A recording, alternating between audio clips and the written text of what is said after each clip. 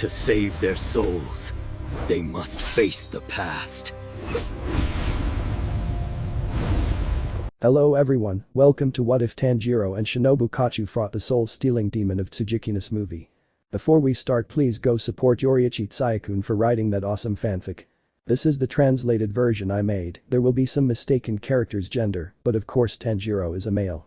In a Japan marked by darkness and bloodshed, where demons still lurk in the shadows of night, Tanjiro Kochou continues his fight as a demon slayer with a new mission.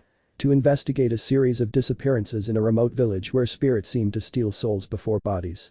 Alongside the brilliant and enigmatic Shinobu Kochou, they become entangled in a mystery deeper than any other. A demon that not only devours flesh, but also manipulates memories and emotions, sowing doubt among both hunters and victims. Clarifications. 01 Sabito and Mikomo will be alive.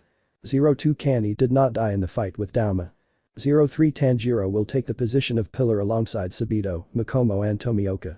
04 Nezuko will be a hunter. 05 A story wouldn't be good without the Tanshino ship. 06 Tanjiro will also use solar breathing from the beginning. 07 Muzan is stronger in this story. 08 I will create some new characters. 09 Shinobu will use flower breathing since it would have more power. Then Tanjiro will use a mask to cover his face. I'll explain that later. In one of my stories called Demon of the Eclipse, I created some new stances for some breathing techniques, so these will be included here. Breath of the Flame. 6th position. Plummeting Fire. 7th posture. Circular Flame Ring. 8th stance. Fire Arrow Spear. Breathing of Sound. 2nd stance. Deadly Whisper. 3rd position. Thunderous Melody. Flower Respiration. 1st pose. Golden Light of the Sunflower Field. 3rd position. Growing Tulip Seeds. Soul Respiration. 14th position. Ray of Sunlight. 15th stance. Fiery Flight of the Solar Phoenix. I will also name the pillars of this story. Jayame Himejima. The Rock Pillar. Tsunemi Shinazagawa. The Wind Pillar. Kaijiro Rengoku. The Flame Pillar. Mitsuri Kanroji. The Pillar of Love. Panikachu. The Pillar of the Flower. Tenjin Yuzui. The Pillar of Sound. Abanai Guro. The Serpent Pillar. Michiro Takedo. The Pillar of Mist. Ryu Tomioka Sabito Sakanji Mikomo Sakanji. Pillars del Agua. Tanjiro Kamado. Pillar of Water and Sun. And many more. And finally, I will mention the ages of some characters who changed age, such as Takedo. 1, 7. Tanjiro. 1, 8. Pani 21. Nezuko 15. Sabito. 21. Mikomo 19. Zenitsu. 16. Inosuke 16. Genya 17. All the others will retain the ages they have in the manga, such as Shinobu. 18. Hanao. 16. Jayame. 27. Yuzui. 23. Rengoku. 20. Tomioka Guro Tsunemi. 21. Mitsuri. 19. That's all I wanted to say, so I hope you enjoy the story. I'll try to make the chapters a bit longer. 01. Demonic World. In the beautiful cities of Japan, the land of beauty and tranquility, a peaceful and relaxing night unfolded, though only for a few people, for demons existed in our world. They were creatures of evil whose sole purpose was to devour people to grow stronger, and the only thing that kept them under control were the demon hunters, who for a long time had been tasked with exterminating them. But today, the demons have surpassed them. They now exist at a level that low-ranking hunters are incapable of annihilating. They are so powerful that they have managed to infiltrate different parts of Japan undetected, and although the hunters want to help them, they are too strong for them. But thanks to some swordsmen of great strength and power, they were able to provide greater assistance to the people. Today, these swordsmen are known as the Pillars, who, with their immense strength, have managed to keep the demons in check and have raised the level of the hunters. Run. It's coming after us. Two figures were running through a dark forest, seemingly gripped by fear and terror, as they were both running from something or someone chasing them. I think we lost him. They both stopped, looking back in the hope that they had managed to escape what was chasing them, but what they didn't know was that they were being watched from the shadows by a person who wore a mask and somewhat peculiar earrings, and whose hair was rather long and reddish in color. They may be fast, however, they would never escape me. As fast as lightning, the subject would cut off both figures' heads with a sword, causing them to slowly turn to ash, while the red-haired man sheathed his sword at his waist, then looked towards the moon and saw a raven with a crescent-shaped necklace perch on his shoulder. Pro-Ka, Tanjiro Kamado, Oyakata-sama summons you to his estate. Ka, with a strange voice, the bird would just fly back into the sky, where the now-named Tanjiro would begin to follow it, until it would get lost in the darkness of the forest. The day had arrived when the sun would illuminate a huge mansion, surrounded by various flowers of different shades of color.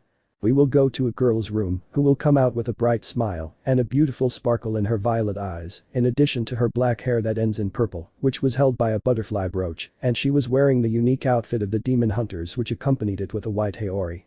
What a beautiful day. I wonder if Ni-san has woken up yet. The violet-eyed girl walked through the enormous mansion until she reached the kitchen, seeing that there was no one there, which forced her to go out to the patio. "Hello Shinobu-san, good morning," said a girl with black hair, which was held by two blue butterfly clips. "Shinobu, hello Aoi-san, it's good to see you. By any chance, do you know where my sister Kani is?" The girl named Aoi would only think for a moment until she managed to remember something that the girl's sister had told her. "Aoi Kani-san said she was going on a mission, but she told me to give her some information about a mission with a water pillar first." Quickly, the girl with blue butterflies pulled a piece of paper from her outfit which detailed a mission with a pillar. The violet-eyed girl just looked at it with displeasure and disinterest, but it was still a direct order from her sister, and she shouldn't refuse. "Shinobu, thank you very much, Aoi-san, I'll go get my sword so we can leave right away." The two girls said their goodbyes, and Shinobu walked back to her room, taking her sword and some medical supplies, before leaving the mansion and beginning her journey to a somewhat distant village. "And tell me, why did you propose your sister for this mission?" Kani, a man who appeared to be the leader of the demon hunters, was speaking to a girl with a butterfly brooch standing in front of him. "Kani, I've managed to see his potential, and although I know Tanjiro is strong, a little help will always be useful. I just hope it's not demonic moons," the butterfly girl said, and the man just smiled happily, nodding his head. "Well, I've always liked it when all my children get along very well, and I have a feeling that if Shinobu continues training, one day she will become an exceptional pillar. I always admire that," she said in a calm and quiet voice, where the girl would bow in gratitude and then get up from her place. "Annie, thank you, Oyakata-sama, I'll give you the details of my mission when I return from Osaka." "Thank you, Kani, please, take care and always keep that confident smile." The girl then left the place to again call her crow, giving it the order to guide her towards the city of Osaka. "Shinobu, I've arrived at the village mentioned in the report, but where could Tanjiro be?" Shinobu was so lost in thought that she didn't notice a crow standing in front of her. When the bird called to her, it startled her. "Hey, that scared me," she exclaimed angrily, but calmed down when she realized the crow belonged to her superior, the water pillar. "Crow caw, the water pillar awaits you in the center of the village, caw." Thus the bird would begin to fly towards the village, where Shinobu would only see it for a few seconds, until she would decide to follow it, until the bird would land on the shoulder of the red-haired boy. "Tanjiro, hello Shinobu-san, I'm glad to see you." Despite her unfamiliar appearance due to her mask, the girl showed no annoyance, smiling her typical smile as she bowed to the boy. "Shinobu, hello Tanjiro-sama, it's good to see you." Upon saying these words, the boy would only lift the girl's head and then shake his head in a negative gesture. "Tanjiro, I don't need you to do that, we're friends, so you can just call me Tanjiro." The boy's voice was as calm as that of the leader of the hunters, who no matter how much he spoke, always felt so comfortable, and the girl knew that very well. "Shinobu?" "Okay, Tanjiro." "Tanjiro, alright, now let's talk about the mission." The two girls walked through the village until they reached the end, entering a green forest, while they discussed the details of the mission they had been given. "Shinobu, do you know anything about the recent disappearances?" Tanjiro, well, a Kano rank hunter managed to find his hiding place. Unfortunately, we lost track of him. It's safe to say he was captured by the demon, so we must head towards the place where his crow last saw him. With a goal in mind, both hunters walked through the forest, chatting as it was daytime, and there was no chance of a demon appearing. "Shinobu, and that's how Tomioka left without his katana. What a fool. That's why everyone hates him." Tanjiro, well, my brother is a bit absent-minded, but I don't think everyone hates him, he's just a little difficult to understand. They both shared several similar factors, which made them good friends, even though the girl had never seen the boy's face. "Crow caw, we've arrived at the place, caw." Thus both hunters would begin to see from afar a strange, somewhat deep and dark cave, but even so, they went into it to begin to investigate. "Shinobu, it's strange. You can feel the pressure created by the air." Tanjiro, not only that, I can smell a strong odor of blood and rotten meat. Tanjiro was known for being born with a special gift. A nose capable of smelling any odor and even the thoughts and feelings of others. "Shinobu, look at that." The cave quickly began to glow, revealing that it was adorned with several lanterns that illuminated a large part of it. "Tanjiro, this cave seems to be a secret place perfect for a demon." They both continued exploring the place, alert to the possibility of a demon attack, but they saw something impressive in front of them, as they saw a demon slayer with several wounds on his body. "Shinobu, are you alright? Let me help you." The girl then took a first aid kit out of her suit, where she quickly began to treat the hunter's wounds. Tanjiro, what's your name? I'm Shoto and I'm a Kano rank hunter, the boy said, showing some terror on his face, revealing the fear that ruled him.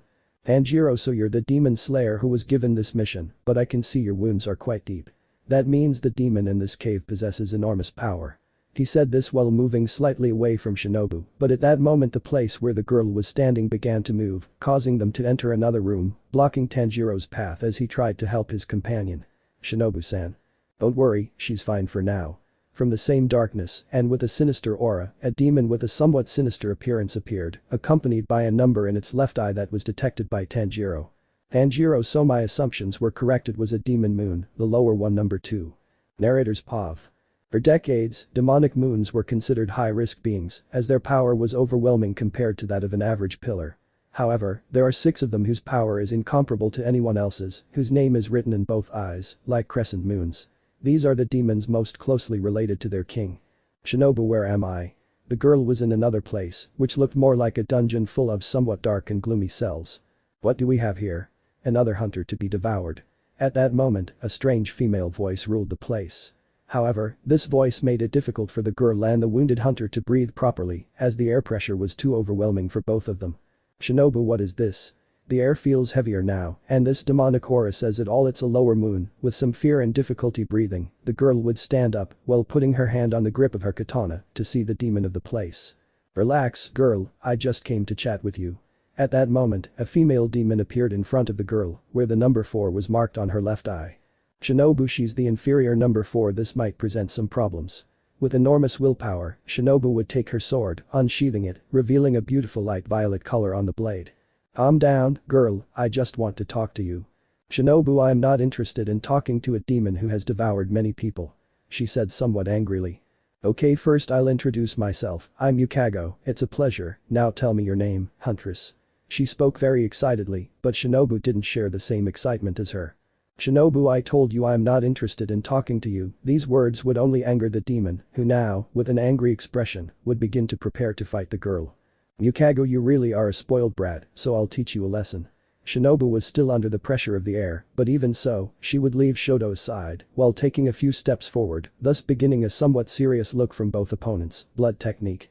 Sharp flesh scissors. In a moment, the demon girl would regenerate enormous scissors from her hand, which she would use to approach Shinobu, who would stop the attack with her katana. Shinobu flower breathing third form. Growing tulip seeds, several circular slashes were sent by the girl towards her opponent, but unfortunately, the demon girl would defend herself against each one of them. Yukago, I have to admit your breathing is amazing, however, you're very slow to attack. Yukago would attack Shinobu again, who would dodge each of the cuts sent by the large scissors. Not so fast. Blood technique. Giant blood needles. The demon would create 2 enormous blood spikes, which were thrown towards Shinobu, who would dodge one of them, but would be wounded in her shoulder by the second. Shinobu, that really hurt. The girl took a bandage from her haori, using it to stop the bleeding from her shoulder. Yukago, what's wrong? Is that all? Disappointing, I expected more from you. Amidst taunts, the girl lowered her guard, and Shinobu took advantage of this to lunge at her again. Shinobu flower breathing, first form. Golden light of the sunflower field, the girl began to move in different directions, inflicting several cuts all over the demon's body, weakening her, and then sending her flying against a nearby wall. Well, I can handle this. Tanjiro water breathing third form. Dance of currents rapid, Tanjiro would run towards the demon, while dodging each of the blood attacks that it sent towards the boy, managing to connect a cut on its neck. This guy is incredibly strong and fast, he's definitely a pillar. I have to escape now. The demon clapped his hands loudly, causing the place to change, leaving Tanjiro confused, but he didn't show any surprise. Tanjiro, he's gone. I don't care, I'll find him sooner or later, but first I should look for Shinobu. Showing his speed once again, the boy ran all over the place in search of the violet-eyed girl. Yukago, that was an extraordinary technique, but it didn't do much good, as you can see. The girl's body began to regenerate until all the wounds Shinobu had inflicted had completely healed, leaving no scars. Shinobu, he really is strong. Even so, I mustn't lose this battle, I must keep fighting until I cut off his head. Even with some difficulty due to the wound on her shoulder, Shinobu managed to stand up, where, taking her sword, she prepared to attack again. Yukago, you are very strong, but that doesn't matter, I'll kill you right now. Blood technique. Sharp flesh scissors, recreating the scissors from before, the demon approached Shinobu with a confident expression, while the girl prepared to counterattack the attack. Shinobu flower breathing second form. Poem of futility, with enormous strength, the girl would deflect the demon's attack. However, part of the attack would manage to wound one of her legs, but even with the pain, the girl would manage to bring her sword to the moon's neck, beginning to cut it. Yukago, no way. She'll cut off my head. The demon girl would create another blood needle, with which she would stab the other man, but Shinobu would just ignore the pain and continue cutting the neck until she would succeed in defeating the lower moon 4. Shinobu, I did it. I did it. The girl's vision began to blur, causing her to fall to the ground, breathing heavily, staring at the ceiling, feeling dizzy, until she noticed the red-haired boy looking at her. Tanjiro Shinobu-san. He would say as he sat down next to the girl to begin healing her wounds, bandaging each one of them, until he managed to stop the purple-haired girl's bleeding. Shinobu, thank you, Tanjiro. Tanjiro, don't worry. Despite having his mask on, Shinobu could see the boy's warm smile, reassuring her until she sat down. Shinobu, that was a very difficult battle. She let out a huge sigh as they tried to stand up, with Tanjiro helping her walk. Tanjiro, it's impressive that you defeated a demon moon, that means you're on par with a pillar. He praised the girl, who blushed slightly, something Tanjiro didn't notice, but he could smell the happiness she exuded. Shinobu, take Shoto and we'll get out of here, she said while leaning against a wall, but as Tanjiro walked towards the demon slayer, he saw the lower rank 2 demon appear in front of him. Had you forgotten about my pillar? As if it were a hive, several demons appeared behind the moon, who would only smile happily, thinking that he had cornered Tanjiro, but he would only see this with some disinterest. Tanjiro, in this world, I've always thought that there are some demons who have never stopped being what they once were, human beings who became them unwillingly. But there are also those who are always here to ruin the beautiful joy that we humans share. He spoke in a calm and nostalgic voice, which silenced everyone in the room as they watched the boy slowly guide his hand to his mask. You are one of those threats that endanger people's joy. That's why I will attack you without mercy. I will cut you so hard that you will feel as if hell itself were embracing you. After saying these words, the boy removed the mask from his face, revealing beautiful crimson ruby eyes that reflected kindness and beauty, but also a murderous instinct to kill anything that provoked his anger. He also had a peculiar scar on his forehead, the true reflection of a killer with the face of an angel. Shinobu, Tanjiro, seeing such a scene, Shinobu couldn't stop thinking about the beauty reflected in the boy's face, making her cheeks blush and her heart begin to beat, completely leaving her astonishment and admiration for the boy.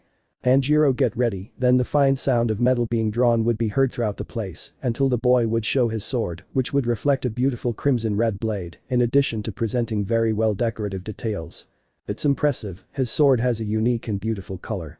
The demon's expression showed his amazement at the boy's sword, who would show a firm stance, breathing heavily, where the air would heat up to such a point that everyone who breathed it would notice the heat that the boy expelled. Tanjiro, total concentration, solar breathing first form. Waltz, in a huge burst of fire, the boy would launch himself against the demon and his army, who, despite some trying to stop him, would be immediately decapitated as the flames burned the entire body of the demons until it reached the moon, cutting each part of his body until it cut off his head, causing him intense pain, as if the sun had touched him, showing the level of the pillars of this era. Tanjiro, I'm sorry. Despite his attitude at the beginning of the battle, the boy clasped his hands in a gesture of gratitude as he still held on to the hope that if they were ever reincarnated, they could be beings of heart. The boy quickly turned his gaze towards Shinobu, who was still surprised by the Riti's appearance and power. Shinobu, incredible, her eyes shone brightly, and although she tried to look away, she always returned to Tanjiro, making it clear that she was amazed by the boy's appearance, as she had never seen him without his fox mask before. Tanjiro, we must go, night has most likely fallen, so we must leave. Tanjiro quickly took his mask back, putting it on his face, then carried the wounded demon slayer and left with Shinobu, who still couldn't forget that face that made her curiosity about the boy stronger, but when she tried to take a step, her mind went blank and she fell to the ground, attracting Tanjiro's attention, who went to get her. 02. The Four of the Water. Bagayabai Shiki, also known as Oyakata-sama, is the man who has dedicated his life to hunting demons with the help of the demon slayers and pillars. The leader, who is always attentive to the loss or victory of any of his children who died giving their lives for others, despite his weakness due to a curse placed upon his family, will always be respected and praised by the pillars as a man of stature or as a father figure to them. Bagaya, so tell me, how did your village mission go? His calm and soothing voice was a melody that calmed the heart of the person who listened to him. He was always a true peace in the darkest world that people live in. Tanjiro, it went very well. Shinobu-sen was a great help to me. On the other hand, Tanjiro, despite being a mystery to others because of his mask, always showed great respect and trust when speaking with the leader of the hunters, demonstrating this by removing the mask from his face and smiling peacefully. Brigadier Crow told me everything. He mentioned that Shinobu has managed to surpass her own limits to the point of being able to defeat the lower moon number 4 without any help. That is truly worthy of recognition. While the man was speaking, two little girls entered the room where the boy and the man were, and they saw the duo of little girls enter. Tanjiro, hello Hinaki, Nichika, it's good to see you again. With a gentle smile, the boy would greet the girls kindly, who would be excited to see the redeed. Hinaki, Nichika, hello Tanjiro-sama, it's good to see you here. Both girls returned the greeting with great joy as they sat down next to their father. Use. Despite not being from the same family, Tanjiro maintained a relationship with the Abayashiki family that only he and the stone pillars shared. Their closeness and trust remained constant as they were the only pillars who could stay close to them whenever they wished. Bugaya, they brought what I asked for. The man calmly stroked the hair of one of his daughters while the other took his other arm in a hug. Inaki, that's right, the outfit you requested is ready for tomorrow and the crows are already on their way to deliver the news to the meeting's pillars. At less than 10 years old, the girls would prove to be very intelligent and attentive to their father's orders as they were always of great help to the man when it came to matters concerning the Demon Slayer Guild. Bugaya, thank you very much, my dear princesses. Now you can go help your mother with dinner. Quickly and respectfully, the girl said goodbye to Tanjiro and his father and then left the room, leaving the boy alone with the man, who simply turned his gaze towards the moon and sighed calmly. Tanjiro, are you alright? Bugaya, wonderful, it's beautiful to see the full moon shining at night, don't you think? He would say, and the boy would nod, smiling warmly, making the man feel happy even despite his blindness. Tanjiro, you're absolutely right. Bugaya, by the way, haven't you heard the voices again? So quickly upon hearing those words, Tanjiro would turn to look at the man, changing his cheerful expression to a serious and cold one. Tanjiro, not at the moment, but I've been feeling a strange sensation every time I sleep. It's like I'm in a hot and dangerous place, and I've even had some dreams where I talk to a demon just like me. He said, squinting and sighing heavily. It's kind of annoying. Bugaya, it's strange, but you should ignore it and continue living your life peacefully. It must be because you're not getting enough rest, since you're always doing missions. The boy calmed down as he looked at his leader, who didn't lose his smile. Tanjiro, thank you, Oyakata-sama, for understanding me, but you shouldn't always worry about me. You are a very important person in the Hunters Guild. You shouldn't think about me. He would say this where at first the man would deny it, but Tanjiro insisted. Bugaya, very well, I'm glad to know that we haven't lost any pillars and we're about to have another one in our ranks. That only brings me great hope for human life. Without saying anything else, Tanjiro stood up, taking his mask and sword to leave, but not before saying goodbye to the man. Tanjiro, see you tomorrow, Oyakata-sama. Have a wonderful night. Bowing respectfully, he left the man's house, his mask on, his gaze fixed on the night sky as his crow landed on his shoulder. Guide me to the butterfly estate.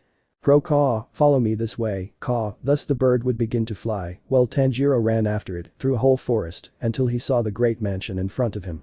Annie, don't worry, she's fine, she's just a little tired. She didn't receive anything out of the ordinary. The older Kochou spoke calmly to her younger sister, Tsuguko, and Kanao Sayuri, who, despite not being blood sisters, she always looked up to as one. And now I'm glad to hear that. Fighting one of the moons is complicated. Her voice showed tranquility, but Shinobu was equally concerned, as she could never see a bond as strong as the one shared by the Butterfly sisters. Annie, I know, but it's good to know that she was able to defeat her and return home safe and sound.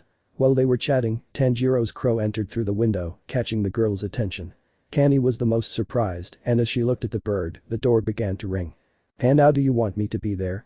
Annie, there's no need, the girl stood up and walked to the door, where upon opening it, she saw the water pillar with some surprise and doubt. Tanjiro, hello Kannie-san, it's good to see you. Despite wearing his mask, the boy smiled affectionately, and Kochou simply returned the greeting kindly. Annie, hello Tanjiro-sama, tell me, what brings you here? Tanjiro, I'm here to see Shinobu-san, because she was feeling a bit under the weather yesterday, and I wanted to see how she is. At first the girl wondered a lot, but she still guided Tanjiro to Shinobu's room, where he saw her recovering and wearing bandages. Annie, she's asleep right now. Her injuries are minor. Only her shoulder wound caused any damage. But there's nothing to worry about. You'll see her running and jumping again tomorrow. While Kannie was explaining everything, Tanjiro watched the girl with a bit of guilt since he should have prevented her from getting hurt. That was his duty as a pillar.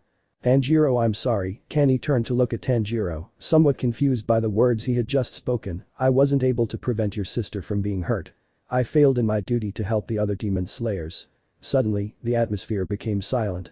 No one said anything, as the girl remained quiet while looking at the water pillar with some concern, listening to his somewhat melancholic voice, until she decided to speak. Annie, Tanjiro-sama, you're very stubborn, always worrying about others, even for something as simple as that. My sister is doing very well thanks to you, you shouldn't feel bad. With that, the girl hugged the boy, who just looked at her in surprise, before returning the hug, making the place completely silent until after a few minutes, the boy separated from Kochou. Tanjiro, thank you, Kani-san, I'm glad to have a partner like you. Quickly, a small breeze blows through the area, revealing that Tanjiro has left, leaving Kani with a smile on her face and an expression of relief. You finally arrived, brother. A girl with black hair and cyan blue eyes would speak, wearing the uniform of the hunters with a flowered pink haori and a fox mask hanging from her head.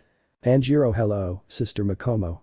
At that moment, the boy removed his mask in front of the girl, revealing his reddish face as he sat down next to her. Mikomo, so tell me, how did it go?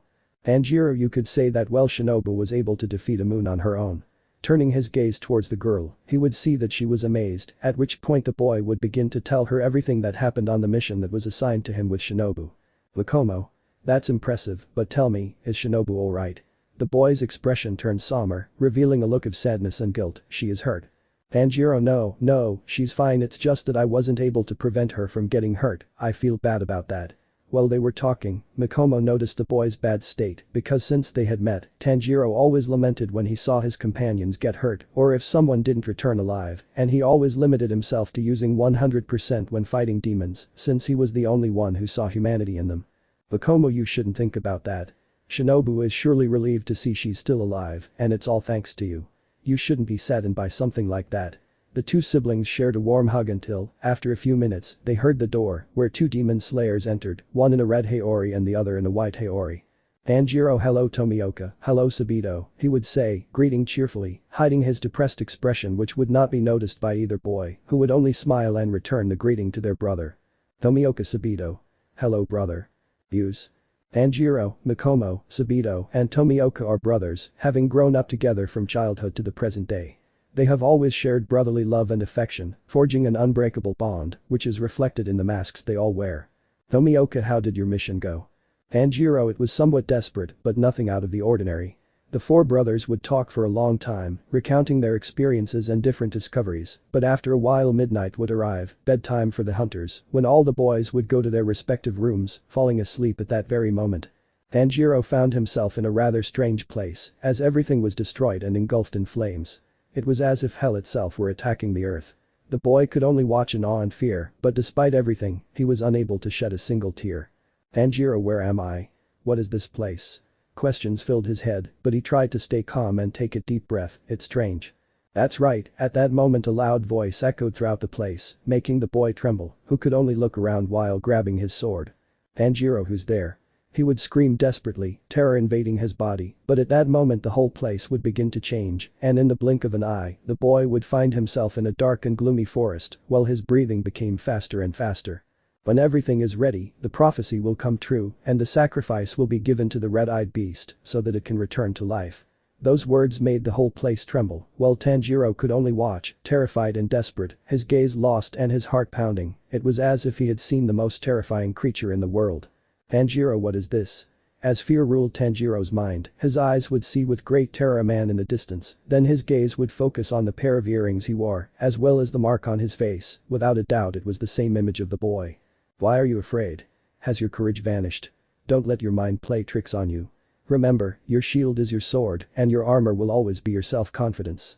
If you don't believe that, you're too naive to bear the surname bestowed upon you.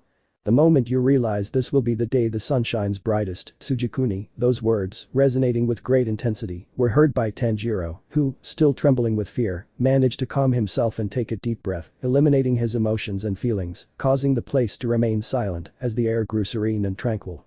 Tanjiro, thank you, as if it were a hologram, that silhouette disappeared from the place, leaving Tanjiro confused, but in a somewhat new state for him, since now he was unable to feel absolutely anything, other than his own breathing, to the point of closing his eyes and reappearing in his room, which apparently was all a dream, leaving him astonished, but when he stood up he saw that his bed was completely soaked. Was it the sweat?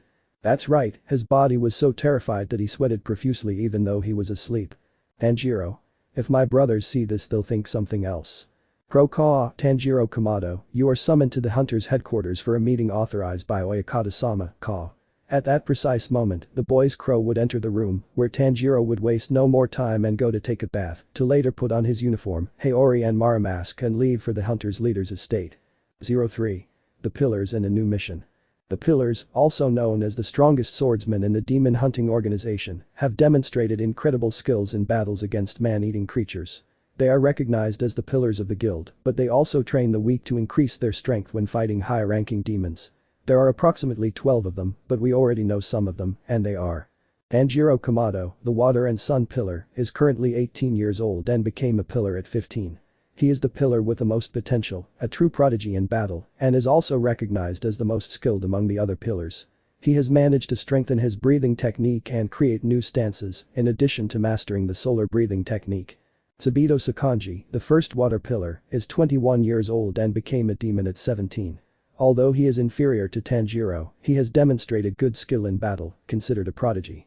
However, he has not managed to increase his technique much, but thanks to his physical abilities and battle strategies, he has managed to fight high-ranking demons. Ryu Tomioka, the second water pillar, is 21 years old and became the pillar at 17, a little after Sabito. He is the pillar with the best defense within the guild and has also proven to be very skilled in battle, to the point of creating a new breathing technique. Bakomo Sakanji, the third water pillar, is 19 years old and became one of the most agile and fastest pillars in battle. Although her small body doesn't give her much strength, she has managed to surpass her limit several times. Truly an incredible girl. Annie Kochou, the flower pillar, who was 21 years old and became a Tsuguko at 17, was the creator of her breathing technique and all her stances, teaching them to her sisters and transforming Kanao into her Tsuguko. These are some of the pillars that have managed to demonstrate an impressive level against the demons, without forgetting that they are always under the command of Kagaya Shiki, who is a light that illuminates the path of each one of them. Kagaya, welcome everyone, I thank you for attending this meeting of pillars. In front of the man were the 12 pillars, who, showing their great respect to their leader, all knelt before him. I'm glad to see you in good health, Oyakata-sama. I'm always looking out for you. With a smile as radiant as the sun, a man with hair like fire and dazzling golden eyes would speak. Aijiro Rengoku, the flame pillar, at the age of 20, has proven to be one of the strongest and fastest pillars, always taking care of keeping others safe. I say the same, I will always maintain my faith that his life will find a state of relief, a large man with great muscles, however he has the curse of being blind, but even so he will always rely on his other senses. Jayame Himejima, the rock pillar, at the age of 27, is known as the strongest pillar of the guild, as there is no one who can stand against him, despite his blindness, his skill in battle is unmatched. Kagaya, thank you very much, Jayame and Kaijuro, it's good to see you both in good condition. Excuse me for asking, but what is the purpose of this meeting, Oyakata-sama? A man with white hair and many scars on his face and body spoke up. Tsunemi Shinazugawa, the wind pillar, is 21 years old and possesses great skills within the Hunters Guild. He is always recognized by others as the second strongest pillar, but he will always fight with Tanjiro for that position. Kagaya, this meeting was held specifically for the purpose of introducing you to the new flower pillar, who will share the position with Kani. Everyone quickly paid close attention, as it is always very surprising to see a new pillar, since obtaining it was difficult for an average hunter. A new pillar, that's very impressive, she's surely who I think she is, thinking of a girl with pink and green hair, emerald eyes, and a somewhat revealing outfit. Mitsuri Kanroji, the love pillar at only 19 years old, was one of Rengoku's apprentices, but because she was unable to use flame breathing, she took it upon herself to create her own variant of flame breathing. Who could it be? I hope it's not another water pillar. Next to Mitsuri was a boy with black hair wearing a black and white striped haori, but what was peculiar about the pillar were his two colored eyes, bandages over his mouth, and a snake around his neck. Abanai Guro, the snake pillar, at only 21 years old, is the pillar with the best swordsmanship, in addition to having created his own water-breathing variant. Kagaya, very well, I want to introduce you to your new teammate. Thus Shinobu entered the place, where she was wearing a new haori identical to her sister's, only this one had black on each side of the sleeves. Kagaya, introduce yourself. Shinobu, hello, I'm Shinobu Kochou, and from today I will share the title of flower pillar with my sister. The girl was somewhat nervous, but she still bowed to the pillars who returned the greeting as the girl joined them. Kagaya, even though everyone knows each other from the start, I would like everyone to greet their new teammate and treat her with respect, please. Thus, the pillars began to greet Shinobu, while others introduced themselves to her, who was somewhat nervous but remained calm and peaceful. Mitsuri, I'm Mitsuri Kanroji, and we already knew each other, right? The two friends shared a hug while laughing, because every time Mitsuri was hurt, Shinobu was the one who always healed her wounds until the moment they became friends. Abanai, I'm Abanai Guro, it's a pleasure, Shinobu. The boy would only give a small bow to the girl, before giving his place to the next person. Yuzui, I'm Tenjin Yuzui, but also known as the King of Extravagance. It's a pleasure, young Kochou. A white-haired man would greet in a somewhat unusual way. Tenjin Yuzui, a pillar of the sound, at the age of 23, has proven to be the fastest pillar in the organization, as in his past he was a former shinobi with great abilities, and he was also the one who created his own variant of the lightning breathing technique. Jayame, we already knew each other. Shinobu quickly hugged the large man upon seeing who it was, as Jayame was like a father to her, having taken care of her and her sister. Shinobu, it's good to see Himejima-san. I see you're in very good health. They both separated from the hug, the man stroking the girl's hair before letting the next person in. Tsunemi, hello, I'm Tsunemi Shinazagawa. Without saying anything else, the white-haired man left, while Shinobu just glared at him, finding him very rude. I'm Yuichiro Takedo, it's a pleasure, butterfly girl. At that moment a boy with long black hair that ended in cyan blue, as did his eyes, greeted the girl who returned the greeting. Yuichiro Takedo can be considered the youngest pillar, as he is 17 years old and was able to become one at the age of 14, but even so he is considered a prodigy in the organization, since he has managed to demonstrate an impressive level that is not easy for any hunter to reach. Shinobu, hello Takedo, it's a pleasure. She would say, greeting the boy who seemed to have an empty expression, but he would still return the greeting. Ringoku, hello, I'm Kaijiro Ringoku. It's a pleasure to meet Kanni's younger sister. I wish you luck in battle. With a very determined and intense expression, Ringoku greeted the girl, who at first seemed somewhat confused but returned the boy's greeting with great respect. Bakomo Sabito Tomioka. Hello Shinobu-san. The three boys would greet Shinobu, who would only smile and return the greeting of the three water pillars, not without first saying. Shinobu, everyone hates you Tomioka. Tomioka, that's not true. He said, annoyed and with an expression of regret for having greeted the girl. Tanjiro, hello Shinobu-san, congratulations on your promotion to pillar and I'm sorry about the other day. Although Shinobu appeared peaceful at the boy's greeting, she still couldn't forget that reddish face he wore under his mask, because to her it was truly beautiful and handsome, and that was reflected in her face, which remained with a not very noticeable blush. Shinobu, don't worry about that. Both pillars, now with big smiles on their faces, turned their gaze towards the leader, who now spoke in his typical sweet and friendly voice. Kagaya, very well, now I would like you to inform me about the progress that has been made these last few days. Then all the pillars entered the estate with their leader, to later talk about the different missions they had all had, until after a few hours, everyone left the place except for Tanjiro, who stayed talking with Kagaya. Ka, next mission on Nadagumo Mountain. Ka, one of the Kasugai crows, would inform a trio of hunters walking along a small path, who upon hearing the mission would get to work, although one of them would begin to deny the mission, as his expression was one of fear and despair. I won't go to such a dark place as that. Her hair was yellow, as were her eyes, and she wore a yellow haori with white triangles. Ahaha, Minitsu scared, what a wimp, amid laughter, a boy with a boar's head who wore no clothes on his torso and had two swords in his hands, mocked his friend, who angrily began to shout at him, where both began to fight, while being calmed by a girl who tried to make them both stop. Inosuke, I already told you his name is Zenitsu no Minitsu, you should be more respectful to people, you know. Her voice sounded somewhat annoyed, which made the boy stop fighting, while showing the beautiful pink color of her eyes. Inosuke, he started it.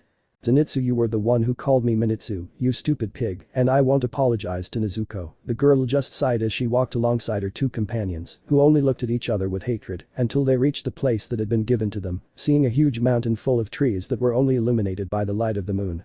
Zenitsu, it's a joke, I won't go into that creepy place. Making a huge scene, the boy sat down on the ground to block entry.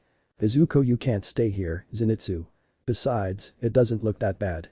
At that moment, a scream echoed throughout the mountain, terrifying the boy even more, who tried to run away, but Inosuke grabbed him. Inosuke, what a coward, I don't think that scares you. After the boy calmed down, he sat back down on the ground, denying entry to the mountain, but the girl showed more cunning than him. Nezuko, too bad, because I thought that if we went inside, maybe we could give each other a little kiss. As if by a miracle or one of the best motivations, the boy would stand up and walk towards the mountain. Zenitsu, what are you waiting for? Let's go. And so the three boys ventured into the mountain, while remaining alert for any demons. Back at the hunter leader's estate, three pillars were seen awaiting their leader's orders regarding the mission they had been assigned. It was strange that all three pillars would be sent on a single mission, or so Tomioka, Kanni, and Shinobu thought. They were the ones in charge of the mission. Kagaya Mount Nadagumo has become a place of death, as many crows have returned to report the deaths of several high-ranking hunters. Undoubtedly, these are the demon moons, but I have a feeling there's something else we should be worried about. The pillars listened intently, as all members of the Abayashiki family were known for having visions of the future, and they were always right about everything they said. Tomioka will take care of that, Oyakata-sama, you have nothing to worry about. Thus the three pillars stood up while the crows prepared to guide them to the place, but not before listening to a few words from the man. Bugaya the water and sun pillar is heading to the location. It must be nearby. Everyone was quickly surprised as there were now 4 pillars. It was truly astonishing. Never before had so many pillars been sent on a single mission. The most one could think was that it was a crescent moon. Annie, see you later, Oyakata-sama. We'll bring you the information as soon as we return. And so the 3 swordsmen departed for the place, guided by the crows. Bugaya, I hope everything goes well, Tanjiro, something tells me you need to be careful. It wasn't often that the man showed such concern for one of his sons, but at this moment he felt great worry and desperation. Meanwhile, the 3 pillars ran until they reached the mountain, where they would receive the order to separate, each going to a specific place, where Shinobu would see something very interesting. Shinobu, so you're here now. Nezuko, Zenitsu and Inosuke had eliminated a certain number of demons, as the entire place was filled with these flesh-eating creatures, which kept appearing from the shadows. However, after some time, the 3 of them advanced until they encountered a large demon with an arachnid-like appearance. Nezuko, be careful. The demon would start attacking the 3 kids, who tried to attack and dodge at the same time, but while that was happening, several demons would appear among the trees, making things difficult for the 3 of them. Inosuke, there are too many. Beast breathing fifth fang. Slashing madness, although he would try to defend himself against the demons, the enormous spider demon would hit him hard, sending him crashing into some trees. Nezuko, Inosuke. She would shout, worried about her friend, but she couldn't go to him because the demon would try to hit her, forcing her to dodge his blows. How's this going? We'll end up injured until they finish us off. Worry would begin to overwhelm her, to the point of losing control of her movements, where her ankle would suffer a fracture, causing her to fall to the ground, seeing another blow from the demon heading towards her, but it would be cut off immediately. What happened? Did they cut him? Tanjiro, water breathing 10th form. The dragon of change, in the middle of the forest, Tanjiro would appear with his katana drawn, cutting off the demon's arms without any problem, then going for its head, cutting it off as if it were nothing, leaving everyone surprised to see how he eliminated the strongest demon without any problem. Water breathing 3rd form. Dance of the current swift, after finishing off the demon, Tanjiro would begin to eliminate all the other demons in the place. Not leaving a single one alive. Nezuko, he is, even though the boy was wearing his mask, Nezuko recognized him quickly and went to hug him with some difficulty, as her leg wasn't feeling well. Upon seeing who it was, the boy sheathed his sword and waited for the girl's embrace. I'm so glad to see you here, Tanjiro. Forcing the hug even tighter. Tanjiro, don't worry, Nezuko, I'll always be here for you. While they shared a warm hug, Shinobu arrived and, seeing the scene, her anger began to rise, as she felt that she was the one who should be hugging the Redeed. She felt that he belonged to her and no one else. Shinobu, who is she? And why is she hugging my Tanjiro? Thinking through what was going through her mind, she retracted her words. Wait, my Tanjiro. Why did I think that? While she was lost in thought, Tanjiro saw her in the distance, walking with Nezuko, who, upon seeing this, began to change her angry expression to a calm one. Tanjiro. Shinobu-san, can you help her please? It seems her ankle was injured. At first, Shinobu hesitated for a moment but decided to help her so that no one would think badly of her. Shinobu, don't worry, I'll take care of checking her wounds. After Shinobu healed Nezuko's ankle, Tanjiro went in search of Zenitsu and Inosuke, who immediately became excited upon seeing the boy. Zenitsu, Tanjiro, I'm so glad to see you. Like lightning, the boy went to hug the Redeed, who could only look on with some embarrassment while trying to calm the crying boy. Inosuke, I'm glad to see you, Gunpeichiro. Now I can fight you. Upon hearing that, Tanjiro would only sigh as he took both boys to where Nezuko and Shinobu were, ignoring the poor boy's words. Tanjiro, you guys really haven't changed at all, I hope your trip won't be too difficult, Nezuko. Turning to the pink-eyed girl, who just shook her head. Nezuko, of course not, but it is kind of annoying to hear her yelling all the time. She said, laughing along with Tanjiro, who then turned to look at Shinobu, who maintained a cheerful expression, but Tanjiro was able to smell the anger that emanated from the girl. Tanjiro, is Shinobu-san alright? Shinobu, of course, why do you ask? She said, smiling, where the scent of anger grew stronger, which alarmed Tanjiro. Tanjiro, it's just that I can smell anger coming from you. Shinobu would quickly become surprised and look at Tanjiro with wide eyes, while trying to calm herself to prevent Tanjiro from smelling her angry scent. Shinobu, it's nothing, it's just that I don't really like this place. She would say, lying, but Tanjiro wouldn't be fooled as he was able to smell the lie, but he decided not to ask any more questions. Tanjiro, well, I'd like to introduce you to Nezuko, my younger sister. As if she had seen something terrifying, the girl froze with great astonishment in her eyes, remaining silent in a way that was somewhat uncomfortable for everyone around her. Shinobu-san. Shinobu, ah yes, hello Nezuko. It was difficult for her to manage, but she had let herself be controlled by her feelings, revealing a side of herself never seen before, as she felt enormous anger towards the girl who thought differently about her. Nezuko, hello Shinobu-san, it's a pleasure. While both girls were introducing themselves, something caught the boy's attention. When he looked in front of him, he saw a demon with a somewhat arachnid appearance, as its clothing resembled that of spiders. Tanjiro, a demon. Upon sensing the boy's presence, the demon began to run, disappearing into the forest. Wait. The boy ran after her, but couldn't find her, losing her trail, she vanished. I should N''T have gone so far. The boy returned to his friends, but upon arriving, his nose detected something surprising. A strong smell of blood and flesh. Shinobu, Tanjiro, are you alright? The words would be empty, as the boy was only able to feel the presence beginning to approach them, until the presence of a high-ranking demon began to resonate throughout the place. Tanjiro, it's a lower moon, but its scent has something strange about it, I can smell a very strong scent of blood. While the boy searched the entire forest for the demon, he would finally find it, seeing a demon with white hair and a kanji in its left eye, showing the number 5. So you're the ones who wiped out almost my entire family, I'll make you pay for everything, she said while raising her hands, revealing threads on each of her fingers.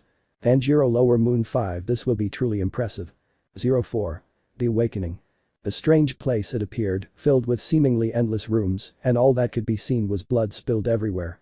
Among the many rooms, a presence walked with great composure, but the demonic aura it emanated was too strong for anyone nearby. The king of demons and the most terrifying creature in Japan, Muzan Kibutsuji.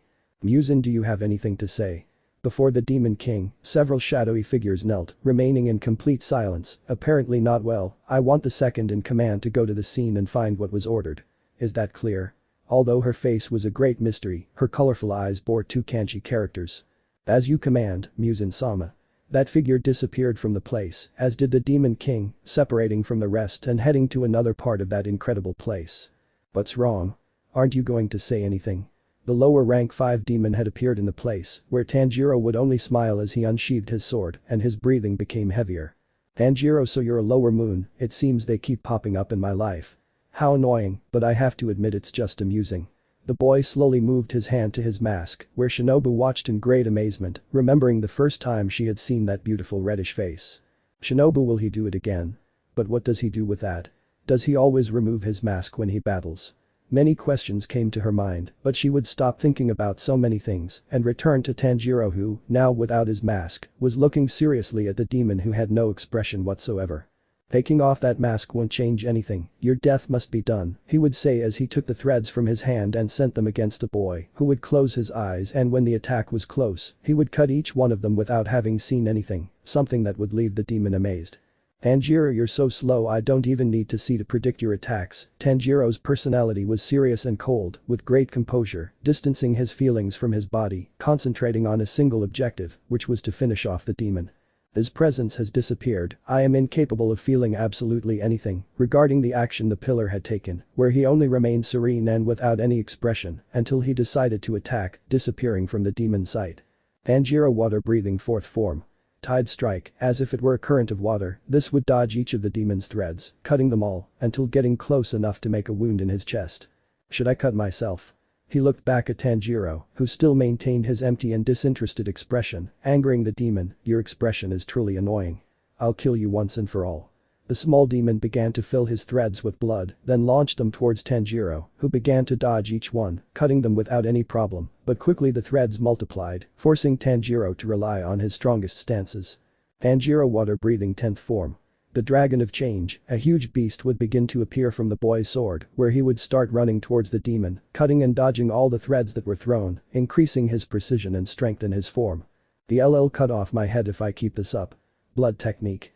Thread sphere, the threads quickly began to form a wheel, which he launched towards Tanjiro. He rotated it several times, increasing the power and strength of his breathing, causing the water beast to grow even larger. As he moved towards the technique, he easily sliced it into several pieces, leaving the demon surprised and frightened, as the pillar was just centimeters away from cutting his neck. He LL kill me. I circa N''T do anything. It was the first time he felt his life was in such great danger, until the moment the sword touched his neck. This is the end. Thus, the demon was decapitated by Tanjiro, who, after cutting off the demon's head, caused a great dragon to finish off the demon's body, which crashed to the ground. Tanjiro, you're finally dead. After the demon was defeated, Tanjiro returned to normal, but the state he had entered seemed very strange to him, as he could only remember it from that dream he had last night. It was strange, but it all happened in the blink of an eye. He returned to where the others were, who, upon seeing the boy without his mask, couldn't stop staring at his face, especially Shinobu, who began to blush and imagine a few things. Nezuko Oni-chan. Although it wasn't the first time she had seen the boy without his mask, she was surprised, but it was because of the strange flame-shaped mark on the boy's forehead. Tanjiro, what's wrong, Nezuko? Before the girl could ask anything, that strange mark disappeared from the Ritide's face, reverting to the common scar he always had. How strange. I feel a little uncomfortable. The boy just went to get his mask, as he felt uncomfortable under the stares of everyone present, something that embarrassed him. Inosuke, that was amazing. Now we can fight, Gunpei. He would shout with great enthusiasm, which would make Tanjiro feel embarrassed for his friend, but it would also make him smile. Tanjiro, Inosuke, we'll do it later, but now we must get out of here. The boy's crow then flew down to his shoulder. Fly and tell me the location of Tomioka and Kani-san. He ordered his messenger bird, who took flight throughout the forest, until she found the two pillars who had finished off all the enemies of the mountain. Pro-Kaw, Kani exterminated one of the demons, and she's also helping some demon slayers who are in bad shape. And Tomioka is on the other side of the forest, apparently eliminating two demons that inhabited the area. Thus, Tanjiro headed towards his friends to tell them it was time to leave, but then the air began to grow more tense and cold, something everyone in the place felt, while Tanjiro was unable to breathe properly. He turned his gaze towards a part of the forest where a smell of blood was too strong for his nose, making it difficult for him to breathe.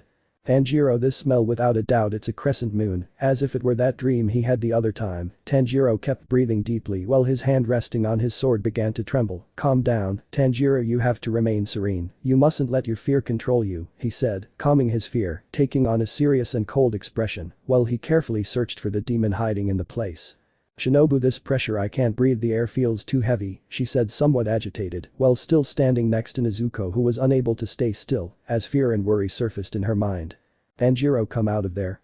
I know you're behind those trees. Quickly, that demon with different colored eyes emerged from behind some trees, where his appearance was that of a 20-year-old man, and he was wearing a rather peculiar suit and carrying two enormous golden fans. How did you find me? She said while laughing, a laugh that was somewhat annoying to the red-haired hunter, who could only watch calmly as he gripped the hilt of his sword. Shinobu, that demon, I know him, but where have I seen him before? Many questions raced through the girl's mind, who was only able to see that demon with golden fans. Tanjiro, the Crescent 2, what are you doing here? Still afraid, the boy took a step forward, then looked at Shinobu, who looked somewhat puzzled. I'll take care of this, you stay away from this. Those words surprised Shinobu, but she decided to accept Tanjiro's proposal, who simply walked towards the demon, who began to laugh again. What's wrong with you? Why are you coming closer? While analyzing the boy, he noticed a pair of earrings in his ears, where a somewhat strange memory appeared in his mind, that of his king, and the moment he told them about a Hanafuda earring hunter and the order to assassinate him. What's your name, boy? Tanjiro, my name is Tanjiro Kamado, and I am the water pillar. I am Dama, the upper moon too, it's a pleasure, Tanjiro. He would say, greeting the boy cheerfully, who would remain silent. Tanjiro, his strength is overwhelming, apparently he's capable of producing freezing air to weaken his opponents. Thus, the boy would unsheath his sword, which the demon would see as insignificant. I see you intend to hurt me, but it won't help you, I am much stronger than you. Thus, the moon raised its two golden fans, assuming a battle stance, awaiting the moment when they would both begin to fight, with Tanjiro taking charge of launching the first attack. Tanjiro, water breathing first form. Surface lash, he would launch a vertical slash, but the attack would never reach the demon, as it would disappear, reappearing behind the boy with its two fans above its head. It's too fast, I couldn't see when it moved. Water breathing seventh form. Concentric wave thrusts, among all the water forms, the seventh was categorized as the fastest, where it would stop one of the fans heading towards Tanjiro, moving its head to avoid the other. Very well, but you're still very weak. Blood technique. White blizzard princesses, two figures appeared beside the demon, unleashing a powerful ice storm, which Tanjiro dodged, though he sustained some leg injuries. Tanjiro, I must concentrate, I mustn't think too much, I just have to attack and find a way to cut off his head. Thus, both opponents would begin to clash their weapons, with Dama having the advantage, but Tanjiro would manage to keep up. Water breathing 14th form. Immense rainstorm, several precise cuts would impact Dama's body, who surprisingly regenerated his wounds. Shinobu, I don't recall ever seeing a stance like that unless it's one of the ones Tanjiro created. she said, watching in amazement as the boy moved me through all the moon's movements and made cuts all over his body. That's a great technique. Now it's my turn. Blood technique. Winter icicles. He would launch multiple sharp ice spikes, which would fall on Tanjiro, but he would counterattack with one of his stances. Tanjiro water breathing 15th form. Heavenly waterfall stream. This would create a defense against different attacks, which would destroy all the stakes that were heading towards him. You react quickly. But you always get distracted. He would say, appearing in front of the redeed and connecting with a powerful kick to the boy's stomach that would send him flying into the forest, where the moon would follow him, beginning to clash their weapons with great force and precision. Shinobu Tanjiro. She shouted, worried about her friend, as she watched those explosions appear from the darkest part of the forest. Tanjiro water breathing 10th form. The Dragon of Change, the boy would begin to move between Dauma's attacks, increasing his accuracy and making a large cut on the demon, removing one of his arms, which would regenerate immediately. Dauma, well done, keep it up. Blood technique. Frozen cloud, spinning his fans in an axis shape, he would create a blast of ice with small ice lotuses in it, hitting Tanjiro, then sending him back to Shinobu. Shinobu Tanjiro, are you alright? She said as she approached the boy, trying to help him, but Dauma jumped up and punched Shinobu in the face. I have to get out of here. Tanjiro stood up, taking the attack, which caused a huge wound on his shoulder. Dauma, oh no, you're bleeding out. Tanjiro, it's a shame, now I'll kill you before the sun rises from here. Tanjiro was too tired, and his wound made it difficult for him to move properly, which would cause Shinobu despair, but she would see as Tanjiro put a hand on her shoulder, then made her mask fall from her face, seeing the boy's beautiful red eyes. Tanjiro, calm down, I'm fine, I just want you to step back a little, I'll take care of this. At that same moment, the boy began to breathe more heavily, his sword shone brighter than usual, and his temperature rose. Shinobu Tanjiro. Dauma, what do you plan to do? His gaze was focused solely on the boy's eyes, who was smiling, as he raised his sword to his hair, where flames shot out in all directions, adopting a perfect stance, and his reddish eyes were focused on finishing off his opponent no matter what. Tanjiro, I will finish you off, I'll make my breath burn you to the bone, I won't let anyone else get hurt in this place, I'll make you regret ever coming here. Solar breathing. The enormous flames that filled the place formed into a huge fire dragon that burned with such intensity that it was very difficult for Dauma to send his freezing air.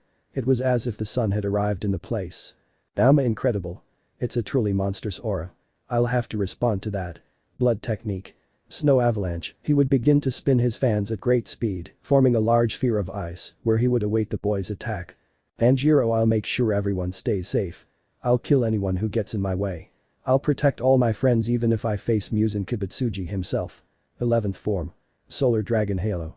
With that, the boy would run at great speed, enveloping himself in the great flames of the dragon on his sword, causing everything he passed to be burned in that instant, until he reached Dauma, who would launch his attack against the boy, who would try to pass through it, disintegrating all the ice of the attack, where a powerful explosion would shake the entire area, making everyone there watch attentively that explosion of flames. Shinobu Tanjiro. Shinobu was desperate, watching the two opponents fight amidst a massive explosion of fire.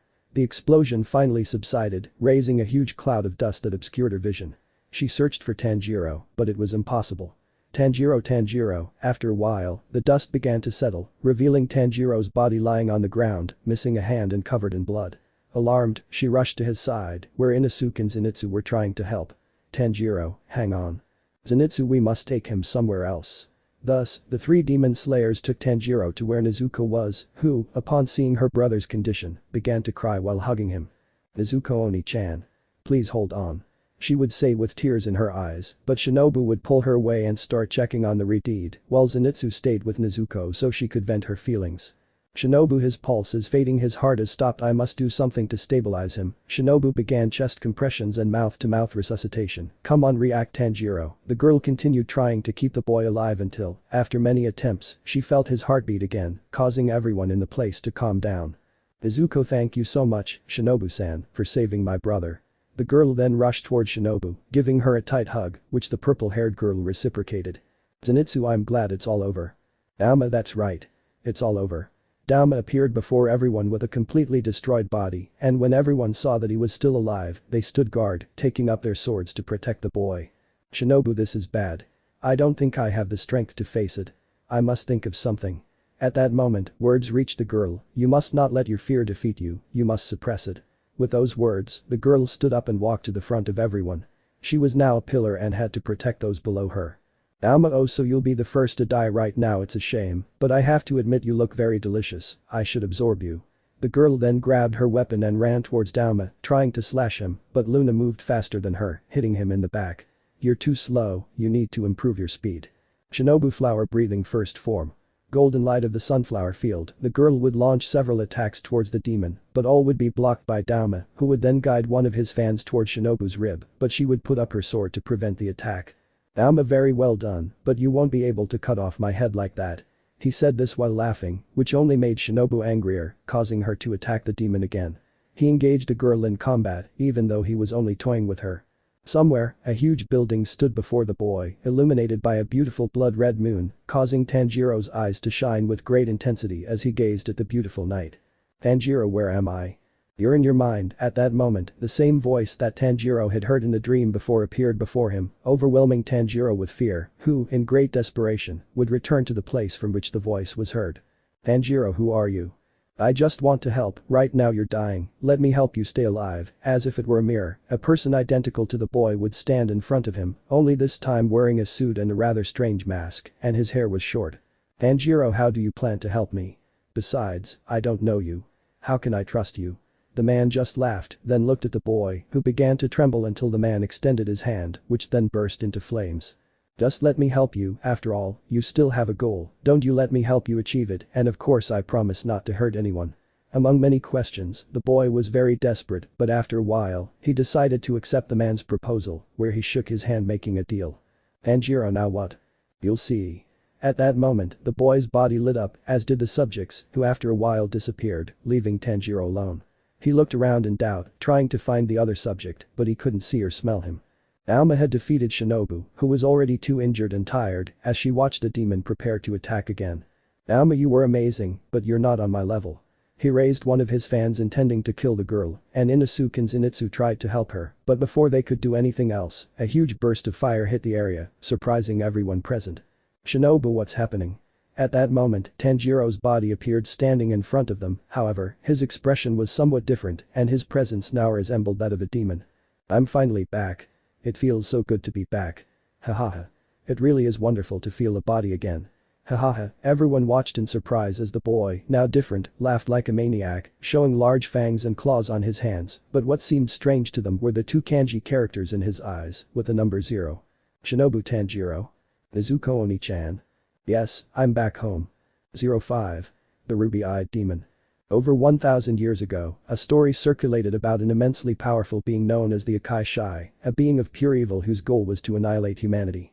However, due to its insolence, it was punished by the gods, who destroyed its physical form, transforming it into a shadow being with the purpose of finding a way to create a new body. This has been seen throughout time, appearing alongside the greatest kings, emperors, warriors, and even demon slayers of Japan, learning their techniques and abilities until this point, when it has been summoned once again. Shinobu, what's wrong with Tanjiro? His body looks like a demon's, and his presence is terrifying. Before them stood the body of the red-haired pillar, however, he displayed a more demonic appearance, and his eyes were tattooed with the number 0. Nezuko Oni-chan. After a moment, Tanjiro's body moved towards Dauma, who couldn't believe what he was seeing. How could a human transform into a demon without Muzan's blood? That question kept appearing in his mind, but he still ignored what his eyes saw. Dauma, I see you're still alive. Tanjiro, tell me something, why do you look a little different? Those words would be empty, as neither Tanjiro nor the strange being inside the Ritide's body would answer. So you're not going to answer? Then take this. Blood technique. Frozen cloud, spinning his fans vertically, he created a blast of ice with small, sharp lotuses that headed towards the boy. How annoying, but I have to say I feel great now. The hand the boy had lost regenerated and stretched out towards the attack, where it was blocked with a wall of fire, surprising everyone in the place. Dauma, wow, tell me, how did you do it? He said excitedly, but the demon's eyes remained fixed on the number Dauma had in his eyes, until after a while he began to laugh. So you're Kibutsuji's second-in-command demon. This will be interesting. How am I going to kill you? I'll have to find out by fighting. Dauma remained confused, unable to find any logic in the words of the person in front of him, but he would only smile and then prepare for battle, where the 0 demon would unsheath Tanjiro's sword, seeing the beautiful red metal. Dauma, without a doubt, this isn't Tanjiro, his voice and presence are different, it's as if he's been possessed, how exciting. With that, the demon lunged at the Ritide, who, upon seeing him approach, vanished from Dauma's sight. Surprised, Dauma tried to find him with his eyes until he saw him above him, slamming the moon against the ground. Cursed blood power. Ability display. At that moment, all the veins in Tanjiro's body began to glow like flames, increasing his body heat. After a while, his eyes displayed a dazzling red glow. I see this boy has good abilities, and his breathing is the strongest of all. This will certainly be useful to me. Dauma, you're definitely not Tanjiro, who are you? He spoke somewhat excitedly as he stood up, picking up his fans again. You're right, I'm not Tanjiro, you can call me Kagutsuki Tsugikune the Akai Shai. The whole place remained silent, where no one was able to believe such words. However, Dauma would laugh loudly, raising anger in the one named Kagutsuki, who showing incredible speed, had cut the jaw of the moon. Dauma, did I cut myself? How did he do it? The demon wouldn't think much, seeing how the Redeed would approach him again, but this time he would stop the attack with his fans, starting to battle with his weapons, where that forest would be destroyed in a few minutes. Nezuko, Shinobu-san, do you know what's going on? Shinobu, I have no idea. Both watched the intense battle between the two subjects, where without fear or desperation, they fought to the death, using great power. Kagutsuki, cursed blood power. Chains of Hades, the red-eyed demon would summon chains from his hands, which he would use to restrain Dauma and bring him within range, cursed blood power. Battle-style flaming fists. As soon as Dauma was close to the boy, he would sheath his sword, then ignite his hands in flames, repeatedly striking the demon with incredibly fast blows, each one leaving a burn mark. Dauma, how is it possible that he uses blood techniques? If this continues, it will end my life. At that moment, a light appeared in the distance, signaling the approach of dawn, alarming Dauma, who tried to free himself from the chains. Blood technique. Winter icicles. He launched several attacks from above Kagutsuki, destroying one of his arms, but it regenerated in a second. Kagutsuki, your skill is strong, but you still know nothing about the power of cursed blood, and just because I find you interesting, I'll show you how the power of a true demon works. Cursed blood power. Destructive meteor. The boy raised one of his hands, creating a huge sphere of fire that spread immense heat throughout the forest, while everyone watched in terror and despair. This is the true power of a demon. Shinobu, it can't be, everyone run from here. Quickly. She said with some desperation, and everyone in the area started running from the enormous attack, while Dauma remained confident in the face of the huge fire sphere that was about to head towards him until the red-eyed demon decided to launch the sphere, which began to burn the entire forest, while Dauma protected himself in a cube of ice. Even so, the attack was even stronger, destroying the demon's defense, burning half of his body. Until after that, he made a huge explosion, causing huge landslides, and the whole mountain witnessed that great explosion. Dauma, this is ridiculous. If I don't leave here, I'll die. Without anyone noticing, Dauma managed to escape the explosion, with only part of his body and head. Kagutsuki, I hope I haven't killed him, otherwise I'll ruin my plans. From behind the enormous wall of fire, the demon emerged with a huge smile, which was seen by Shinobu and company, who didn't know what to do in the presence of the being. Shinobu, Tanjiro. Kagutsuki, hahaha, your friend is gone. Now I am the master of this body. It's time to cleanse this world of all of you disgusting humans. At that moment, the boy raised his hand to Shinobu, who was astonished as tears began to flow, hearing Nezuko's voice running to help her. Tanjiro, hey, you're going too far, give me back my body right now. The soft voice of the red-haired boy could be heard from Kagutsuki's mind, who would be astonished, but if anything would leave him in shock, it would be seeing how that hand that was toward Shinobu began to strangle him. Kagutsuki, how are you doing this? You shouldn't move, he's holding me back. At that moment, they both began to change positions, with Tanjiro now in control of his own body. Shinobu, seeing those reddish eyes again, began to sob as she watched the boy's body fall before her eyes. Annie, Shinobu. That's how Kani and Tomioka arrived, who upon seeing the scene couldn't say a single word, seeing the complete destruction of the forest and the water and sun pillar collapsed on the ground almost dead. Tomioka, brother. Please hold on. He would say as he ran to the boy's body, where he would rest Tanjiro's head in his lap while Kani checked his wounds. Annie, Shinobu, help me with his arm. Shinobu. She saw her sister looking at the boy with great desperation and sadness, her eyes filled with tears. The boy she admired was on the verge of death, which alarmed her. Shinobu. Amidst the shouts, Shinobu heard her sister call her name and ran to help him, while Nezuko, Inosuke, and Zenitsu approached, still haunted by the image of Tanjiro's eyes from a moment ago. Tomioka, this is bad. 3 days had passed, during which Tanjiro had fallen asleep in Shinobu's care. She never left the boy's side under any circumstances, and even missed a meeting of the pillars to stay close to the Redeed, regardless of what she had seen in the cloak. She always wanted to be near him. If she left the room, it was to look for medicine or something to eat. On the other hand, Tanjiro found himself in solitary darkness, until suddenly, that darkness dissipated into a strange forest that Tanjiro knew very well, for those beautiful purple flowers were an old memory of the boy. Tanjiro, is this getting stranger and stranger? Before his eyes, he could only remember everything that had happened on Mount Nadagumo, and his body swap with an unknown soul. I see, come out wherever you are. I know you're here. The summons to that person who had been in the boy's mind was given, for Kagutsuki appeared before him, only his appearance was not the same as when Tanjiro and he first met. Kagutsuki, you're impressive. Tanjiro, you were able to suppress me. In fact, only one other person has ever managed to take control of their body from me. Furthermore, I can see that you're not easily fooled. Her chilling and heavy voice, once instilling fear in Tanjiro, no longer had any effect. He was now able to remain calm, showing not a single trace of fear. Wow, I see you were able to control your own fear. You are truly admirable. Tanjiro, now will you tell me who you are? And what are we doing here? The questions would be music to the boy's ears, who calmly sat down on the floor, where Tanjiro would do the same, a table appearing in front of them both. Kagutsuki, very well, I'll explain everything you need to understand how I got here and why. Before starting to speak, the demon sighed heavily and smiled at Tanjiro, who still had a serious expression. Tanjiro, bien.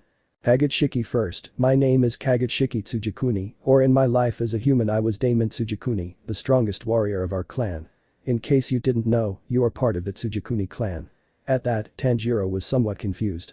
He had never heard of that surname before, but if the demon was right, what should he think? He just had to start trying to sort out his conclusions. Tanjiro Tsugikune? What is he talking about? Am I living a lie? Or is he lying? Although the boy had several doubts, he still decided to listen to the demon, who calmly began to tell everything from scratch. Huanta Kagutsuki.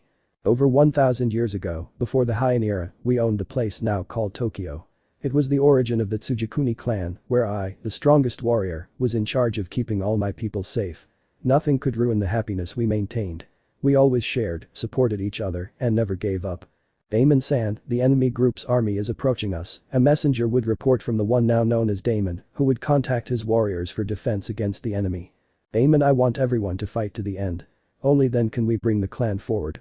Who would have thought that was our last day alive? All my companions began to fall at the hands of the enemy clans, killed one by one, until I reached them. I was tortured to the brink of death, then left to bleed out in the middle of a field.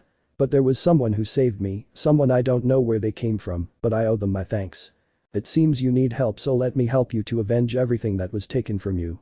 He told me he was a very famous doctor and that he had developed a cure for people using a flower called the blue spider lily and that this was enough to help people. Daemon, what's happening to me? Do I feel stronger? The man would begin to crawl on the ground, suffering great pain in all parts of his body. After waking up, I saw that the doctor had disappeared. Well, I found myself in a state that was quite new to me. I felt full of energy, I felt all-powerful, so to see what I was now capable of, I went and destroyed the enemy clans with my own hands, devouring and consuming the flesh of humans, making me stronger and stronger. I only had one problem, and that was my weakness to the sun, but it wouldn't be anything serious. I just had to stay away from sunlight. Halt, monster. You must be the one they call a Kai-Shai. A man shouted, with an army of people behind him, armed with spears and bows loaded with arrows. Daemon, a Kai-Shai. I like it, however, I am YoriichiTsuyikune, the perfect being of this world. He would say, smiling, then run towards the warriors in front of him, killing them all in a couple of seconds. After that, I learned that my blood gave me the ability to use devastating fire attacks, so I used them to destroy villages, clans, and especially cities, until I would soon be punished by the gods. You are that ruthless being who has annihilated people. A man spoke in a firm voice, and upon hearing those words, Kagutsuki knelt before him. After that, my body was turned to ashes and my soul was cursed, wandering all over Japan, passing from body to body with the only power I had left. And that was the deal. Making false promises to achieve my goal, which was to find a way to obtain a new body and make my clan rule Japan. Kagutsuki, I swear I will wipe out every human being and spread my army of demons throughout Japan. He said to himself, with enormous hatred. Several years passed before something extraordinary happened, a new demon was born. His name was Muzan Kibutsuji, and he was unlike any other. His strength and power were the most extraordinary I had ever seen, and I can even say he was stronger than me. Kagutsuki, this is getting more and more interesting, Muzan Kibutsuji. Something tells me your cells will be key to my purpose. He would say happily, watching the demon from afar. Years would pass until the arrival of the Sengoku era, during which he decided to spend all that time as a ghost of the clan, but he would receive news that the emperor's wife had given birth to 2 children, but there was a problem, and that was that one of the children was born with a strange mark on his forehead, a mark in the shape of flames. Hagitsuki, his name is Yoriichi and Michikatsu is his brother, those are the emperor's sons. The demon spoke through a body belonging to the Tsugikuni clan guards. That's right, but I heard that the younger one will be sent to the temple because of his strange mark on his forehead. One of the guards next to Kagutsuki, who was listening attentively, spoke. Hagitsuki, that sounds very interesting. I stayed in the shadows, observing every step of both brothers, especially Yoriichi, who seemed like a complete mystery to me, until one day something happened that left me thoughtful and scared. Yoriichi, hey you, I see you have another person inside you. He would say to the guard Kagutsuki was inside, who upon hearing those words would be speechless before the little boy. Those words told me how special that child was. Never before had anyone noticed my presence in people's bodies. Without a doubt, I needed that child's body. One day, like any other, I received news that the emperor's wife had died and her son, Yoriichi, had disappeared from the clan. This forced me to search for him until I found him. He had encountered a girl named Yuta. Hagitsuki, I should wait a while. When Yoriichi manages to grow a little, something tells me he'll be an extremely powerful being. She said, smiling happily. He decided to return to the clan, hoping to wait for Yoriichi's growth, but something else had happened, and that was that one of the members had separated from it, forming a family in the northern part of Japan. Hagitsuki, hello Lord Tsugikuni, I was looking for you. Why did you leave the clan? She said, speaking to a man with red hair and eyes. Lord, what do you want, Octavio? He would say in a somewhat angry voice. Hagitsuki, relax, I'm just here to ask what you've been up to. I heard you changed your last name, you're Kamado now, right? That's how your family was built outside the Tsugikuni clan, like the Kamado's charcoal sellers, with their typical smile and quality that was like an inheritance for all their heirs. On the other hand, Yoriichi had grown to the point where he and Yuta would become husband and wife, not to mention that they would both form a family with a small child with dark reddish hair, named Yuta Tsugikuni. But one day, while the three of them slept, I decided it was time to get what I wanted and used a demon that was nearby to unleash my true potential and attack Yoriichi. Hagitsuki cursed blood power. Battle-style flaming fists, although I tried to do some damage, I wasn't able to even scratch him, while he could cut off every part of my body with just an axe. Yoriichi, what kind of creature are you? He was about to finish off the demon's body, and if the vessel died, then I would suffer the same fate. So I would make my attack stronger, destroying that entire house, killing Yuta, and sending the baby down the river in a basket. Yoriichi, Yuta. He would say, trying to help the boy, but Kagutsuki would prevent him until that baby was lost in the river, while the demon vanished into the dark forest. Although Yoriichi spent days searching for his baby, he was unable to find it, grieving for 10 days beside his wife's body, until one day a demon slayer arrived, who helped to bury his wife and took her to the demon slayers. I managed to find another vessel among the demon slayers to observe Yoriichi closely, until I could see with my own eyes how Yoriichi created the ultimate technique, the solar breathing, the strongest technique of all time. At that moment I told myself that I had to have that body no matter what. Yoriichi, who are you? He thought to himself, having made contact with Kagutsuki, who was smiling diabolically. Hagitsuki, I just want to help you. Yoriichi, you seem familiar, and how do you plan to help me? He spoke without interest while becoming defensive. Hagitsuki, calm down, I just want to help you find the demon who murdered your wife and made your son disappear. Then you'll give me something I've wanted for a long time, so, deal? He said, extending his flame-filled hand. Yoriichi, in desperation, accepted the deal, taking the demon's hand and sealing the agreement. As soon as the deal was sealed, I said it was time to get that body, but when I tried to take it, my soul began to be burned in blazing flames. It was undoubtedly the sun itself that was touching me at that moment. It was very difficult for me to stay there, so I decided to remain only in Yoriichi's arms, learning his techniques and movements for a long time, until one day I was able to see with my own eyes how Yoriichi, without any effort, was able to defeat Muzan with a single attack. 06. Butterfly of Light. Hagitsuki, the first demon created in the Heian era, a demon cursed by the gods for the widespread devastation he caused throughout Japan, is a soul that wandered from body to body until it reached its goal. To obtain a body of its own so that it could unleash its full power, which, until now, in Tanjiro's body, it only possesses 70% of, and unfortunately, it cannot use the body whenever it wants. Hagitsuki, what's wrong? Why aren't you talking?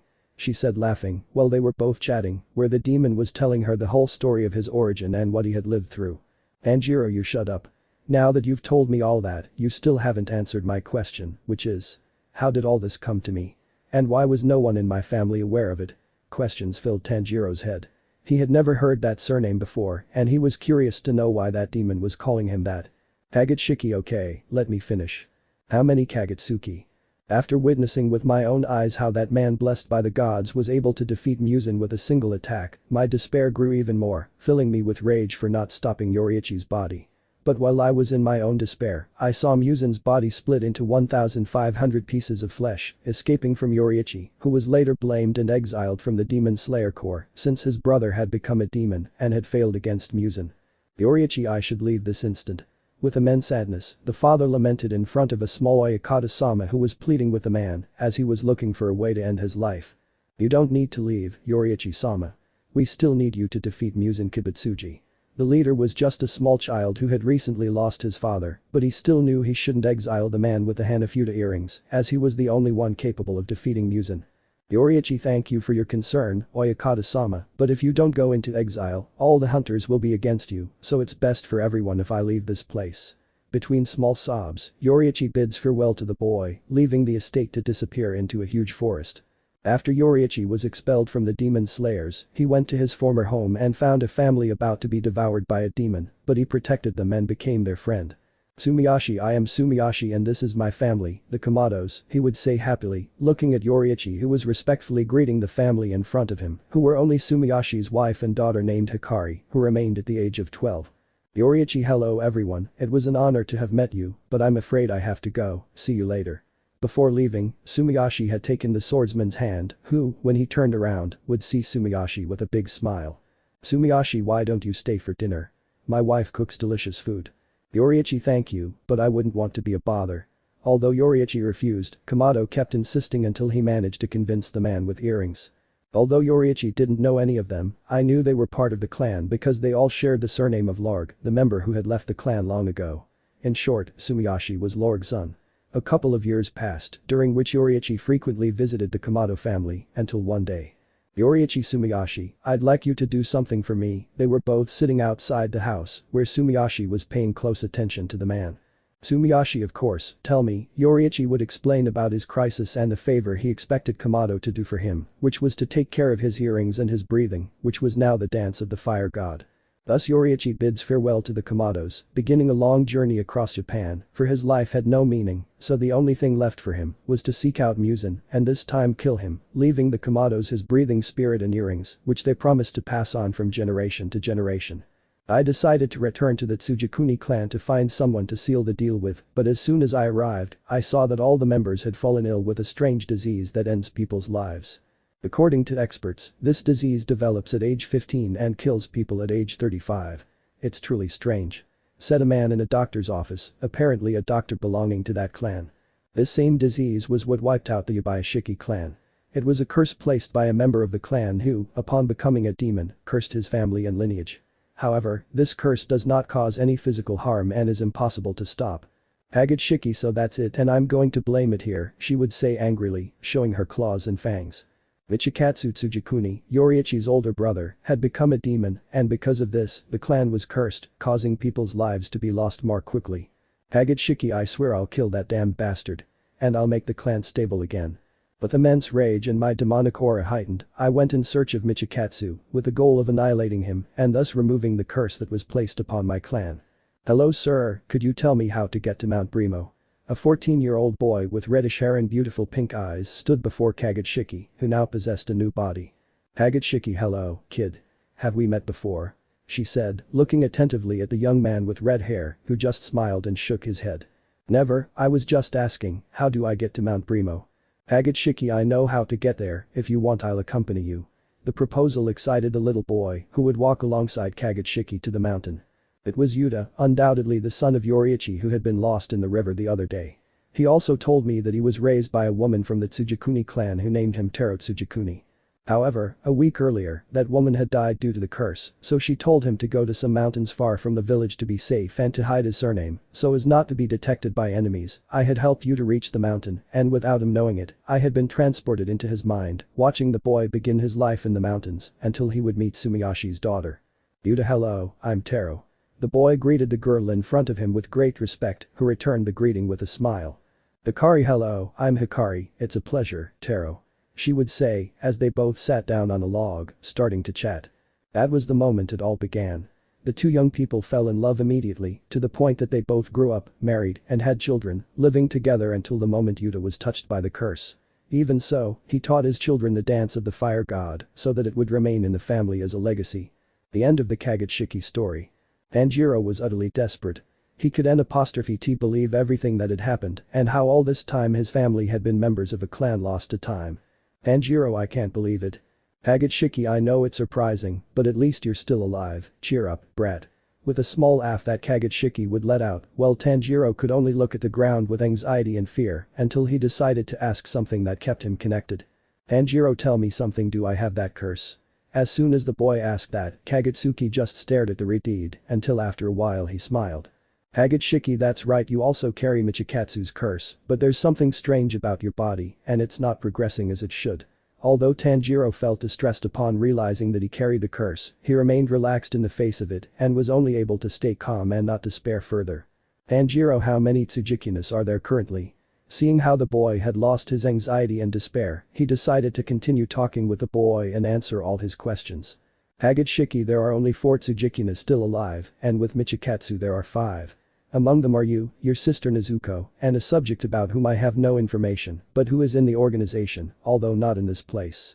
Now Tanjiro knew that there were more people besides him who carried this disease and legacy of the clan, but something was missing, and that was the 4th Tsugikuni. Tanjiro, you said there are 4 of us, who's the 4th? Kagutsuki, Michikatsu's descendant, even you know him.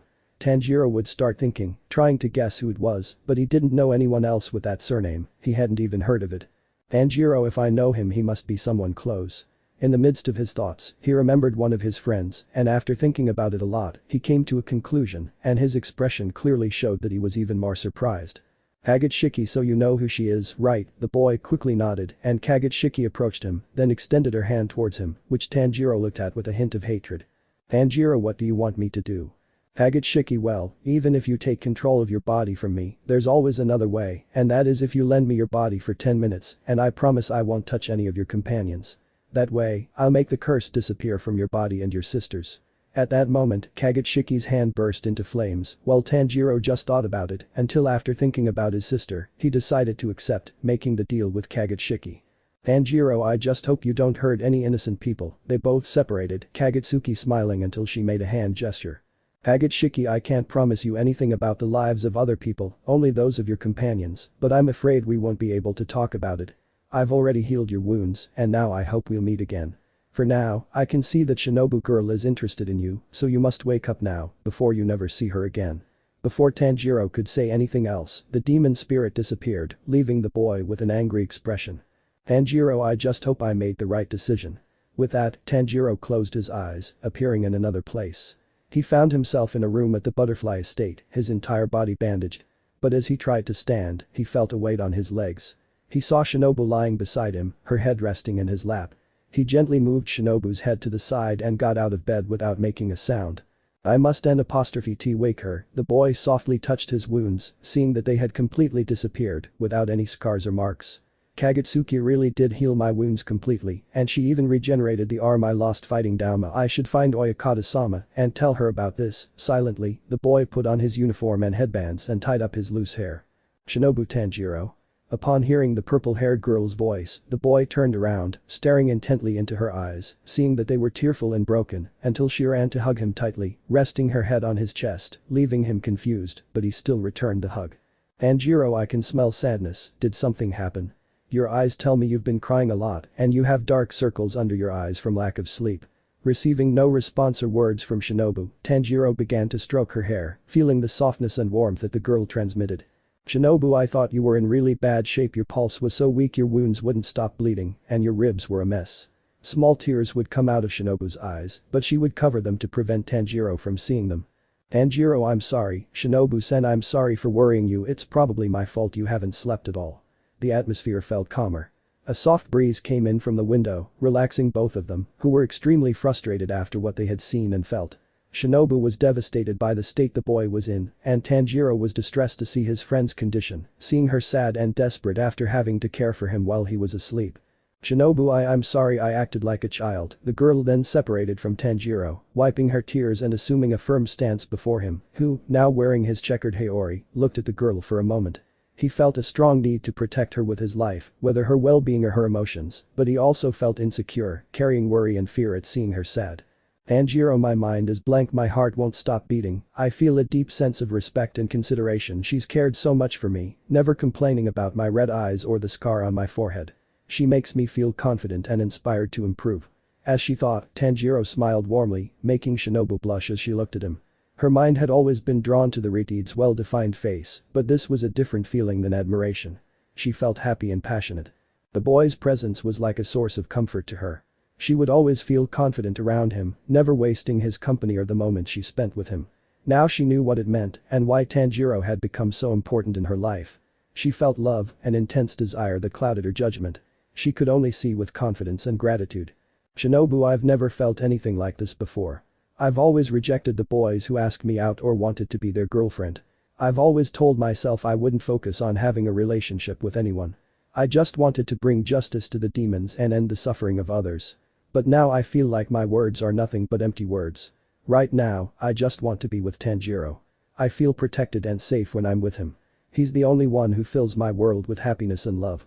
They were both lost in thought, completely oblivious to the outside world, until Shinobu mustered the courage to approach Tanjiro and hug him. Tanjiro, smiling, returned the embrace, feeling the warmth of each other. Their hearts were now united as they enjoyed each other's company and affection. Tanjiro, Kageshiki's words, could it be that she's really interested in me? Can I feel those feelings? I've never seen it that way before, he recalled Kageshiki's words for a moment, trying to ignore it all, but it was difficult.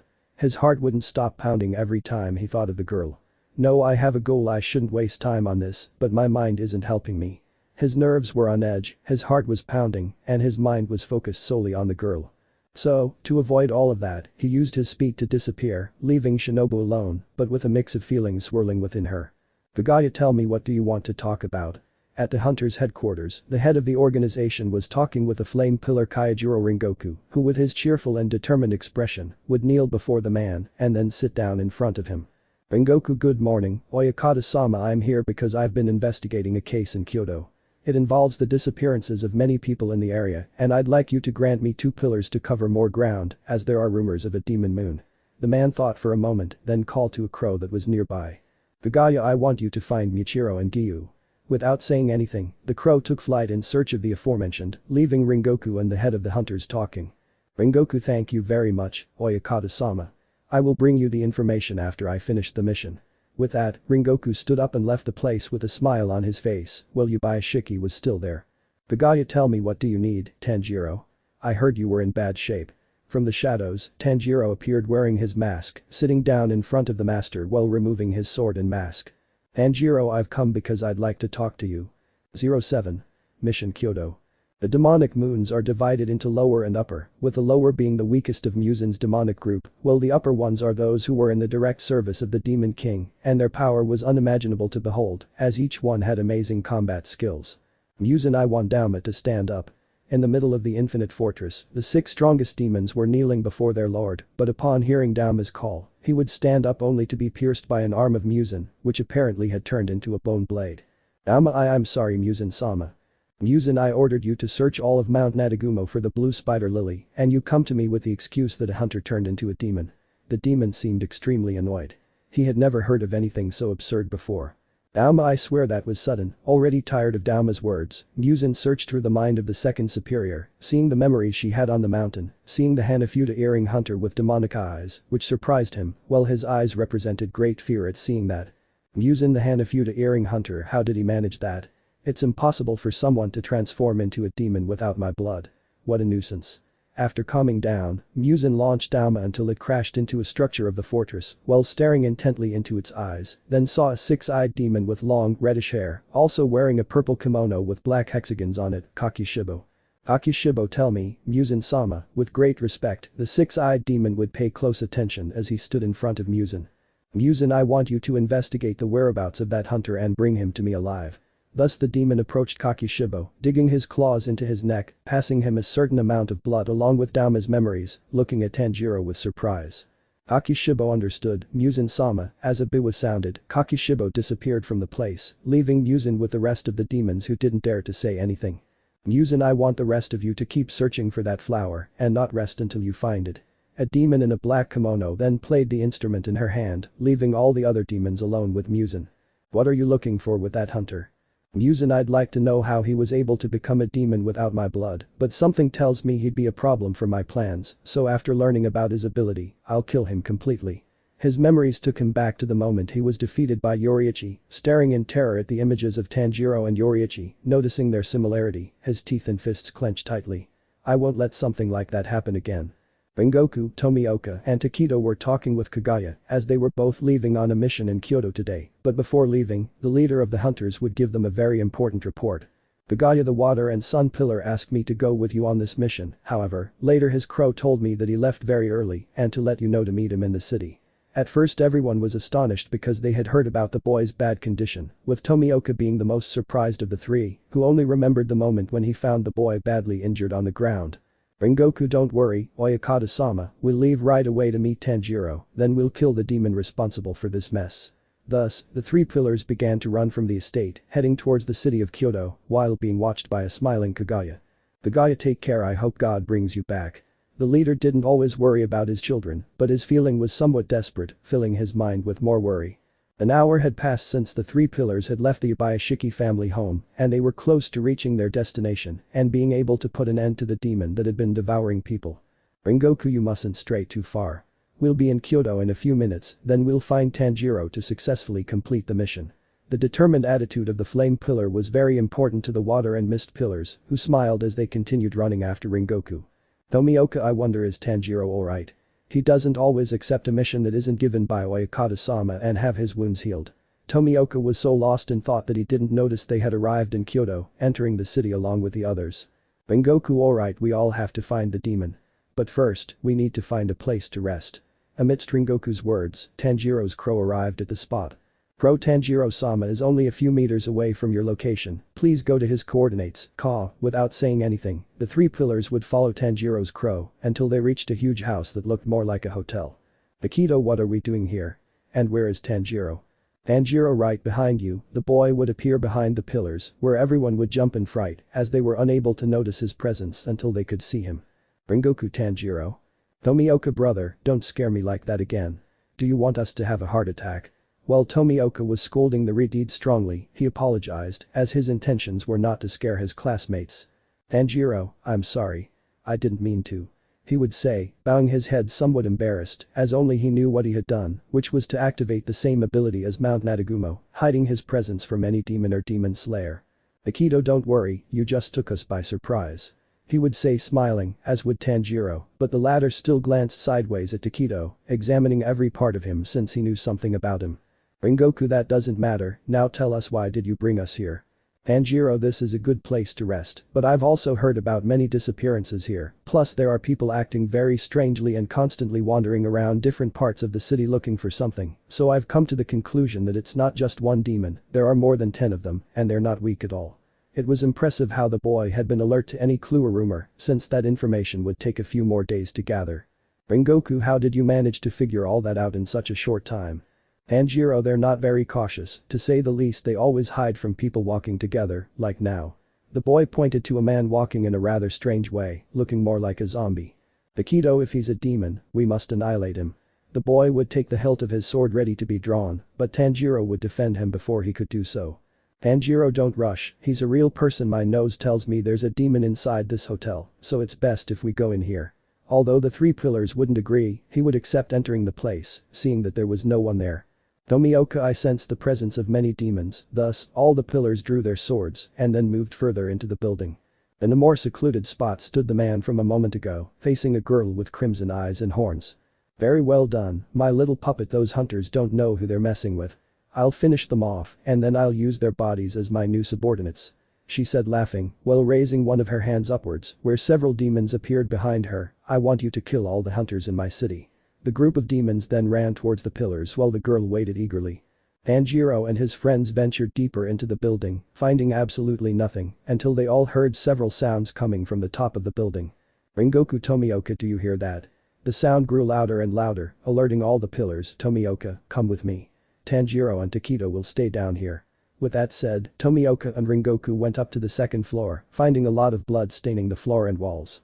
Tomioka, this is fresh, this was recent, touching the blood with his fingers to examine it, seeing a trail that went deep into the building, where the two pillars would follow him, until they saw a group of dead people. Rengoku, we're late. Tomioka, maybe not so much, the boy pointed his finger towards a corner, finding two children trembling with fear, while both hugged each other tightly. Rengoku, their children, they must have been captured by the demon, and I can also see that the one on the left has a wound on his leg. Rengoku approached the two children, who became even more frightened. Don't worry, I won't hurt you. Confidently, the boy with hair like fire stroked the hair of both children, while Tomioka approached and tried to help with the leg wound of one of the boys. Tomioka, it's a bit deep, but it'll be alright. Those words would relieve Rengoku, who, now confident, would try to pick up the boys, but at that moment a demon would appear from above the house, attacking Rengoku and Tomioka. Rengoku, flame breathing 6 form. Diving fire, launching 5 consecutive attacks that would make the demon retreat, giving Rengoku and Tomioka an opportunity to take the children towards Tanjiro and Takedo, but upon arriving at their location, they would see that they were fighting with several identical demons. Tomioka, what happened? He would say, astonished by the enormous number of demons in the house, attacking mercilessly. Tanjiro, water breathing 3rd form. Dance of currents, even though the boy cut off the demons' heads, they would quickly regenerate. These demons don't die even if they are decapitated. Takedo, breath of mist 5th form. Sea of mist, Takedo would glide between all the demons, trying to finish them off, but he couldn't do anything, since each one possessed the strength of a demonic moon, and their regeneration was too fast, they're too strong. I can't even do a little damage to them. All the pillars would watch this in surprise. How was it possible that there were demons that didn't die from decapitation? Tomioka, water breathing 10th form. The Dragon of Change, Tomioka, using his incredible speed, would cut off several demon heads, but they regenerated without problems, and something that terrified the pillar was seeing that the blood on his sword was poisonous. Some demons carry poison with them. That would terrify the pillars, since if they received a cut, they would possibly be poisoned in a second. Tanjiro, there must be a way to stop them. The demons would begin to increase in number, now posing a bigger problem for the pillars. Kagutsuki, they're pathetic, they need the crimson sword, otherwise they won't be able to behead him. Kagutsuki's voice sounded inside Tanjiro's head, creating a communication link between them. Tanjiro, the crimson sword. How do I do that? The boy said, while dodging several attacks from the demons, cutting their arms and legs, but even so the demons attacked. Kagutsuki, these demons are an apostrophe T made of cursed blood, they're imitations of it, like flesh dolls. Let me out, Tanjiro, and I can finish them off. Her voice grew louder, but the boy already knew what to say. Tanjiro, no way, I won't give my body to your control. Even if the demon asks, the boy will always deny each of the demon's words, until he sees how Tomioka and Takedo are hit by an attack from the demon on the 2nd floor, causing them a somewhat deep chest wound. Rengoku, Tanjiro, help me with Tomioka and Takedo. The flame pillar was very desperate because he was still carrying the children in his arms, and now his two friends were in very bad shape. Tanjiro, I'll accept, but don't do anything stupid. Before surrendering his body to Kagutsuki's control, Tanjiro would use a breathing technique and lead Rengoku and his friends outside the building. Everyone wait outside. I'll take care of this. He would say, running back into the demon-infested building. Tomioka, Tanjiro. He would shout, but it seemed the poison had taken a greater effect on him, damaging a large part of his body. Rengoku, Tomioka, you shouldn't scream. Use your breathing to stop the poison. The pillar, using his breathing, managed to stop the flow of the poison, but it was still very difficult for him to breathe. Come on, Tanjiro. Tanjiro went back into the building, where he punched a wall, collapsing part of the roof, trapping the demons, and giving himself time to change. Tanjiro, okay, just promise me you won't do anything stupid. Kagutsuki, I promise you. Thus, the boy's body would change to Kagutsuki's control, whose first action was to take the sword and tighten the grip, which would turn crimson, come to the boss. Thus, the wall of rubble would be destroyed, giving the demons passage, who would attack Kagutsuki, but he would cut them down one by one, making their regeneration ineffective. Solar breathing 6th form. Blazing sun, spinning his sword with great force, he would create a vortex of fire, which would burn all the demons' bodies. Tanjiro, is this how your ability works? He said, seeing the incredible power the demon used to finish off all his opponents. Kagutsuki, that's right, but it's still nothing. Cursed blood power. Purgatory bow. At that moment, the flames from Kagutsuki's body formed into the shape of a bow and arrows. Kagutsuki, this will be enough. The power was so overwhelming that it was able to incinerate all the demons, while the building would be brought down due to the powerful attack, where Rengoku would see in amazement the incredible power that was unleashed in the place, while closing the wounds of his companions. Rengoku, what was your plan, Tanjiro? Huge curtains of dust prevented him from seeing, but his eyes were able to see Tanjiro running towards some houses, leaving him confused, along with Tomioka and Tokyo, who could no longer withstand the poison, falling unconscious. Hagitsuki, I can sense that demon's demonic aura, he would just run all over the place, also cutting his connection with the red-haired boy until he reached the roof of a house, seeing the demon girl who would send 2 demons to attack Hagitsuki, but he would decapitate them with the crimson sword. How did you do that? No one was able to defeat my demons. Without saying anything, Kagutsuki released her aura, making the place tremble. The demon, recognizing the energy released by her superior, bowed her head. This aura, it's Kagutsuki-sama's. Hagitsuki, what's wrong, Clara? Have you forgotten me? The energy grew stronger, and the girl, now called Clara, breathed heavily in fear, bowing her head to the ground even more, sweating profusely from the pressure of the place. Clara, of course not, Kagutsuki-sama. It's just that I didn't recognize you by your appearance. Her fear grew stronger as she felt the demon slowly walking towards her. Hagitsuki, I see your blood power has improved a lot, that will be helpful, so I won't do anything to you for now. At that, the girl sighed in relief, feeling that her lord had calmed down. Clara, tell me, is that body you possess now compatible with you? It's almost the same as when I took over YoriichiTsuyikune's body a long time ago. Kagutsuki only glanced at the girl, who had a curious expression. Hagitsuki, that's very simple to answer, this boy is part of YoriichiTsuyikune's lineage. While they were talking, Tanjiro's body began to tremble, indicating that Kagutsuki had less than a minute left before they both changed again. Clara, Kagutsuki-sama, I will obey your order, so would you tell me what you have planned? Hagitsuki, for now, I just want you to keep me updated. These past few years have been hard to believe, but now I can say that my plans are about to be fulfilled, but for that, I need Muzan Kibutsuji, so I ask you to stay close to him. With that, the demon disappeared from the place, while the demon girl hid in the shadows. On the other hand, Kagutsuki was seen walking towards Rengoku, who, upon seeing Tanjiro, smiled, but his eyes betrayed him. The flame pillar took his sword, but before it could be drawn, Kagutsuki touched Tomioka and Takedo's bodies, healing their wounds and expelling the poison from them. Rengoku, Tanjiro. Kagutsuki, no Tanjiro, I'm just a very different flame pillar, and I hope we meet again. At that, Tanjiro took control again, sitting next to Rengoku, somewhat tired, while breathing deeply. Tanjiro. Rengoku-san, tell me, are you alright? He said with some difficulty, but still sat down next to Rengoku to check on his condition. Rengoku, we're all fine, only Tomioka and Takedo are a little tired, but they're okay now. Those words would calm Tanjiro, but seeing Rengoku's expression, he would realize what the man had seen when he was not conscious of his body. Tanjiro, did I manage to see everything? Rengoku, that's right, and I want you to explain what I just saw. Tanjiro felt terrible, because now Rengoku knew about Kagutsuki, and he didn't know how to lie to him, so it would take great courage and bravery to explain what he had just seen. Tanjiro, well, I'll tell you, sigh, inside me is the soul of a demon, and that's because it seeks to destroy one of its own kind. The answer would shock Rengoku, but he would still calm down and place his hand on the boy's shoulder, who at first thought he was going to receive a threat from the pillar, but he would only smile calmly. Rengoku, that's too bad, if the other pillars find out, you'll be executed immediately. Tanjiro, that sounds really bad, but tell me, are you upset about this too? Rengoku, it's very hard to believe, but even so, I would never be angry with you. Remember that you were one of my students after Urakadaki-san. Tanjiro would be filled with joy upon learning that Rengoku wasn't upset about Kagutsuki, so amidst some tears, the boy would hug the pillar tightly, who would return the hug, resulting in a rather beautiful scene. Tanjiro, thank you, Rengoku-san, he said, crying on the shoulder of the pillar, who seemed more like an older brother to the boy. Hagitsuki, hahaha, you're pathetic, you should put more effort into your personality, the demon in Tanjiro's mind would say, laughing. Tanjiro, you shut up. I learned the new guy today. Hagitsuki, and what is it? Tanjiro, I need to become much stronger. His determination was great, however, hatred could be felt within his heart.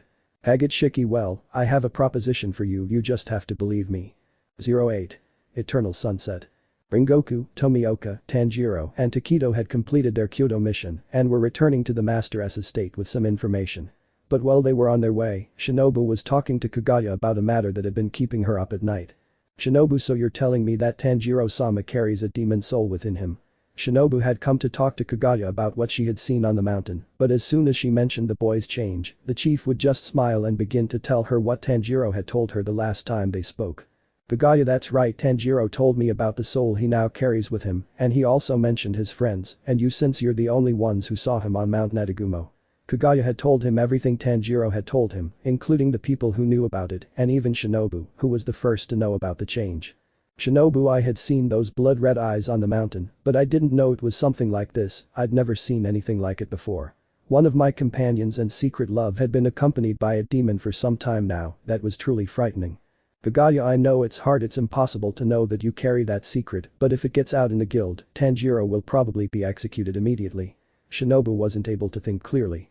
She had to hide the boy's identity if she wanted him to live, but it was also difficult for her not to talk about it when she remembered those bloodshot eyes. Even so, she would decide to behave and accept Kamado's secret. Shinobu, thank you, Oyakata-sama. I will remain silent regarding Tanjiro-sama's condition, but I advise you to summon Izuko, Zenitsu, and Inosuke, who also saw Tanjiro-sama as a demon. Without expecting anything, Kaguya sent one of his crows to search for the small group of demon slayers, while Shinobu withdrew. At that moment, Ringoku's crow arrived where the slayer's father was with the information that the four pillars were on their way. Crow-ka, Kaijiro-sama, Gyu-sama, Michiro-sama and Tanjiro-sama are on their way with good information and request a meeting of pillars to discuss the case they have presented in Kyoto. Although Kaguya will not show any surprise, he knew that it was something serious, since a meeting was not always requested to discuss a mission. Kaguya, something tells me this is something serious involving demons. As requested by the pillars, the guild's father had sent the crows to gather the others, beginning a meeting with all the pillars, who were unaware of the reason for this gathering, except for Ringoku, Tomioka, Tanjiro, and Takedo, who, with the master's permission, would speak. Kaguya, hello everyone, my children, I appreciate you showing up to this last-minute meeting. Pillars, it's a pleasure to see you in good health, Oyakata-sama. All showing their respect and affection for their father, kneeling in front of him, who, despite not being able to see with his eyes, smiled warmly and proudly. Kaguya, I know many of you are wondering about the reason for this meeting, so I'll ask Kaijiro to explain the problem, since he was the one who asked me to organize it. Ringoku then stepped forward, only now he wasn't wearing his usual smile, which everyone took seriously. Ringoku, hello, I've come by to give you a warning about a mission I was given in Kyoto. Upon arriving there with my fellow pillars, we saw a new kind of indestructible demon. Its regeneration is like that of a crescent moon, and they don't even die when decapitated. Some of them carry super lethal poison in their blood. This news would leave everyone wide-eyed and with a blank expression on their face. Tsunemi, you're saying there are demons that are immune to being decapitated and that regenerate as fast as a crescent moon? If that's true, I don't think we could win a battle against an army like that. Everyone would start talking about different ways to improve their defense against such monsters until Tanjiro, wearing his mask, stood in front of everyone. Tanjiro, I know how to defeat those demons. Now the red-haired boy was the center of attention for everyone watching. While fighting the demons, I managed to increase the grip strength of my sword, where it would change to a much stronger crimson color, and each cut would leave a certain amount of damage on the victim's body, and with that I managed to finish off most of them. Having said that, questions would come to Tanjiro, but the most talked about among the crowd was how to obtain such an ability. Sabito, brother, how did you manage to do it? Jayame, if you were able to discover something as useful as that, you should teach us so we can fight this new kind of demon. Everyone asked Tanjiro to teach them how to make his sword crimson, but Tanjiro just refused and apologized. Tanjiro, I'm sorry, but I can't do it on the way here. I was trying to reactivate the ability, but I wasn't able to. With regret, Tanjiro apologized to his companions, where almost all would accept his apology except for Tsunemi and Aguro, who have never shown liking for any of the water pillars. Yuzui, and what will we do if we run into one of those demons? At that moment, Kani raised her hand to speak as she stood up. Annie, perhaps I can't help in killing any of the demons mentioned, but my sister and I can create some kind of antidote to heal the poisoned wounds. We just have to study the poison, and that's it. The idea was brilliant and much needed, so it was accepted by everyone in the place. Kaguya, alright, now Kani and Shinobu will be in charge of creating that antidote, while I'd like the rest of you to remain ready for any attack. All the pillars accepted respectfully, but before leaving, Kaguya had one more warning to give. Tanjiro, I just hope I don't cause any conflict here. Tanjiro knew exactly what the man had to say, since they had talked about it last time. Kaguya, it's about the temporary retirement of the pillar Tanjiro Kamado. Flashback. Kaguya, are you telling me you want me to announce your retirement for a few months? And what is your purpose? Tanjiro, now that I'm cursed with a demon inside me, I'd like to spend a few days training my mind to prevent it from coming out and causing chaos. That's why I'll travel to a quiet, nostalgic place to calm my feelings. Tanjiro's idea was to travel some distance away so he could better control his feelings and prevent Kagutsuki from taking control and destroying everyone. Kaguya, I know how you feel and I'll help you with that, but I don't think the others will accept it. Tanjiro, don't worry, I just hope this idea doesn't cause any trouble. Then flashback. The news would only surprise everyone more, however, a small girl would feel her heart shrink into tiny pieces. Tsunemi, excuse me, Oyakata-sama, but we cannot accept that. The only pillar who was capable of defeating those kinds of demons is asking for a temporary retirement. Tsunemi would only cause endless questions among all the pillars because he was right, but there were others like Rengoku and Shinobu who knew the reason. Jaime Oyakata-sama, Shinazagawa may have a point. If Kamado was able to discover a new technique to destroy demons, it would be advantageous for him to demonstrate that ability. However, as he himself said, he is not capable of using it again. It was just a passing phase, but that doesn't imply it's within his capabilities. These words from the stone pillar sparked an argument between those who wanted the boy to retire and those who did, such as Rengoku, Shinobu, Tomioka, Sabito, and Mikomo. They were the only ones on the boy's side, as his siblings knew he must have a reason, and Rengoku and Shinobu knew about the demon soul within his body. Bugaya, I know we all have different arguments, but the decision is Tanjiro's, and he's the only one who can decide whether to leave or stay. Tanjiro would just watch, overwhelmed, because if his answer was no, the rest of the pillars would be against him, but he really needed to get out of there. Tanjiro, I'm sorry, but I really have a reason to be away for a while, so I've decided to leave. As I expected, most of the pillars would be angry with the boy, especially Tsunemi, since he's always harbored a certain hatred for him. Bugaya, just as you heard, Tanjiro Kamado will be out of the Demon Slayer Corps for a period of time. Although it was an order from the master, Tsunemi would stand in front of Tanjiro with great anger. Tsunemi, you idiot. Can't you see that technique is really necessary? You're really stupid. Tanjiro would just ignore Tsunemi, who, now even angrier, would launch himself at the boy, giving him a strong blow that would make him fall to the ground, while Tsunemi would climb on top of him to continue hitting him. Rengoku de Tonshin Asagawa Horimismo. Tsunemi, before I incapacitate you, I'll see what's under that mask. I want to see those damned eyes of an insufferable person. Thus, Shinazagawa removed Tanjiro's mask, revealing his face to everyone, who, upon seeing those red eyes and scars, were shocked, giving Tanjiro the opportunity to kick Tsunemi off him. Tanjiro, Shinazagawa, give me back that mask. Although the boy will not appear angry, his eyes will shine brightly, and a pain will reach his head. Pagachiki, what's wrong, Tanjiro? Let me kill that pillar for you, I know you have hatred. The demon's strong voice echoed in the boy's head, causing him enormous pain, clutching his head as he groaned in agony, a scene everyone watched in horror. Tanjiro, I must calm down. After a while, Tanjiro calmed down, while everyone watched in confusion, as the boy had acted like a maniac at that moment. Bugaya, Shinazagawa, return that mask and take your place. It was the first time the leader's voice sounded somber and dry, which everyone listened to with astonishment. Tsunemi, I'm sorry, Oyakata-sama. The pillar then returned the mask to Tanjiro and sat down next to Iguro. Bugaya, the meeting has ended. I ask that you do not fight amongst yourselves, or that could bring chaos. I wish you all the best and good luck on your missions. Everyone said goodbye to the boss, who left the headquarters along with some of the pillars, while others stayed. Tomioka, are you alright, brother? The black-haired boy said, while checking Tanjiro's wounds. Tanjiro, don't worry, Tomioka. Sabito, brother, would you tell us where you're headed? The three pillars of water stood before their brother, who simply stared at them seriously. Tanjiro, I'm not sure, but I promise I'll be back soon, I just have a few things to take care of. The answer wouldn't convince any of the pillars, but they knew it was Tanjiro and that it shouldn't be anything to worry about. Bakomo, we understand, I know you have a purpose and we shouldn't interfere, but promise me you'll take care of yourself. Then they all shared a warm hug and said goodbye to the boy. Tomioka, see you later, brother, take care. Bakomo, remember to come back safe and sound. Sabito, and keep your pride, don't let others surpass you. Tanjiro, okay, goodbye. The three pillars left, while Tanjiro smiled happily until he sensed another presence behind him, one that his mind couldn't forget, and his heart began to feel hurt. Is something wrong? Shinobu, why are you leaving? I can help you with your problem. The girl stopped talking when she felt the boy put his hand on her head, caressing her hair. Tanjiro, I know it's hard, but you know I'm not a confident person, you saw that horrible scene on Mount Nadagumo, and my fear is hurting you. This was enough to make Shinobu's cheeks flush, but she understood what Tanjiro felt, so she rested her head on his chest, sharing a small hug. Shinobu, I've lost so many things, my parents, my friends, my joy, I don't want to lose you too. Those words surprised Tanjiro, and his nose picked up something new. A faint scent of happiness, trust, and affection, all blended into a single fragrance that pleased him. Tanjiro, don't worry, I promise I'll come back, and even if I have to fight Muzan himself, I'll come back to you. The boy hugged the girl tighter, and she, moved, hugged him back. Shinobu, I hope you keep your promise. They both separated, and Shinobu raised her pinky finger, which the boy noticed and joined with hers, forming a promise between them. Tanjiro, see you later, Shinobu-chan. The boy disappeared from the girl's sight, who, still sad, returned to her estate, but with the hope of seeing her son by her side again.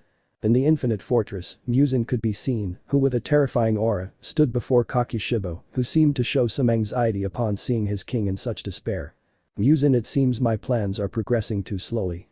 I ask you to inform the other moons gathered here. Thanks to the power of the demon Clara, we have made more progress in the assassinations and with a new army of enhanced demons. Clara appeared beside the demon, smiling mockingly at the demon in the purple Haori. Clara, I thank you, Muzan-sama, for leaving me in charge of leading the attacks on the cities of Japan. Like any child, the lonely girl gave a tender smile, which to Kakishibo was nothing more than something disgusting. Muzan, now I will give you an advantage, and that is that you will now carry my blood to turn people into demons with the same points and strength that you have put in your subjects. With some cruelty, Muzan would sink his claws into Clara's neck, passing a certain amount of blood to her, where she would throw herself on the ground, writhing in pain. Kakishibo, will we also receive those kinds of benefits? Muzan, you're right, now the demons will overcome their weakness to decapitation.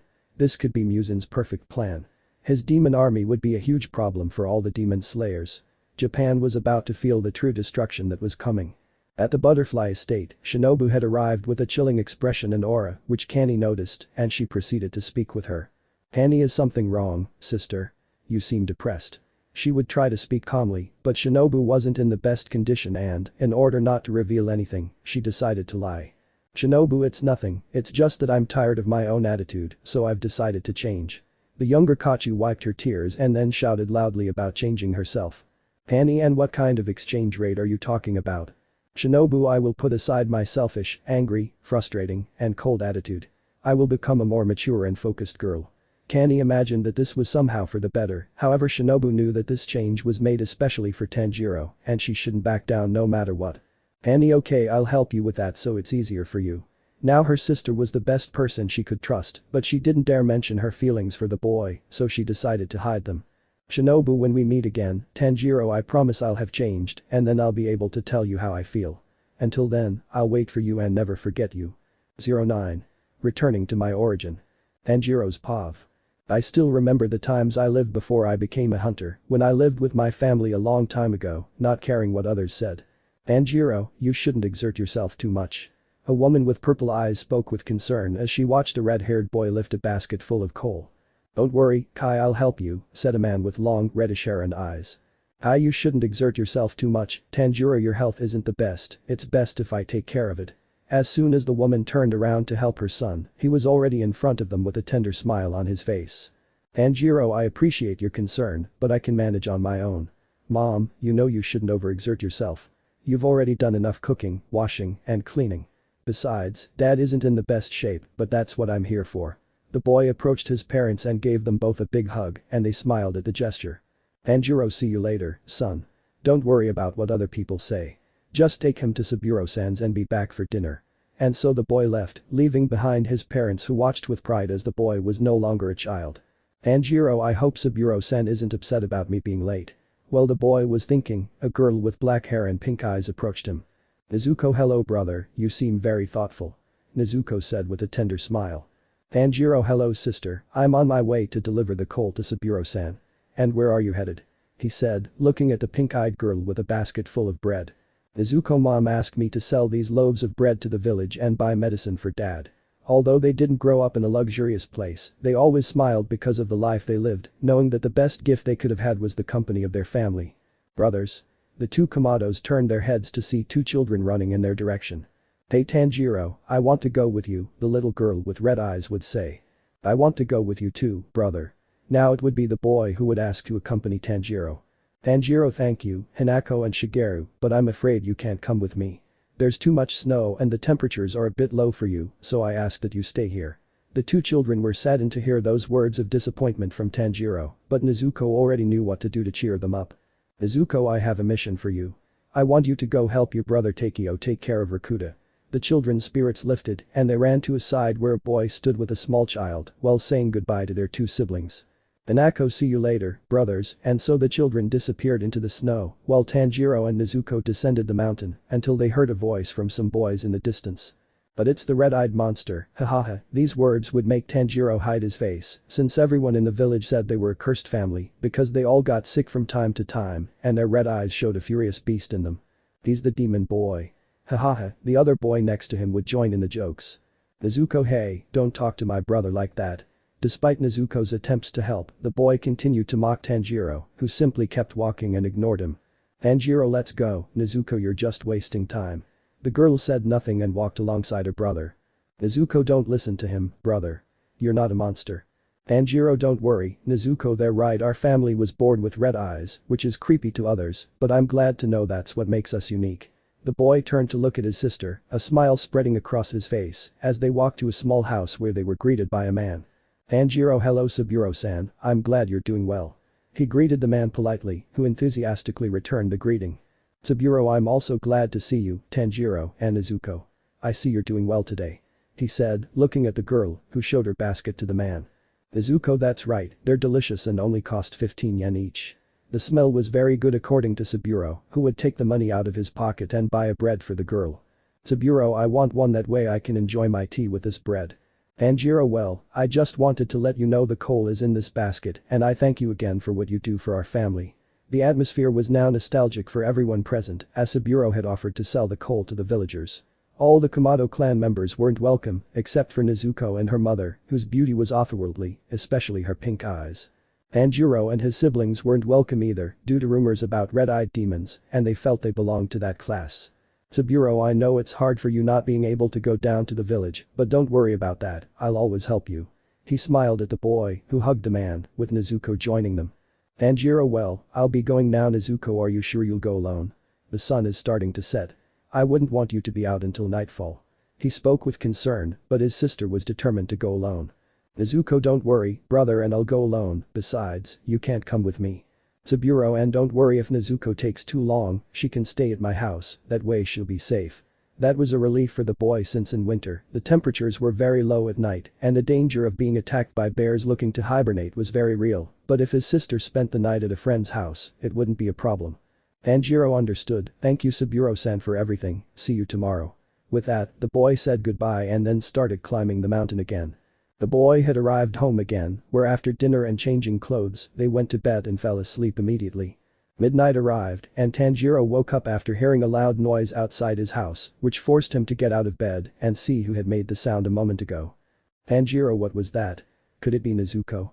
I don't think so, it's too late. The boy opened the door, where at first he saw nothing, but then he could smell a strong odor of blood and evil surrounding the place, to the point of paralyzing the boy, until he saw in front of him a man with red eyes and an elegant suit, who gave off a chilling and dark aura. Tanjiro, who is it? Is there scent pure blood? And what is this energy that makes my body unable to move? Without saying anything, Muzan entered the place, where Tanjiro could only watch, unable to move. Muzan, what a disappointment, it seems the blue spider lily flower is not found here. Because of the incredible fear the boy displayed, he didn't notice when Muzan raised his hand high, showing his claws. Tanjiro. Before the boy could be cut down by the demon, his father stepped in front of him with his axe to protect his son. Tanjiro, Dad. He would shout in alarm upon seeing his father fighting Muzan. Tanjiro, run to your mother and siblings. The boy ran towards his mother and siblings who woke up from the loud noise, seeing Tanjiro fighting with a man. Tanjiro, everyone run. Let's get out of here. Tanjiro would pick up his younger brother to run out of his house with the rest of his family, only to find another demon, only this one had 6 eyes and wore a purple kimono. Akishibo, I see the Tsugikuni blood running through their bodies, that means death has come for them. At that moment the demon raised his sword high to launch an attack towards the Kamado's family, but Tanjiro managed to push his mother and siblings out of the way, then grabbed a piece of wood, trying to defend himself, but the attack was so strong that it cut the piece of wood and wounded him in the chest, sending Tanjiro crashing into his house, collapsing all the walls. Which fell on the redeed. "Hi Tanjiro." The woman would scream, turning to look at the boy who was buried under the many rubble, without noticing the other attack from Kakishibo that would cut her in half, along with her other children.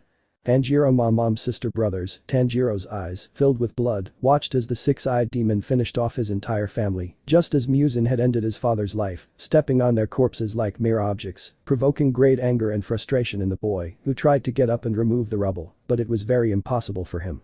Akishibo, I have finished with everyone, Muzan-sama. Muzan very well, Kakushibo even though we didn't find the blue spider lily, we still have to prevent those of your clan from becoming like your brother. With that, the demons left, leaving Tanjiro badly injured and buried alive, while he saw the bodies of his family in pieces. Tanjiro damn you all, I swear I'll get my revenge, and I'll make hell burn you to the bone, these were his last words, before falling unconscious due to his terrible injuries. Izuko arrived home and upon seeing the scene of her house destroyed and the mangled bodies of her family, she fell into a state of terror, collapsing to the ground, screaming loudly at the sky, while weeping, but she managed to see Tanjiro's body buried under the rubble, seeing that he was still breathing. Izuko brother. Hang on, I'll get you out of there. She said, trying to move all the rubble that was under the red-haired boy's body, but she couldn't until she saw that some people were coming to help her. Don't worry, I'll help you. A man wearing a Tengu mask spoke. Nezuko, thank you sir. The mysterious man, with Nezuko's help, moved the rubble until he managed to pull Tanjiro out, seeing his severe injuries. Brother. What happened? What happened to our family? Although Nezuko screamed, Tanjiro didn't respond, as he was unconscious and badly injured. Don't worry, I have some medical supplies here. Calmly, the man would clean the boy's wounds, then bandage them and let them rest. Tanjiro's pav. Although I was unconscious, I was able to hear my sister's voice and the strange man who had arrived. They both took me inside the house to rest, while they gave my family a small farewell, burying their bodies and praying for them. Tanjiro Nezuko, the boy said, leaving his house and seeing the girl talking to the masked man. Nezuko brother.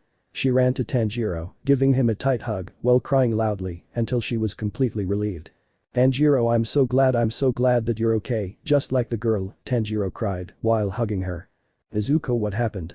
What happened to our family?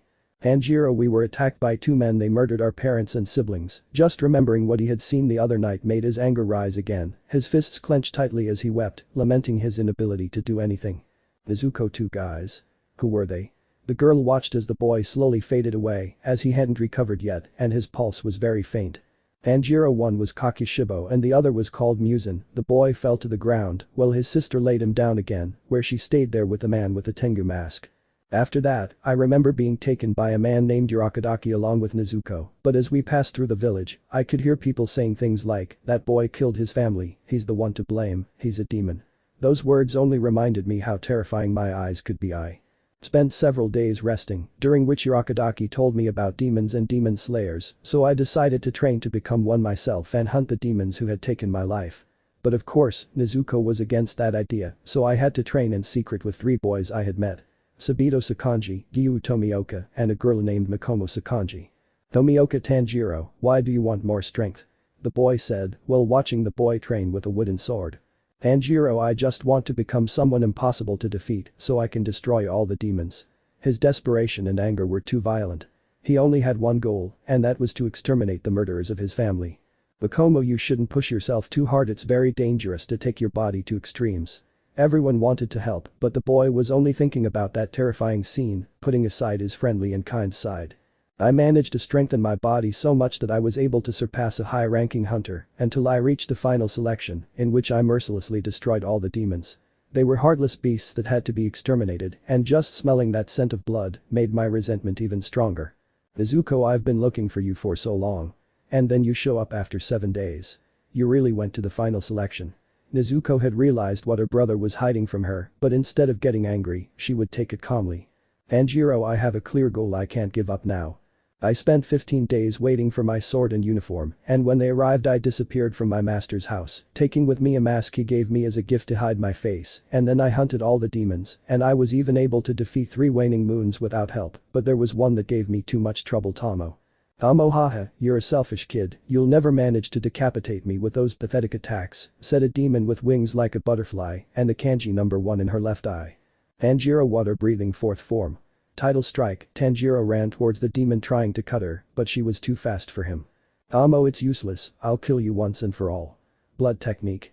Queen bee charge, her entire body turns yellow, and her speed increases every minute, cornering Tanjiro. Tanjiro, I can't believe it, I'm such a complete idiot, I'm going to die here if I don't move, I'm so sorry, family, but I don't think I can avenge you. A memory flashed through his mind. The dance of the fire god, a dance explained by his father. Dance of the fire god. Waltz, he managed to move away from the demon's attack, keeping up with her until he cut off her head and completely disintegrated her. After that, I was taken to the hunter's headquarters, where I was introduced as the water pillar. Thanks to the flame pillar, Kaijiro Ringoku, I discovered that the dance of the fire god was about the original breathing technique, making me a dual-breathing swordsman. Bagaya, you shouldn't always think about revenge, your life is worth much more than that, and if you ever meet Muzan, don't let your anger get out of control. You are a pillar now, and you have to set an example for the younger ones. With his soothing and calm voice, he managed to make Tanjiro shed tears, because he was right. He had neglected other people for revenge. Tanjiro, you're right, Oyakata-sama, I let my anger get the better of me from today on, I'll make sure to forget those feelings. The head of the demon slayer smiled in relief and extended his arms, a gesture that Tanjiro noticed and hugged the man. Those feelings will never be forgotten. I thank Oyakata-sama for making me understand that I was not aware of myself. I had forgotten myself, my friends, and even my sister, who was the last thing I had left of my family. Hagitshiki, you must strengthen your breathing and thus make it something too powerful. The demon's voice sounded inside Tanjiro's mind, who was training in some mountains far from headquarters. Tanjiro, I keep thinking, why are you helping me? Hagitsuki, I need you and the hunters. Tanjiro, don't think I'll let you use my body. He said ignorantly, while the demon smiled.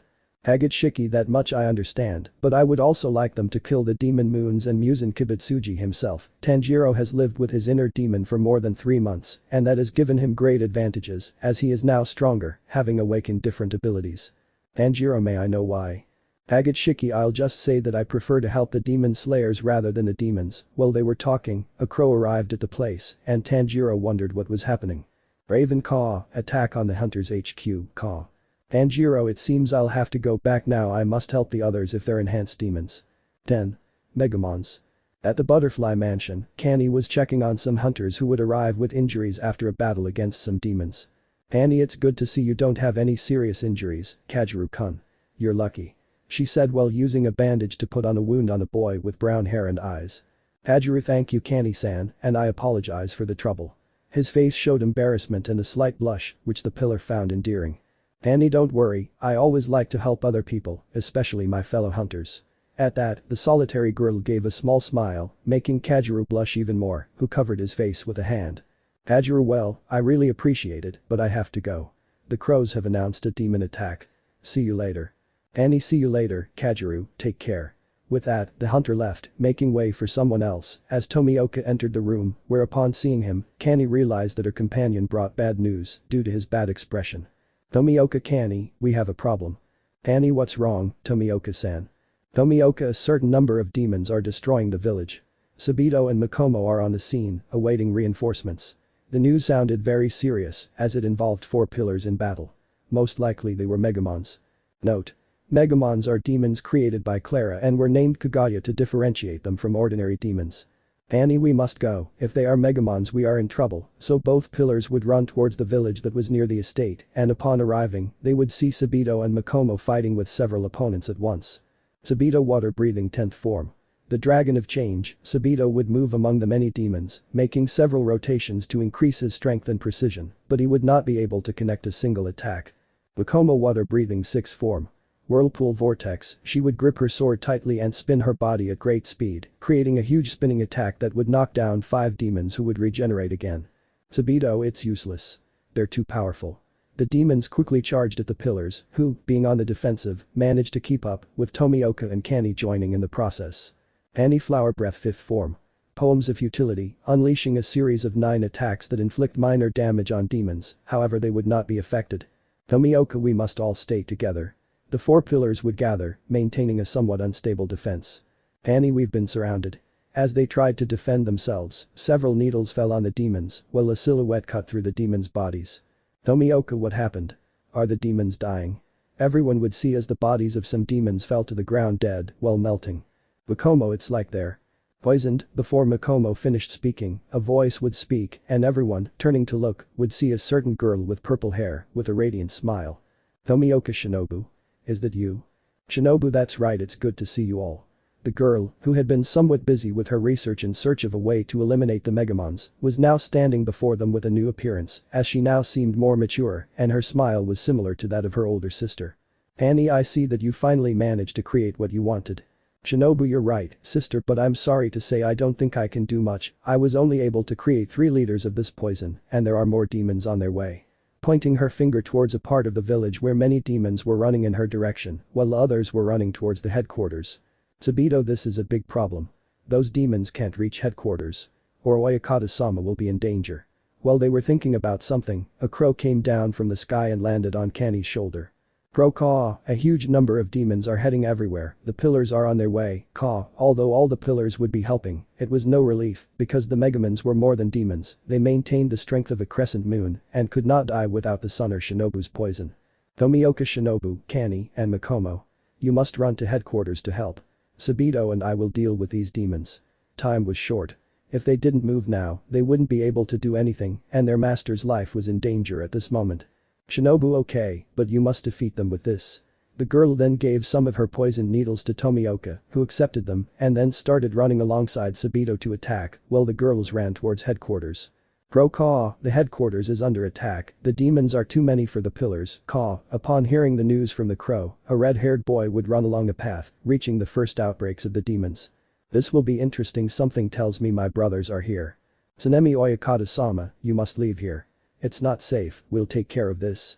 Tsunemi, along with Aguro and Yuzui, had arrived at the master's estate, fighting off some demons that had arrived.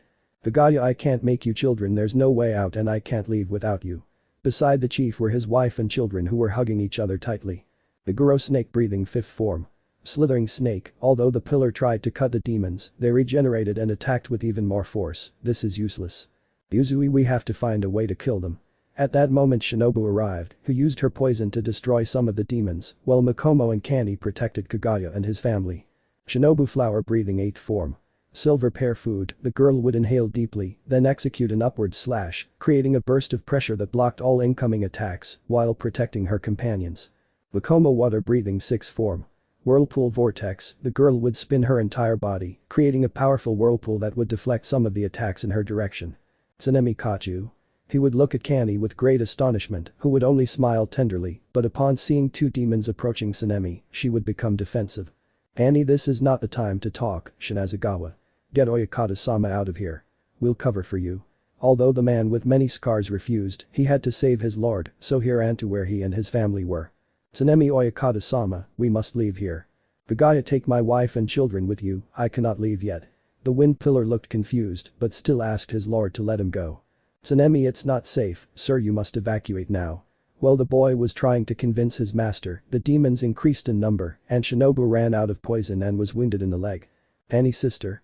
She tried to go towards Shinobu, but was stopped by many demons who prevented her from going any further, flower breathing 5th form. Poems of futility, the girl tried to make her way through the demonic crowd, however a demon managed to destroy her sword before she could reach Shinobu, who was about to be injured again. Shinobu, get out of there. It was too late, but a miracle would happen, because Jayame, Ringoku and Tokyo had arrived, saving Shinobu and Kanny, and also defending them, because they were nothing against the Megamons. Jayame, this is a catastrophe. We're no match for these creatures. All we can do is flee, but all the exits are blocked because of the outbreak. Everyone had lost hope, but something was bound to happen. All the demons would be sliced into thousands of pieces, turning to ash in that instant, while powerful flames surrounded everything around them.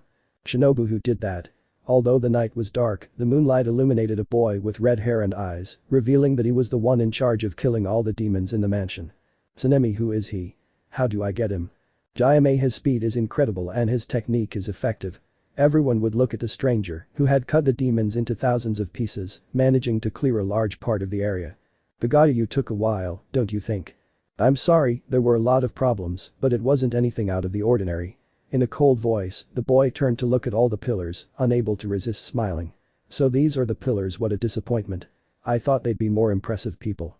This comment angered Tsunemi, who stood in front of the boy in a fit of rage. Tsunemi, what do you mean, brat? I'll show you that you shouldn't mess with a pillar.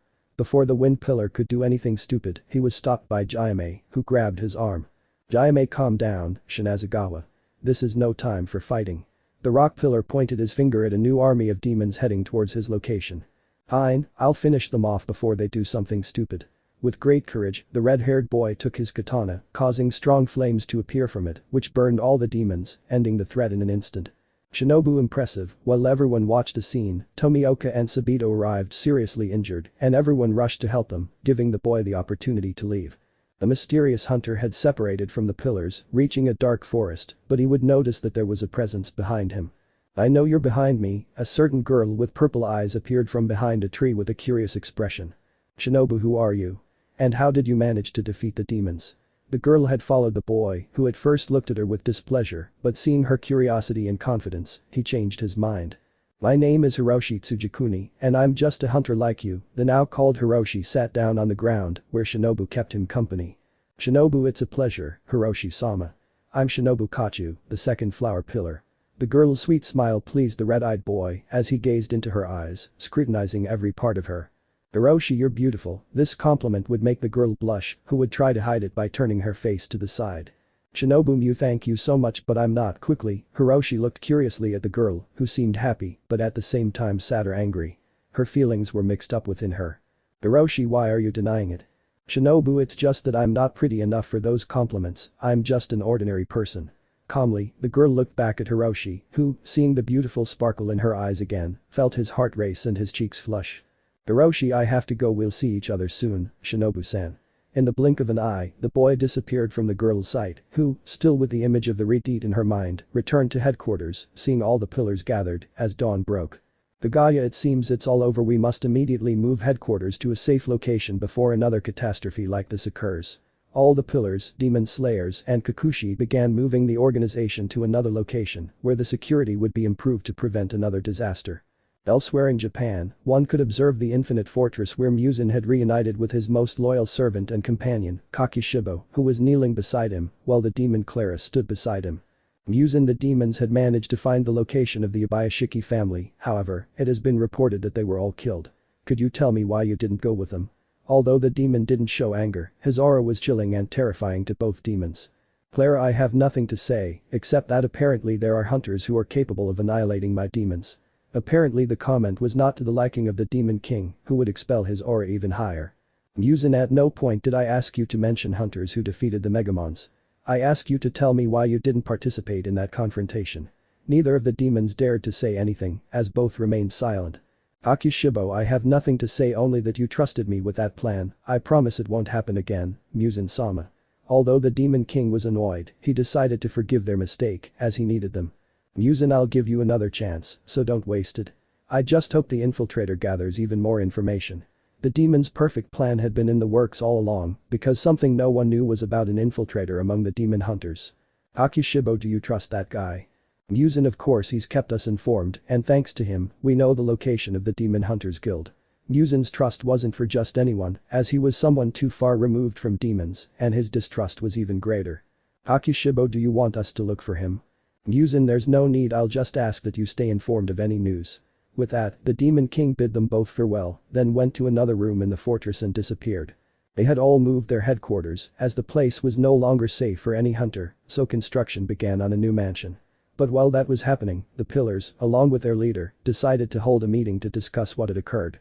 Higaya, well, I just have to say I'm somewhat amazed by what happened. It's very strange what happened, but it's good that we're all okay thanks to Hiroshi-sama's help. The pillars, except for Tomioka and Sabito who were injured in the fight, looked at each other, as no one knew how it had happened. Jaime, I have to say that we have been detected by Muzan, and that is because someone must have leaked information about our coordinates. Questions began to form, as Jaime had a point, which was that there was possibly a traitor among the hunters, and it was thanks to him that they were found. Tsunemi, if that's the case, it would be best to send Kasugai crows to spy on each of the hunters. While everyone was talking, Shinobu remained silent, as she still remembered the face of the red-haired boy and found it difficult to forget, but without realizing it, Kani would notice this, which would lead her to approach and talk. Kani, are you feeling alright? You seem a little pensive. Her sister's call would pull Shinobu out of her reverie, who, denying everything, would turn her face to the side.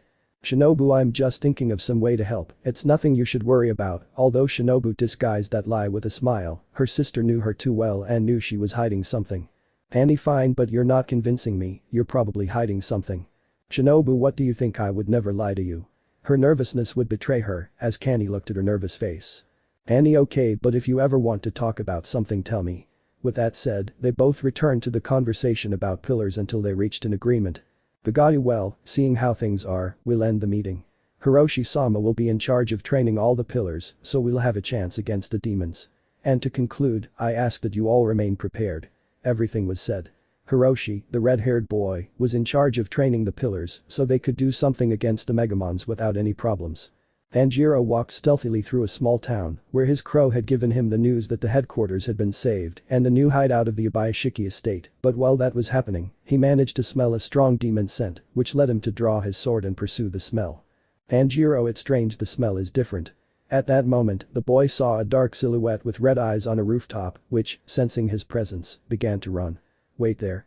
He started running after the silhouette, which displayed great speed and agility. Agachiki, it's very fast and I can sense a somewhat familiar aura. The demon inside the boy watched as that silhouette moved through all the places in the village until it escaped the boy's sight. Tanjiro, it got away. Who was it? They both remained silent, as what they had seen was strange. A demon or a person who had gotten lost. Agachiki, we'd better go. Tanjiro, you're right. Tanjiro began to leave the place, unaware that he was being watched from the shadows by the same silhouette. I finally found you, Tanjiro Tsugikune. 11. An indecisive butterfly. The hunters had managed to relocate the hunters' headquarters after the terrible disaster a few days prior, in which the pillars decided to remain even closer to the organization due to the possibility of another attack, as a traitor was suspected among them. Meanwhile, Tanjiro was still outside the organization, trying to control his emotions and master Kagashiki, which led Shinobu to feel uneasy about his absence. Shinobu, this is going to be a very boring day. The girl walked through some corridors of the butterfly estate, as today was her day off, and she had no plans to enjoy it, so she decided to return to her laboratory to continue creating wisteria poison. And now good morning, sister. You seem a little pensive. Thanks to her trust with her sisters, Kanao had managed to leave behind her coin and her problem-making decisions, becoming a new and loving person with her new family. Shinobu, hi Kanao, it's nothing, it's just that today is my day off and it looks like I'll be spending it in my lab. The girl said while smiling, but Kanao looked at that with pity because the pillars didn't always get a break and it was sad to know that her sister wouldn't be able to enjoy her day. Kanao, I'm sorry I can't be with you. In a few minutes, I'm leaving on a mission with Zenitsu, Inosuke and Izuko, so I won't be here. But I would have liked to help you have a nice day. Shinobu, seeing her sister's concern, was filled with joy as it was very sweet that someone cared about her. Shinobu, thank you so much, Kanao, but it's best to complete our missions. Then we can rest. Shinobu hugged her sister, said goodbye, and continued walking until they reached the estate's garden. After a while, the wind grew stronger, shaking the leaves of the trees near the girl, who watched it with great beauty. Hiroshi, it's beautiful, isn't it? It was not known when Hiroshi would appear next to the girl, who had been startled by his appearance, leaving her confused. Shinobu, what are you doing here? Hiroshi, I'm being sought by the pillars also. I received direct orders from Oyakata-sama regarding training, but first, the organizations for a new training site have been established. Thus, the boy would accompany Shinobu while he was explaining the reports that were given. Shinobu, everyone expects you to teach them how to defeat the Megamons. Shinobu was able to notice the expression of displeasure, leading her to the conclusion that the boy did not wish to help the hunters. Hiroshi, I know they're for killing demons, but I'm not capable of showing myself as a master. I can't even stand before the pillars. Apparently, the boy was insecure about himself, which would arouse great doubts in Shinobu, since he seemed like a complete mystery to her, and the only one who knew him was Oyakata-sama. Shinobu, is something bothering you? I know it's difficult, but everyone needs you, even me. The red-haired boy looked at the girl for a moment, who was starting to get nervous from their eye contact. Hiroshi, you know I still have some time left, and since today is your day off, wouldn't you like to go into town? This suggestion would surprise Shinobu, as they had just met and there wasn't much trust yet. Shinobu, what should I say? I don't see any bad intentions in him, besides, this way I can gain his trust and maybe convince him to train. After thinking about it, Shinobu stood up and smiled warmly, which made Hiroshi's eyes light up. Okay, let's go. Hiroshi, very well. With a smile, Hiroshi walked alongside Shinobu to the village for a stroll. Elsewhere in Japan, Muzan Kibutsuji, the Demon King, along with the Upper Moon One, walked through the enormous infinite fortress. Muzan, the plan is unfolding as it should, the demons have doubled in number, and the hunters are unable to do anything. The king wasn't always in a good mood, and that's why everything isn't going as he wishes, but now it can be said that it's a new beginning for his kind. Akishibo, the demon Clara, has been invading the villages north of Tokyo, already eliminating all the demon slayers in the area. He said, walking alongside Muzan. Muzan, excellent, we have increased the number of demons, and now we have more than 8 cities on our side. As they walked, the sound of the biwa would sound from afar, because every time it was heard, the infinite fortress would begin to move. Akishibo, by the way, the boy with the Hanafuda earrings was located by our informant and has kept me informed of his condition. These words would catch Muzan's attention, who, turning to look at Kakishibo, would decide to listen. Muzan, tell me everything, I'm interested in knowing everything about that demon boy. Quickly the sound of the biwa would sound again, in which both demons would now appear in a room, sitting on the furniture while drinking a somewhat strange tea because it was dyed red. Akishibo, his name is Tanjiro. He's one of the few surviving members of my clan. Also, from what I've heard, he's a demon inside him. That's strange. Kakishibo then pulled a card from his Haori containing all the information about Tanjiro. Muzan. This is interesting, something tells me this could be trouble, but if it's a demon, it should be at my service. Akishibo, what if it's a demon that broke free from his control, just like Tomeo? If so, the best thing to do would be to kill him. Muzan, I'd just think about it until I reached a conclusion. Muzan, find him and try to negotiate, but if things get out of control, don't hesitate to kill him. Kakishibo now had a new order and had to carry it out, so he disappeared from Muzan's sight. Shinobu and Hiroshi were walking peacefully down some stairs that led to the village, both excited to enjoy some free time together. However, a silence filled the place, prompting Shinobu to speak. Hiroshi, so you're telling me there's a solar-breathing user like me? They were talking about Tanjiro, since Hiroshi was a solar-breathing user and now knew he wasn't the only one. Shinobu, that's right, he's very special. Hiroshi, I wonder could he be part of Yoriichi? He was thinking this until he felt Shinobu touch his shoulder to get his attention. Shinobu, tell me something, Hiroshi-sama. Hiroshi, just call me Hiroshi, you don't have to call me that. His expression always remained serious, but his voice sounded calm and serene. Shinobu, why did you join the hunters? Is there something you want to achieve? The question surprised the red-eyed boy, but he decided to answer, his calm voice becoming dry and deep. Hiroshi, I want to eliminate all existing demons, but also eliminate one in particular. At that moment, Shinobu saw a boy tightly clench his fist, while his face turned grim. Shinobu, I'm sorry, with those words, the boy would drop his hateful expression and look at her with confusion. Hiroshi, why are you apologizing? Shinobu, you must have remembered something from your past that made you angry. As Shinobu said this, Hiroshi stopped, as did she, and then they looked into each other's eyes. Hiroshi, you shouldn't apologize, I'm the one who acts very harsh when I remember my father who was murdered in the past.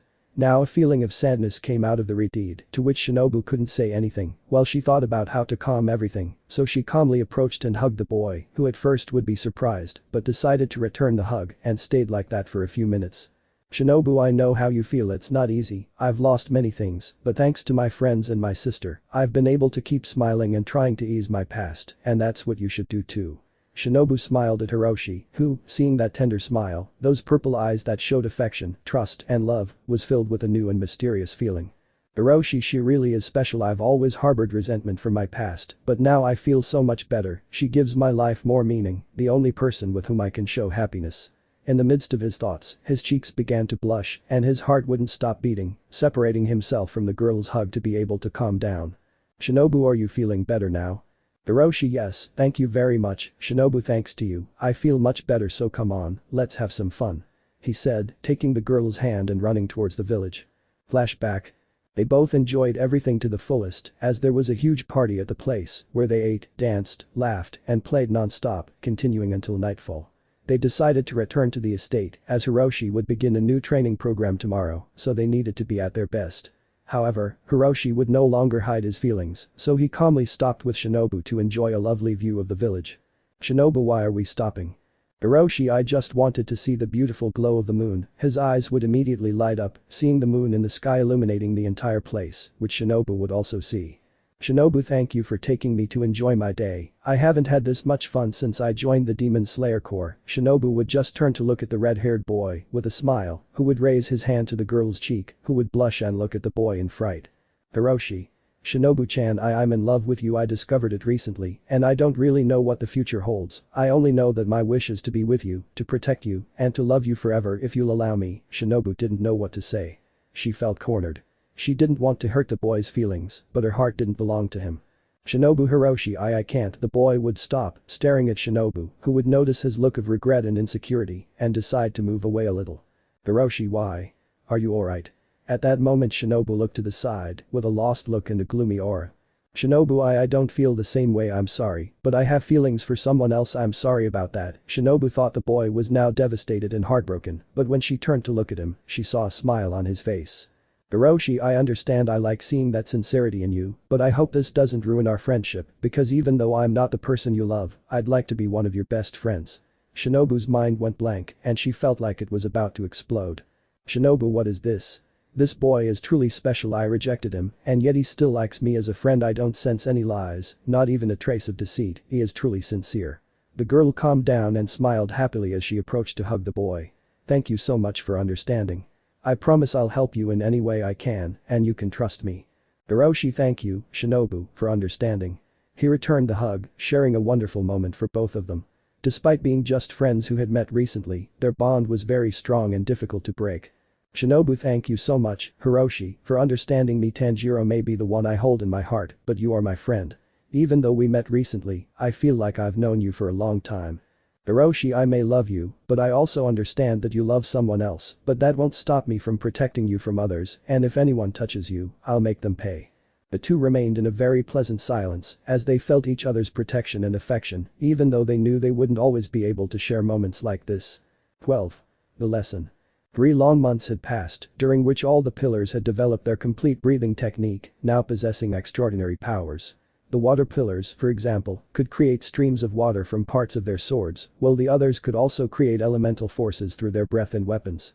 However, while the pillars prepared for any attack, Muzan had managed to create an unimaginable army of Megamons, which he intended to use to seize control of various regions of Japan. But something interfered with his plans. The pillars were now capable of annihilating his demons, thwarting his schemes in seconds. But that wouldn't stop him yet. "Muzan, this isn't what I had in mind. Demon slayers are much stronger after 3 months. This is really annoying." Besides Kakishibo, Dauma, and Clara, there were more demonic figures in the Infinite Fortress. "I'm sorry to hear that, Muzan-sama, but if that's the case, we should kill them all before they spread any further, don't you think?"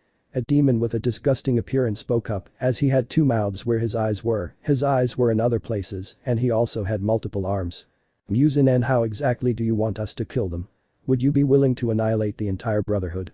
Or at least find them?" The demon's comment was not one of Muzan's most pleasant, as he was now even more annoyed, and his aura resonated throughout the place.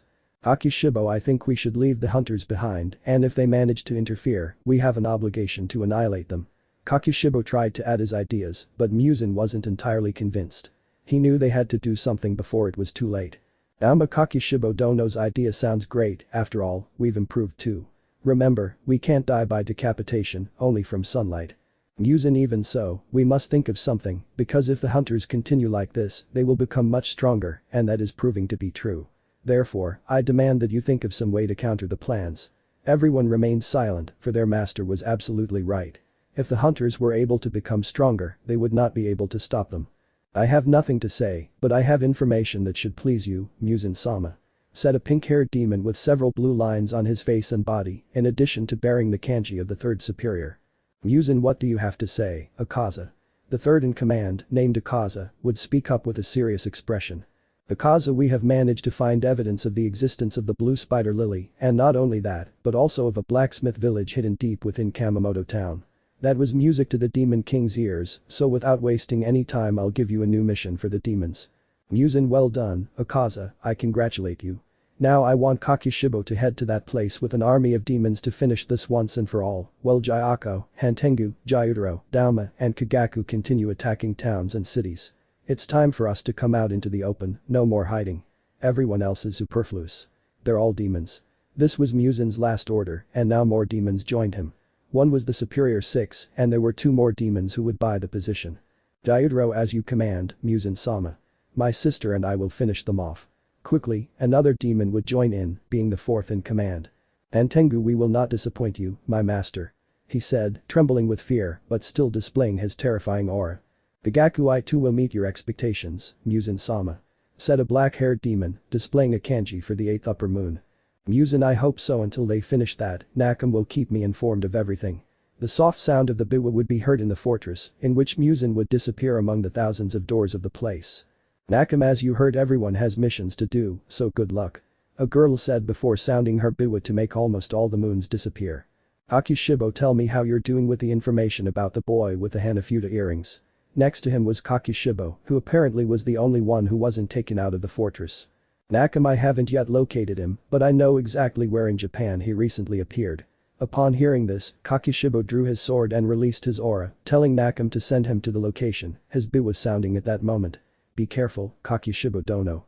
At the butterfly estate, specifically in the training room, Nezuko was training alongside Kani while being watched by their friends. Kani, let your breath flow, expel your aura until your body falls. Note, the aura is key to using full breathing, as it is the energy of the hunter's body, just like demons. Nezuko total concentration breathing. With some difficulty, Nezuko had managed to activate total concentration for a few seconds before falling to her knees on the ground, weakened and with her breathing heavy. Kani, well done Nezuko, now you should rest, we'll continue later. She helped Nezuko to her feet while giving her a smile. Nezuko, thank you, Kani-san, but I must continue training with her breathing technique, only in this way can I fight. Kani saw an image of Tanjiro and the girl, as she now had a hairstyle similar to her brother's, not to mention that her attitude was practically identical. Kani, I'm glad to hear that, Nezuko, but you shouldn't push yourself too hard. If you do, your body won't be able to handle it. Although the younger Kamado didn't want to, she knew her teacher was absolutely right, so she decided to go to her friends. Zenitsu. Well done, Nezuko-chan, you almost made it. Nezuko, thank you Zenitsu, but now it's your turn to train. Now Zenitsu had taken on a new attitude, a more mature and serious one, although he still maintained his smile and feelings towards his friend. Zenitsu, fine, I'll go even though I don't want to. That's right, he would reluctantly go to train, while Nezuko stayed with the others, practically next to Shinobu, who wouldn't miss the opportunity to talk to the younger sister of her secret love. Shinobu, hey Nezuko, do you know anything about Tanjiro? Too many months had passed since Tanjiro had returned to the organization, and due to his training with Hiroshi, the topic of his condition hadn't been brought up. Nezuko, well, 3 days ago he sent me a letter with his crow, saying he'll be back soon, but he didn't tell me when. Nezuko took a piece of paper from her Haori and gave it to Shinobu, seeing that it was a letter from the boy. Hi Nezuko, I hope you're doing well. I'm doing very well and I'm excited because I've managed to get even stronger, and I even went to visit our parents to make sure they're alright. I know I shouldn't have left without telling you first, and I keep remembering that, but I want to let you know that I'll be back very soon, after I take care of a very important matter. Postscript. Take good care of yourself and please look after our friends. At. To brother, Tanjiro Kamado. Upon reading the letter, Shinobu would be thrilled, for now she knows that Tanjiro will be back very soon, and she would be ready to welcome him. Shinobu, you know something, Nezuko, you have a very good brother. These words would make Nezuko smile, who would thank Shinobu accompanied by her hug. Nezuko, thank you very much, Shinobu-san. At that moment, Kani called Nezuko, who saw the pillar still dragging a tired Zenitsu. Kani, it seems she wasn't able to control her breathing. While they watched the scene, Shinobu left the training room, walking towards the garden, noticing that night was falling. Shinobu, I hope you come back soon, Tanjiro-chan. She thought to herself as she watched a beautiful sunset slowly fading away. Far from headquarters, Tanjiro walked along a somewhat dark path, but he seemed to have no trouble seeing the way thanks to the last rays of sunlight. Tanjiro, it seems the time has come for me to return. The boy had grown a lot in these last few months. Now he wore a more mature and firm expression, and his aura remained completely calm, as if everything around him was of no great importance. Hagitsuki, don't you sense this strange presence near you? At that, Tanjiro stopped, looking around, finding different demons hiding and waiting to attack. Tanjiro, this is a real nuisance. Like lightning, the man-eating creatures tried to attack the boy, who would only grip his sword tightly, expelling his aura and breath. Solar breathing first form. Waltz, the time and moment when all the demons would fall decapitated, with enormous burns that transformed them into ashes, was unknown. Hagitsuki, this is bad, but we finally found him. In front of the red-haired boy, none other than the Upper Moon One, Kakishibo, would appear. Kakishibo, we finally meet Tsugikuni. Both auras could be felt in the air, however Tanjiro would see him for a moment, remembering that he was the one who murdered his family, which would provoke anger in the boy. Tanjiro, you damn demon. Kakishibo. Tanjiro's anger transformed into an aura, filling his breath and body with somewhat unstable energy. Kakishibo, relax, kid, I just came to talk. Tanjiro, talk. Don't talk nonsense. I'll kill you. You'll pay for what you did to my family. In the blink of an eye, Tanjiro attacked Kakishibo, who defended himself without difficulty, but the boy, consumed by hatred, surpassed the demon in strength, solar breathing 15th form. Blazing flight of the solar phoenix, Tanjiro's sword began to emit blue flames, astonishing the demon, but he recovered upon seeing the multiple cuts all over his body. Kakishibo, so these are the abilities of demon slayers, they have managed to surpass human limits, and they have transformed breathing into an elemental power. Thanks to Klira's ability, Kakishibo was able to regenerate without problems, and with great force he attacked Tanjiro, who barely managed to block the cut. Hagitsuki, Tanjiro, let me out. Let me be the one to finish him off. You can't do it. Kagutsuki begged for freedom from inside Tanjiro, for he was the one responsible for creating the curse on his clan. Tanjiro, no way. This bastard is mine. So the boy would fight again, where Kakishibo decided to use his breathing technique, remaining at the same level as the boy, but due to his anger, Tanjiro could not fight clearly, leading to destroying everything around him with the cuts and deflected attacks. Kakishibo, you're admirable, boy, tell me your name. Tanjiro, I won't tell my name to such a shameless being as you. Tanjiro's anger grew stronger, leading him to attack blindly, which gave Kakishibo the opportunity to land several cuts on the boy's body. Kakishibo Moon Breathing 14th Form. Calamity Divine Crescent Moon, Kakishibo would demonstrate his skill in combat, where he would defend himself against the boy, then make his sword lengthen further, while launching himself upwards, to generate multiple cuts in various places, turning everything into small rubble, until reaching Tanjiro, who suffered terrible wounds all over his body. Kagutsuki, Tanjiro, understand that you must change with me. Don't you see that you're going to die if you continue like this? Once again the boy would ignore the demon, increasing his breathing to critical levels. Tanjiro, never. I'll take care of killing him. Tanjiro's entire body began to glow crimson red, while flames erupted from his sword, burning the entire field and the trees around him. This is where you die. Solar Breathing 11th Form. Solar Dragon Halo. All the fire surrounding the boy transformed into a huge fire dragon that grew larger every second, prompting Kakishibo to counterattack. Kakishibo extraordinary. He's someone who deserves respect. I'll have to show him my respect. Moon Breathing 16th Form. Moon Rainbow, using his altered sword, Kakishibo confidently awaited the boy's attack. Tanjiro, I'm going to kill you even if it's the last thing I do. Finally, Tanjiro would launch himself with all his power, where Kakishibo would launch himself upwards to generate several cuts that impacted various sides, but Tanjiro would manage to dodge each of the attacks until he managed to get close to the demon, impacting his sword against his, which would create a huge explosion that devastated the entire place, burning the entire forest at a certain distance. Kakishibo, that was a very interesting attack. However, in the middle of the explosion, he sees how the moon had pierced the boy with his sword, causing him to fall to the ground on the verge of death. Tanjiro, I've lost. No, I wasn't able to defeat him. What was the point of all that training? If I couldn't defeat this moon. So many days of pain. And I wasn't able to finish him off. The boy's entire body was badly injured. His hands were stained with blood from just drawing strength from his sword, his lungs burned with each breath, and blood dripped from everywhere. Kakishibo, before you die, I'll tell you something. The moon would appear before the boy, who still looked at it with hatred. You're very stupid, you let your anger control you, and that's what caused you not to use your full power. If you're not capable of controlling your emotions, you shouldn't call yourself a warrior, but just a child. These words would break Tanjiro even more, who understood why he hadn't been able to do anything. Tanjiro, he's right, I acted like an idiot, I apologize to everyone. Tears fell from Tanjiro's eyes as sunlight began to appear. Kakishibo, I hope you learned something new. I'll leave it as homework for when we meet again. The demon slowly walked away, but not before asking the boy one last question. What is your name? Tanjiro, I am Tanjiro Kamado, he would say with all the pain in his entire body, letting out all his anger. Kakishibo, well, Tanjiro, I hope we meet again. With that, the demon disappeared from the boy's sight, who, bathed in moonlight, collapsed to the ground, nearly dead. Tanjiro, I couldn't believe it. I lost. All I can do is return if I don't die this instant. 13. The Return. After the crushing humiliation Tanjiro suffered at the hands of Upper Moon 1, he walked with difficulty towards the Hunter Association, as he needed medical attention and could not remain in a dark place since his condition was not suitable for fighting. Tanjiro, I have to get to headquarters. At that moment, the memory of Kakishibo made his head throb because the demon had humiliated him in a matter of seconds, in addition to teaching him a great life lesson. Damn you, Kakishibo. Kagutsuki, you really are pathetic. Tanjiro, you're still angry because I didn't let you fight. Kagutsuki, that's right, if you had let me fight you wouldn't be like this, and you should be grateful that I managed to heal some of your wounds. He spoke with great anger, but Tanjiro just ignored every word of the demon and continued on his way. Tanjiro, right now, demons must be all along the path to the village near the butterfly estate. Although his pain was difficult to control, he would never let such injuries defeat him, walking even faster. I'll be there soon. At the butterfly farm, some hunters were gathered, among them Shinobu and Hiroshi, who were brought together for a mission near a village somewhat far from the organization. Hani, according to Oyakata-sama's orders, there is a demon that is eliminating all hunters who try to cross a deserted village. Kani would hand her sister a piece of paper where the location of said village was drawn.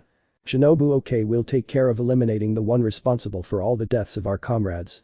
Thus, Hiroshi and Shinobu walked out of the estate, running at high speed to the place Kani had mentioned to them. Hiroshi, hey Shinobu, do you know anything about the sun pillar you mentioned the other day? As they continued running towards their destination, Shinobu noticed a boy who seemed interested in the sun pillar. Shinobu, well, I still don't know anything about him, but I know he'll be back very soon. A smile was more than enough to excite the Redeed, as he showed interest in knowing about Tanjiro, since they both use the same breathing technique. Hiroshi, I hope to meet him. With everything you've told me, he sounds very interesting. Although he was smiling and excited to hear about this hunter, he knew something about him that no one else did. Perhaps they don't know, but if he's as described, that makes it clear to me that he's another member of the Tsugikuni clan. He looked at the moon with a serious expression, a strange feeling stirring in his heart. I hope to meet you soon, Tanjiro Kamado. The beautiful glow of the moon illuminated the Ibayashiki estate, where Kaguya, along with Tomioka and Kani, were calmly discussing the contributions of the hunters. Tomioka, thanks to the training provided by Sabito and Makomo, more than 50 Kino rank hunters with full breathing technique have been added. Kaguya smiled upon hearing the news, as the number of hunters was steadily increasing, which was a great advantage for humans against demons. Kaguya, that sounds wonderful, keep it up, Gyu, maybe we can increase our victories against the demons. With gratitude, Kaguya finished his conversation with Tomioka, now turning to Kani. Now tell me, Kani, how's training going with Nezuko's team? Kani, they're not yet able to fully control their breathing, but they're progressing quickly, especially Nezuko, who's now learning flower breathing. Upon hearing this, Tomioka would make an annoyed expression while jumping up. Tomioka, what do you mean Nezuko is learning flower breathing? She's a water breathing user. Both Kaguya and Kani would look at the water pillar's actions with surprise, as he had never behaved like this before. Kani, I know, Tomioka, but she told me she wasn't able to use it like her other siblings, so she started practicing with the flower sword. Although Tomioka was somewhat annoyed by what happened with Nezuko, he ignored it and sat back down. Kaguya, don't worry, Tomioka, remember that your other siblings are still here. He said, smiling, which was enough to calm the water pillar, and he continued listening to Kani. Kani, continuing where I left off, Nezuko is still training her full breathing technique, just like the others. This only means that her determination is very strong, and that very soon they will become great pillars. While the butterfly girl spoke, Kaguya felt a little pain in his heart, but he didn't pay it any mind. Kaguya, this is strange, but I shouldn't worry. After that strange pain, Kaguya decided to end the conversation with the two pillars. It's time to go, we'll meet again in a few weeks, so you can tell me about your progress. Tomioka, Kani understood, Oyakata-sama. Just as the pillars were about to leave, they saw something that would leave them frightened and desperate.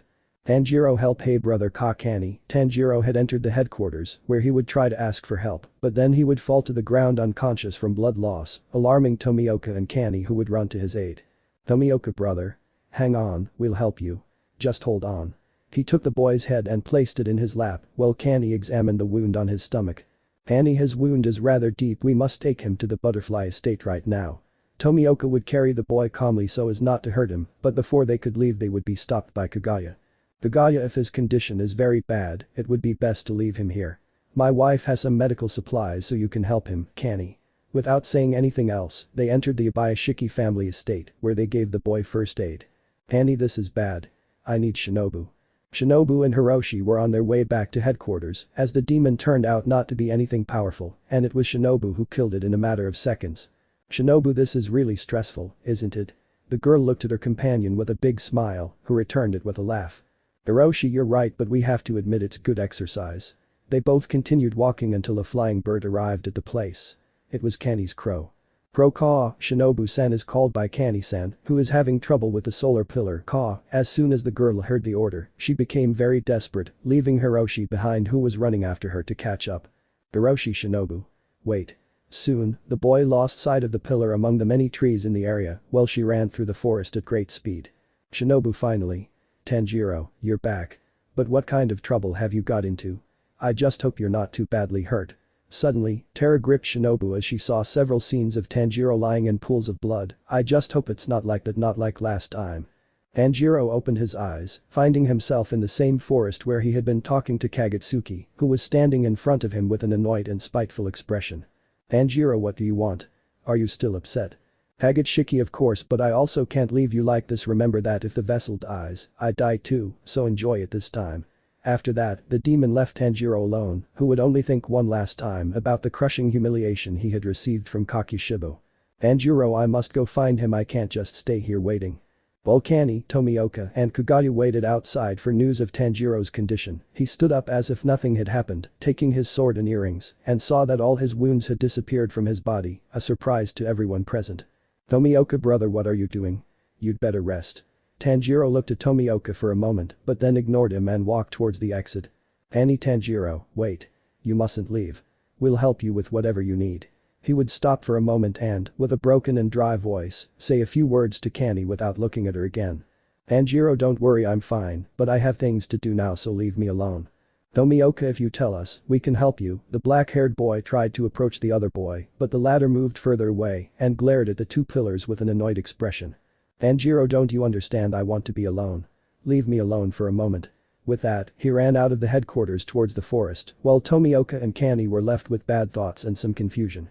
Kugaya, you should let him go, something tells me he's not mentally well. Both pillars returned to the hunter leader's position, looking up at the sky as huge rain clouds approached. Tomioka, I just hope you're doing well, brother. The wind began to shake the entire enormous forest, where Tanjiro walked with his eyes fixed ahead with great anger, where after a while he would be soaked by the rain. Hagitsuki, you really are pathetic. Do you really think you'll get far like that? The domain received no response from the boy, who was still walking in the rain.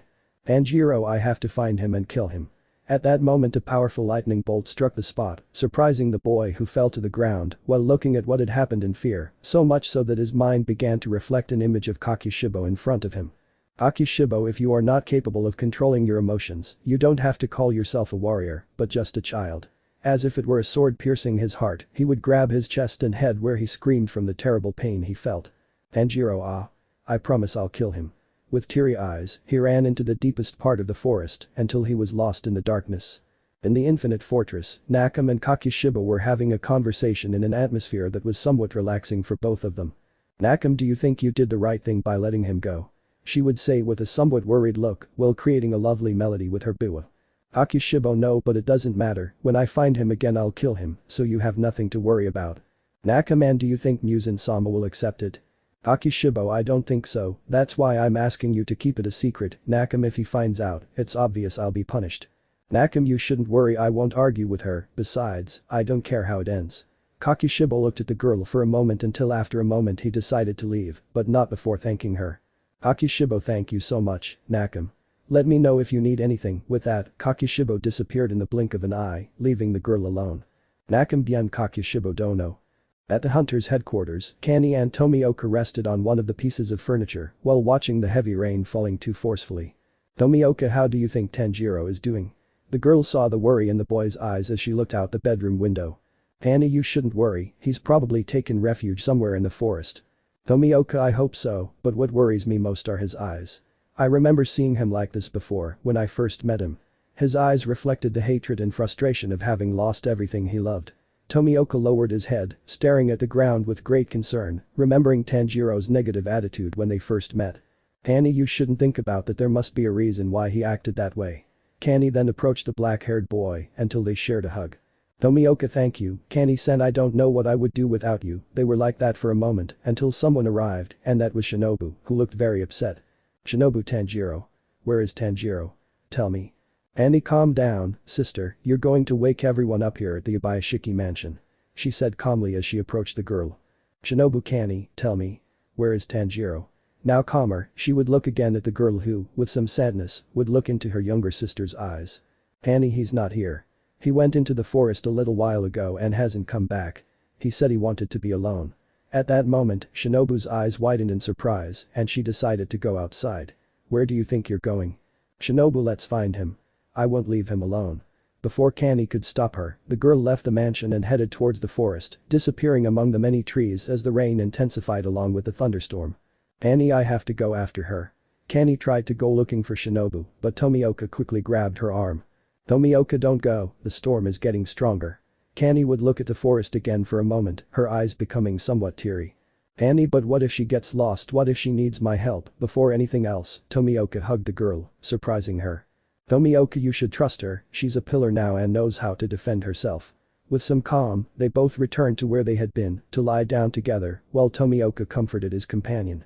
Meanwhile, in the forest with Shinobu, she ran all over the place looking for Tanjiro, however after a few hours she would not be able to find him, getting lost in the place. Shinobu, damn it, now I don't know where I am and I still haven't found Tanjiro. The girl began to shiver from the cold, searching for shelter until she found a cave. Upon entering, she saw someone sitting on a log. "Excuse me, could I stay here for a moment until the rain stops?" The girl received no response, so she decided to speak louder, irritating him. "Tanjiro, could you shut up?" "Shinobu, excuse me," she would say, somewhat annoyed by the comment. "Tanjiro, I said shut up now." He quickly stood up angrily and he and Shinobu locked eyes, staring at each other. "Shinobu, Tanjiro. Tanjiro, Shinobu." 14. Between lightning and wings. In the previous chapter of this story. "Shinobu, excuse me, could I stay here for a moment until the rain stops?" The girl received no response from the person, so she decided to continue speaking louder, leaving him somewhat irritated. "Tanjiro, could you shut up?" "Shinobu, excuse me," she would say, somewhat annoyed by the comment. "Tanjiro, I said shut up now." He quickly stood up angrily and he and Shinobu locked eyes, looking at each other. "Shinobu, Tanjiro. Tanjiro, Shinobu." We continue. "Shinobu, Tanjiro, is that you?" Her eyes would quickly light up upon seeing the person she was looking for in front of her. "Tanjiro, Shinobu, really?" At that moment the girl ran towards Tanjiro to hug him, but she lost her balance and fell to the ground with him, although that was ignored because of the tender moment they shared. "Shinobu, Tanjiro, I found you. I finally found you." The girl exclaimed excitedly as she stood on top of the reed, who smiled upon seeing someone very important to him. "Tanjiro, Shinobu, my friend. I'm so glad to see you here. But what are you doing here?" His expression was now curious as the girl looked at him worriedly. "Shinobu, I received news that you were injured, so I went to the Demon Slayer Corps headquarters to look for you, but when I arrived I was surprised to find you were gone, so I rushed to find you." Kani and Tomioka looked somewhat worried. Upon hearing this, Tanjiro looked at her in astonishment and frustration, as he had acted like a fool in front of Kani and Tomioka, and now he saw that because of his insolence, Shinobu had to search for him in the pouring rain. "Tanjiro, I'm sorry you must both be angry with me," he said, then looked away as Shinobu got up from on top of him and sat down silently to his right.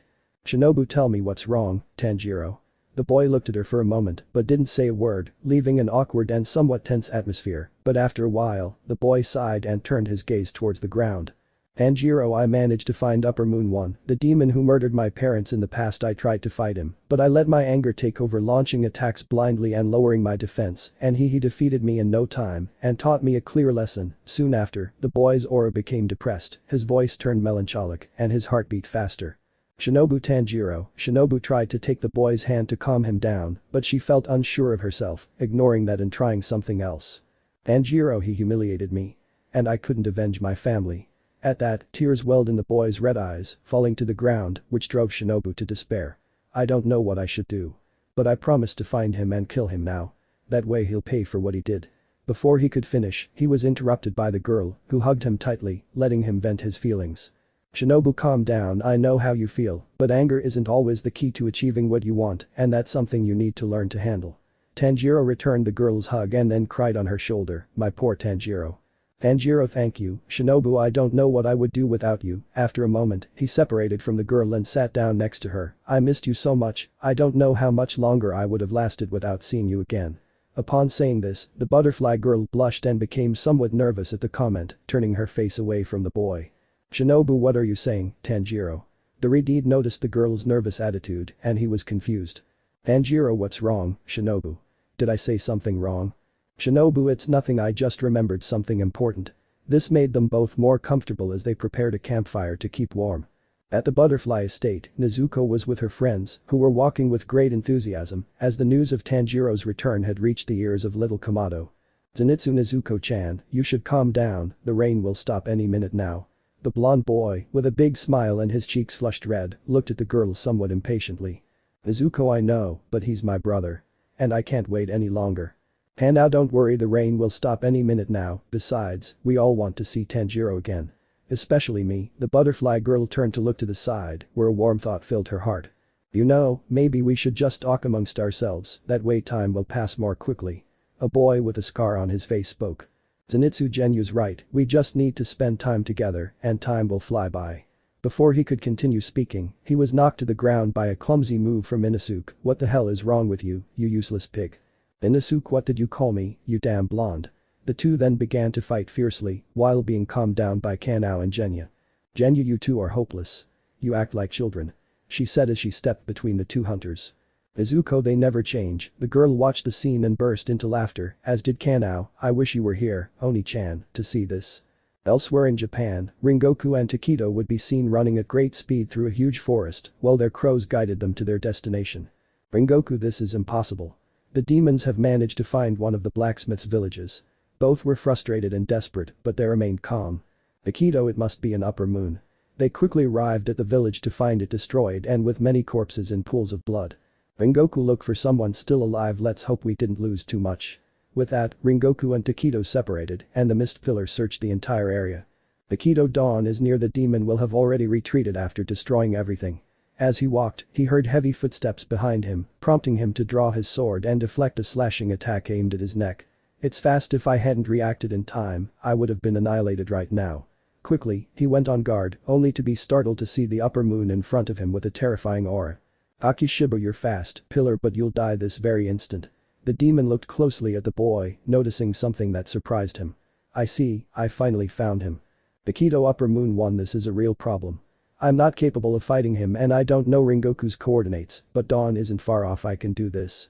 Although fear was immense for the little boy, he remained calm and raised his aura to a reasonable level, letting his breathing flow freely. Kakishibo, what's your name, boy? Takedo, I'm Yuichiro Takedo. At that moment, Kakishibo disappeared from the boy's sight, who now saw that he was behind him. Kakishibo, so Yuichiro, interesting. Takedo, it's fast. It moved in less than a second. Kakishibo, by any chance, does the name YoriichiTsuyikune ring a bell? He would move around the boy, who would be confused. Takedo, I've never heard of him, who is he? Kakishibo, that was me when I was human, my name was YoriichiTsuyikune, and you are a member of the Tsugikuni family. In short, you are the descendant of my son, my descendant now. Takedo would fall into shock, as his eyes would see with great fear what the demon had said at that moment. Takedo, me? A descendant of this guy, this has to be a joke. At that moment the boy would be flooded with anger, but he would feel a weight on his shoulders that wouldn't let him move. Akishibo, I'd like to talk more, but the sun is about to rise, and I've finished what I had to do. We'll see each other soon, Michiro. At that moment, the demon struck the boy in the neck, causing him to fall to the ground unconscious as the moon retreated from the scene. Tanjiro and Shinobu were chatting about trivial things while they waited for the rain to stop. Shinobu, and that's how I created the poison to kill the Megamons without any problems. She said this with a sweet smile, while Tanjiro listened and then smiled back. Tanjiro, wow, you really are amazing. Shinobu, I'm sure you were recognized among the pillars as one of the best. This comment made the girl blush, while her eyes shone intensely. Shinobu, thank you, Tanjiro. Tanjiro, you know, I would have liked to be here to see how they've managed to process this. Shinobu, that's right, it's thanks to Hiroshi-sama that we've developed complete breathing, and that's how we've increased our casualties. After finishing speaking, Shinobu saw that Tanjiro was confused. Tanjiro, Hiroshi-sama. Shinobu, that's right, he was the first to obtain it, then he gave us the proper training so that we could achieve it too. He also uses solar breathing. Now the boy was surprised as his thoughts flooded his head. Tanjiro, someone who uses solar breathing besides me, that's impossible. We Kamados are supposed to be the last descendants of Yoriichi-san, or is it perhaps? At that moment, he emerged from his cloud upon seeing that Shinobu was shaking him since he wasn't responding to her words. Shinobu, are you alright, Tanjiro? Tanjiro, it's nothing, I was just thinking about some things, but getting back to the topic, would you tell me that hunter's last name? He spoke smiling, but disguised a gloomy and cold expression. Shinobu, her last name? It's Tsugikuni, I think. Tanjiro, just as I thought, he's the guy Kagetsuki was talking about. The fourth member of the clan has appeared, but it's strange since I heard rumors about a girl with that surname, it must be a mistake. He overthought this until a strong lightning bolt struck nearby, startling Shinobu, who hugged Yoriichi tightly. Ouch. Shinobu, you're choking me. Shinobu, I'm sorry, it's just that lightning surprised me. She tries to pull away, but sees the boy hold her tightly. Tanjiro. Tanjiro, it's okay, I just wish we could spend some time like this, I'm a little cold. Upon hearing that, Shinobu didn't hesitate to hug the Yoriichi even tighter, a blush spreading across her cheeks. The rain had stopped, and the sun's rays illuminated the beautiful forest as Tanjiro and Shinobu returned to headquarters in high spirits, but they didn't notice someone behind them. Hiroshi, so he's Tanjiro Kamado, the sun pillar. He was hiding behind a tree while watching both pillars walk back. Tanjiro, I feel uncomfortable, it's like I'm being watched. The boy tried to track something through the forest with his sense of smell, but it was impossible since he hadn't fully recovered. Shinobu, I see. Tanjiro seems a little worried, I wonder why. The two then had a somewhat silent walk until they both arrived at headquarters, seeing something that surprised them. Tanjiro, that's Tomioka. Shinobu's sister. They would see both pillars asleep, embracing each other on the same piece of furniture they spent the night before. Tanjiro, I didn't know they had that kind of relationship, he said, somewhat confused, until he saw that Shinobu had a vein throbbing on her forehead, with a murderous expression. Shinobu, what's my sister doing with that friendless emo Tomioka? I'm going to kill him. Before she could do anything crazy, Tanjiro grabbed her arm and calmed her down. Tanjiro, calm down, Shinobu, just breathe in and out calmly. Shinobu, I'm calm. But I'll still kill Tomioka for messing with Kani. The girl's aura quickly rose, alarming Tanjiro, who tried to calm her down. Tanjiro, this isn't going to end well. 15. Whispers of Sun and Fog. After what happened with Tanjiro and Shinobu, they returned to headquarters, where they were surprised to find Tomioka asleep next to Kani in an embarrassing way. This angered the purple-haired girl, and although Tanjiro tried to calm her down, she approached them with a gloomy expression and a terrifying aura, frightening both pillars, especially Tomioka, who was kneeling in front of the short girl. Shinobu, and now you'll tell me what happened. She said angrily, while still looking at Tomioka with her head down. Tomioka, we just fell asleep, we didn't do anything wrong. With teary eyes, he tried to look up but lowered his head again upon seeing the girl's explosive expression. Annie, calm down, sister, he's telling the truth. Although the girl tried to calm her sister, she remained angry with the pillar. Tanjiro, don't strain yourself, Kani-san, I tried, but I wasn't successful. The Redeed appeared, and Tomioka and Kani were thrilled to see him. Tomioka, brother. You're back. The boy then left Shinobu and ran towards Tanjiro, where they both gave each other a strong hug. Tanjiro, I'm so sorry, brother, I acted like a fool. Tomioka, relax, I know you were a little frustrated, but I could never get angry with you over things like that. At that moment they both separated from the hug, where Kani approached them with a smile. Tanjiro, I apologize to you too, Kani-san. Kani, don't worry, I know very well that you weren't in a good mood, so don't apologize. With that, everyone sat down to talk, but Shinobu didn't take her eyes off Tomioka, making the situation uncomfortable for the water pillar. Izuko, very well, it's time for me to go to Tanjiro. I hope he's as excited as I am. The girl left the butterfly estate unseen by anyone, but as soon as she entered a forest, someone appeared beside her. Takedo, hello Nezuko, where are you going? Nezuko, hi Takedo, well, I'm going to see my brother who's just returned, she said very excitedly, while smiling. Tokyo, has Tanjiro returned? Nezuko, that's right, and she's at headquarters, so I'm going to go see how she is. Before leaving, she would be stopped by the mist pillar. Takedo, let me come with you, I want to see Tanjiro too. Nezuko, sure, let's go, so they both went together to the headquarters, while being guided by the crows, and while it remained hidden. Takedo, I can't talk to anyone about what happened yesterday, but the surname Tsugikuni is the same as Hiroshi-sama's. I wonder if Tanjiro might also know something about it because of his appearance, since he looks a lot like the moon. He would then continue walking with Nezuko until they reached the Yabayashiki mansion. Tanjiro was having a conversation with Kaguya and Tomioka, while Shinobu was talking with her sister, until they all heard a female voice behind them, seeing Nezuko with Takedo. Nezuko, Oni-chan. Tanjiro, Nezuko. Both siblings would run until the girl would leap high into her brother's arms, catching her and sharing a tight hug, as Nezuko cried tears of joy. Nezuko, I'm glad to see you again, Oni-chan. Tanjiro, I'm also happy to see my little sister again. Everyone watched a beautiful scene between the Kamado siblings with great emotion until the two separated. Kaguya, I'm very glad to know that the two of you are reunited again. The leader of the hunters, with his calm and serene smile, touched Tanjiro's shoulder to give him a smile. Tanjiro, thank you, Oyakata-sama. I'm happy to be back with the demon slayers too. While they were talking, Takedo arrived where they were, especially Tanjiro. Takedo, I'm glad to see you again. Takedo, me too, Tanjiro. At that moment, a smell of desperation reached Tanjiro's nose, but he decided not to ask. Hey, shall we talk in private? Tanjiro, sure, come on. So the two of them went to one of the rooms in the Yabayashiki mansion, where Takedo put on a serious and cold expression. Takedo, Tanjiro, tell me, do you know anything about the Tsugikunis? The question would take Tanjiro by surprise, so much so that it would attract the attention of Kagutsuki, who was listening to everything from inside the boy. Tanjiro, did he realize? How does he know about that? Does he know about my relationship with Kakushibo? He was quickly pulled from his thoughts by the mist pillar. Takedo, so you know something? Tanjiro, who told you about that?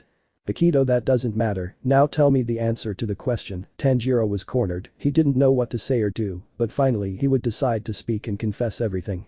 Tanjiro, alright, listen carefully. Throughout history, there existed a clan of very powerful samurai with the surname Tsugikuni.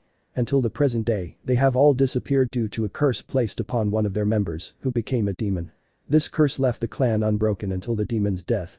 My family is part of that clan, so both Nezuko and I are part of that lineage, but something tells me we aren't the only ones, and you prove it, since you are from that clan, you are a Tsugikuni. All of this left the blue-eyed boy in shock, his thoughts flooding his head, but what truly frightened him was the word curse. Akito, I can't believe it, so we're cursed. Tanjiro, that's right, but I recommend you keep it a secret. We don't know the consequences if this gets out. At that, the Redeed approached the boy, who was very anxious and had a lost look in his eyes. I know it's hard, but it's for the best. That's why we must defeat the demon who cursed us. Akito, you're right, but I still can't believe it. All this time I thought I was a Takedo, but it turns out I'm from a lost clan that's cursed. At that moment the boy looked down at the ground, somewhat depressed, but still took it calmly. Tanjiro, and now tell me, who told you about this? Akito, it was the first upper moon. At that moment, bad memories would fall into the boy's head once again, where the brightness of his eyes would completely fade and the image of the demon would be drawn in them. Tanjiro, that damn demon. But he must have told him about his offspring. I don't think so. Akito, are you alright? Do you know that demon? Tanjiro, something like that. Let's just say I already faced him, but I was defeated immediately. The boy would think for a moment, while Tanjiro would just remember the face of the six-eyed demon. Akito, could it be that he's the member who turned into a demon? Tanjiro, it's possible, but I can't guarantee it. After that, the boy approached the door to leave, but not before giving Tanjiro a serious look. Akito, this is the beginning of a new goal, and if we want to return peacefully, we must accomplish it. The boy then left, while Tanjiro remained with a somber expression. Tanjiro, it's a huge problem. Hagitsuki, that's right, but look on the bright side, now you have an ally to fight Kakishibo, she would say from the depths of Tanjiro's soul, who would only stare at the ground in despair. Tanjiro, it's not something I should take lightly, but I can say you're right on that point, but I still need to get stronger to fight seriously. They both left the room with a somber expression, each step leaving a huge amount of aura in the air. Hagitsuki, first, work on your emotions and I can help you with that. Tanjiro, don't even think I'm going to accept your help, remember, I'm letting you stay in my body because I can't get you out. Hagitsuki, relax, I'm just telling you that this way you can defeat him without your emotions and feelings getting in the way. Tanjiro listened attentively, while carefully considering the demon's proposal. Tanjiro, I'm listening, tell me what I have to do. Hagitsuki, first you must remain calm and then let me finish this. He would smile in a sinister way, but it would be enough to convince the boy because he was too desperate, remembering once again the defeat of Kakishibo. Tanjiro, okay, but please don't go too far. The demon smiled again, while Tanjiro just continued walking with a blank mind. Then days had passed. Tanjiro had asked Kaguya to keep his return from the Hunters and Pillars a secret until they would meet again at the meeting in a few days. However, Sabito and Makomo would meet the boy again after he returned to his estate, living peacefully with them and also frequently visiting the estate of the Mist Pillar. Tanjiro, it's very stressful thinking about how to keep my breathing calm, but still hot. It was around 3 in the morning and the boy had large dark circles under his eyes while his breathing expelled hot air throughout the room. Hagitsuki, you just have to let go of your thoughts and focus on that. While they were talking, Tanjiro decided to sit on his futon, looking at the moon through a window in his room. Tanjiro, tell me something, Kagutsuki, how do you increase your power? You said last time you had 70% of your power, what happened to the rest? Kagutsuki, when I was a demon in my own body, my power was unmatched. Not even Muzan could stand against me, but after my sentence to pass from body to body, my level decreased on several occasions. However, your body is compatible with mine, and that allows a large part of it to develop. A small draft entered through the window, while Tanjiro pondered what the demon was saying. Tanjiro, that's good to know. Just then, the door began to creak while a female voice spoke from outside. Makomo, Tanjiro? Are you awake? Tanjiro, yes, tell me Makomo, it's just that I couldn't sleep. At that moment the girl opened the door to see the boy with a somewhat confused look. Makomo, it's just that it suddenly started getting warm and I could feel your aura. Tanjiro, yeah, it was kind of hot, that's why I woke up. How silly of me. I forgot my breathing was too heavy. The girl looked at the Redeed, who was sweating profusely and seemed very nervous, but she figured it was just the heat and let it go. Makomo, okay, see you later. With that, the girl left while Tanjiro lay down on his futon, letting out a loud sigh of relief. Tanjiro, well, it's almost dawn, later I'll go to the butterfly estate to see my friends, I'm curious to know how they are. The boy then took a cold bath and changed, seeing that he would once again wear his Demon Slayer uniform and checkered Haori. Tanjiro, he asked me something, should I wear my mask? Flash black. Shinobu, Tanjiro, will you continue to wear your fox mask? They both spoke as they walked through the humid forest where they had reunited. Tanjiro, now that you mention it, I hadn't noticed I wasn't carrying it with me. Shinobu, you know you should show your face. Tanjiro looked at the girl again while touching his face until he reached his eyes. Tanjiro, I don't know, I have a reason to use it. Shinobu, if you say so, but you look much better without her, you look very attractive. At that moment, a slight blush appeared on the girl's face while Tanjiro listened in amazement, his eyes shining brightly to the side. Tanjiro, that sounds interesting, I'll think about it, thanks Shinobu. He said, smiling happily, as did Shinobu. Then flashback. Tanjiro, I should, but my heart says no, so I'd better go without it. The boy finished getting ready, then took his sword and left the estate. Subito, hello Tanjiro. Tanjiro, hello Subito. The two pillars would then raise their hands in greeting. Subito, where are you going? Tanjiro, I'm going to the butterfly estate, I have to see my friends. At that moment, Subito looked at him curiously and somewhat confused, catching his attention, is something wrong? Subito, it's nothing, it's just that Tomioka left this morning and hasn't returned. I was wondering if he and Kani are dating.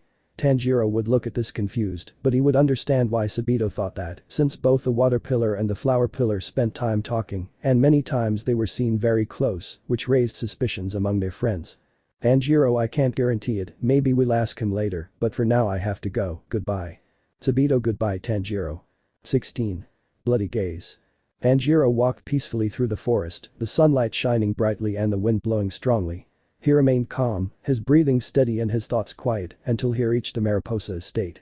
There, he saw a clash of wooden swords where Tomioka was facing off against a certain Redeed with crimson eyes. The Kochou sisters, along with all of Nezuko's friends, were also watching, cheering on the demon slayers. Tanjiro's private. I arrived at the estate in my Anata state, concealing my presence throughout the place, but when I entered the training area, I was surprised to see one of my brothers fighting with a red-haired boy who caught my attention, so I decided to remain silent while observing the fight. Hiroshi, what's wrong, Tomioka-san? Can't you come closer?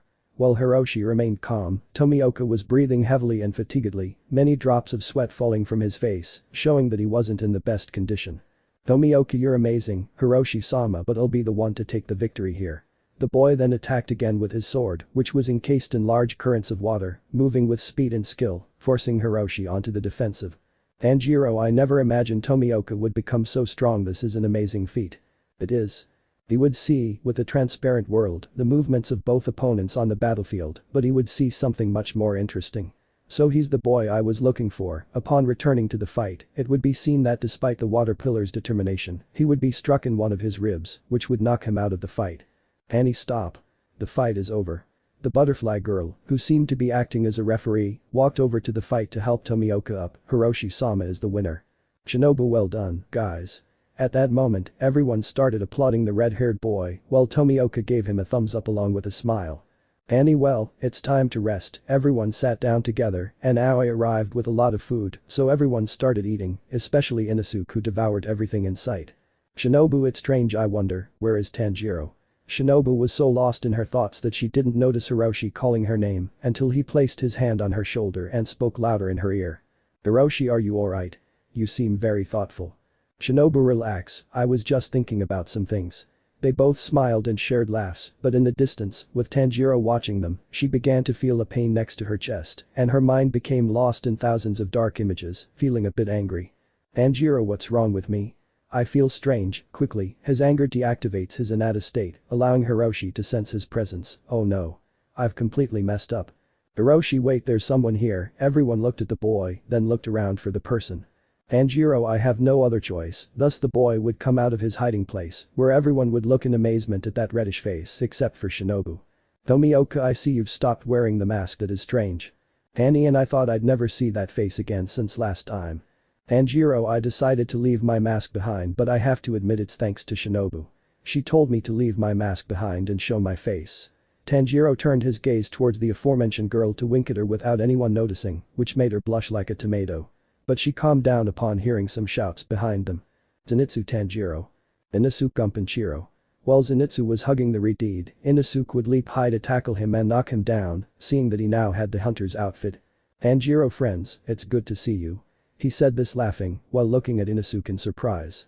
Zenitsu, Tanjiro, now that you're back, I want you to get me away from this pig. At that moment Zenitsu would start crying loudly, while letting out loud screams that left everyone with a headache. Inosuke, Kantaro. Now that you're back, fight me. Now it was the wild-looking boy who was shouting loudly into Tanjiro's ears.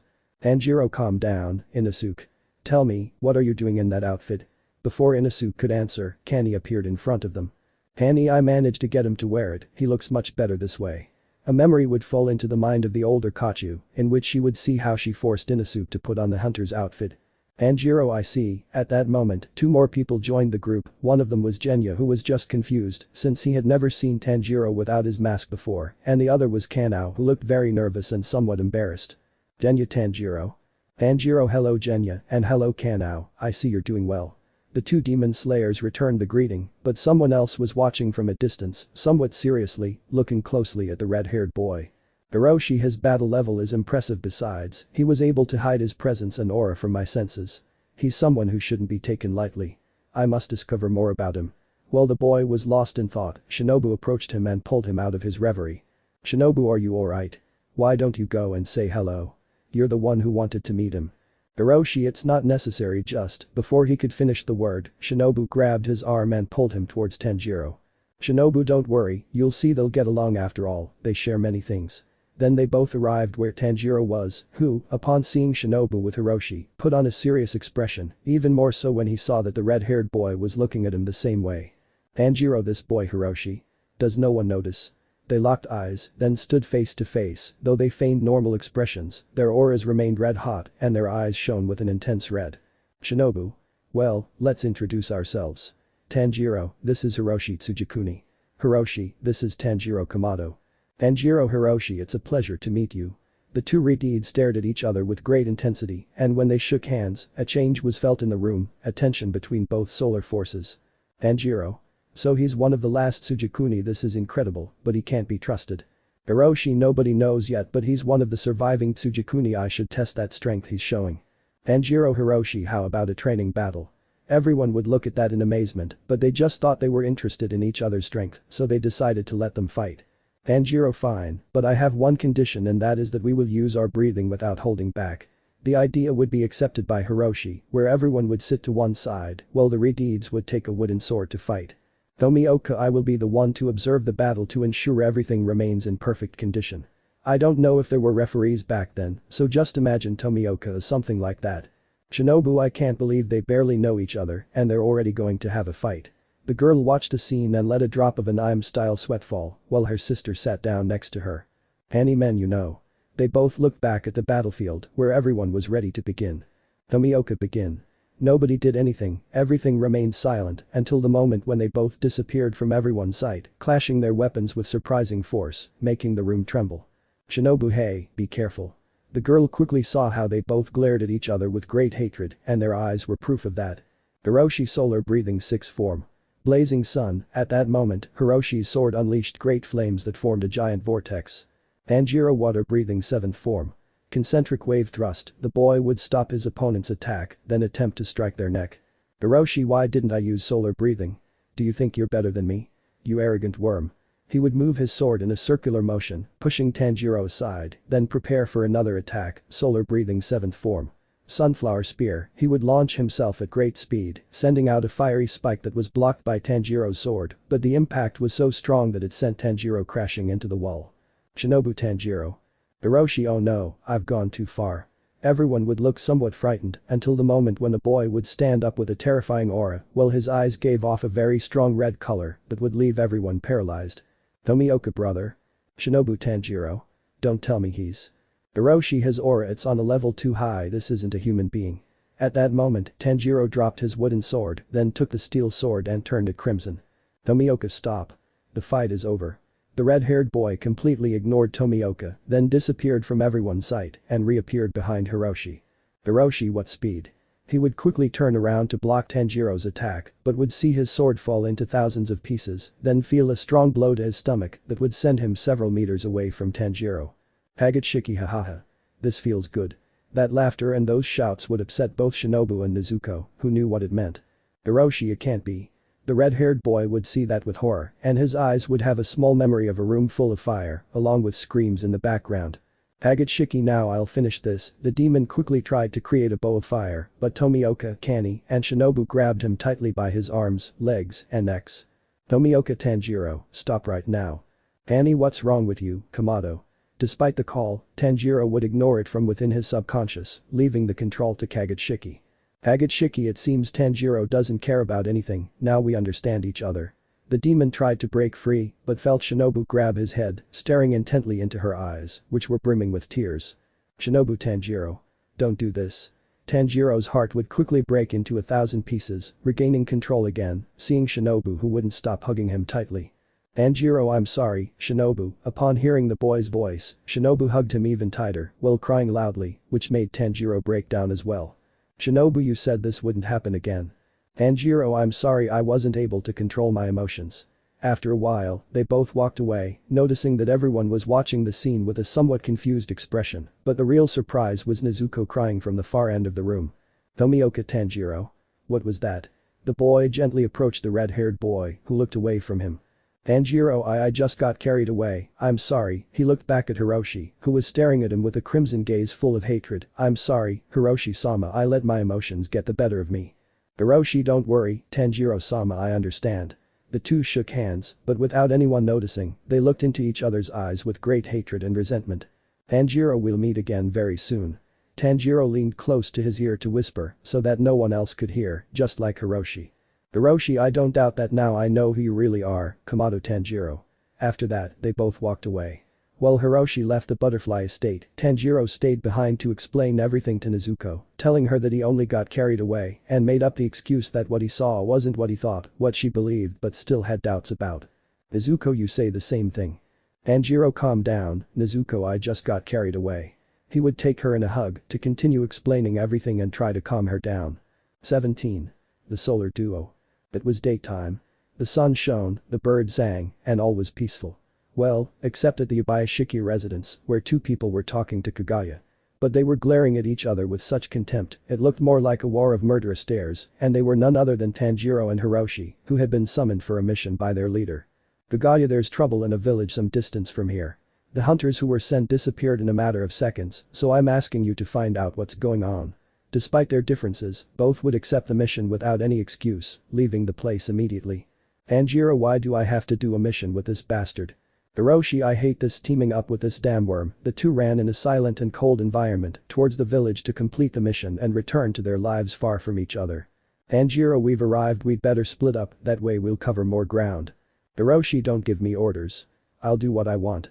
He disappeared from Tanjiro's sight, who, clenching his fists tightly, punched a nearby tree. Tanjiro, you damn scum, starving wretch. I'll do what I want. I don't give a damn. He would then walk through the village in great anger, which would awaken Kagutsuki within him. Kagutsuki, I see that boy isn't someone you like, Kamado, the demon said with a laugh, while Tanjiro just ignored it. Tanjiro, don't you realize yet? You know very well what he is. Kagutsuki, that's right, but I can't sense a hunter's instinct within him, it's as if he isn't one, besides, he has the scent of human blood. Tanjiro stopped, then remembered a moment ago. Flashback. This would return to the moment when he faced Hiroshi with wooden swords, where he would be sent crashing into a wall of the estate. But upon hitting it, he would manage to activate his anger within, which would leave a path for Kagutsuki. Tanjiro, that bastard thinks he's strong, he'll see. Before attacking, he saw as if time stopped, seeing everything freeze as Kagutsuki appeared in his mind. Kagutsuki, Tanjiro, let me handle this, I know very well that he's a demon, I'll take care of him.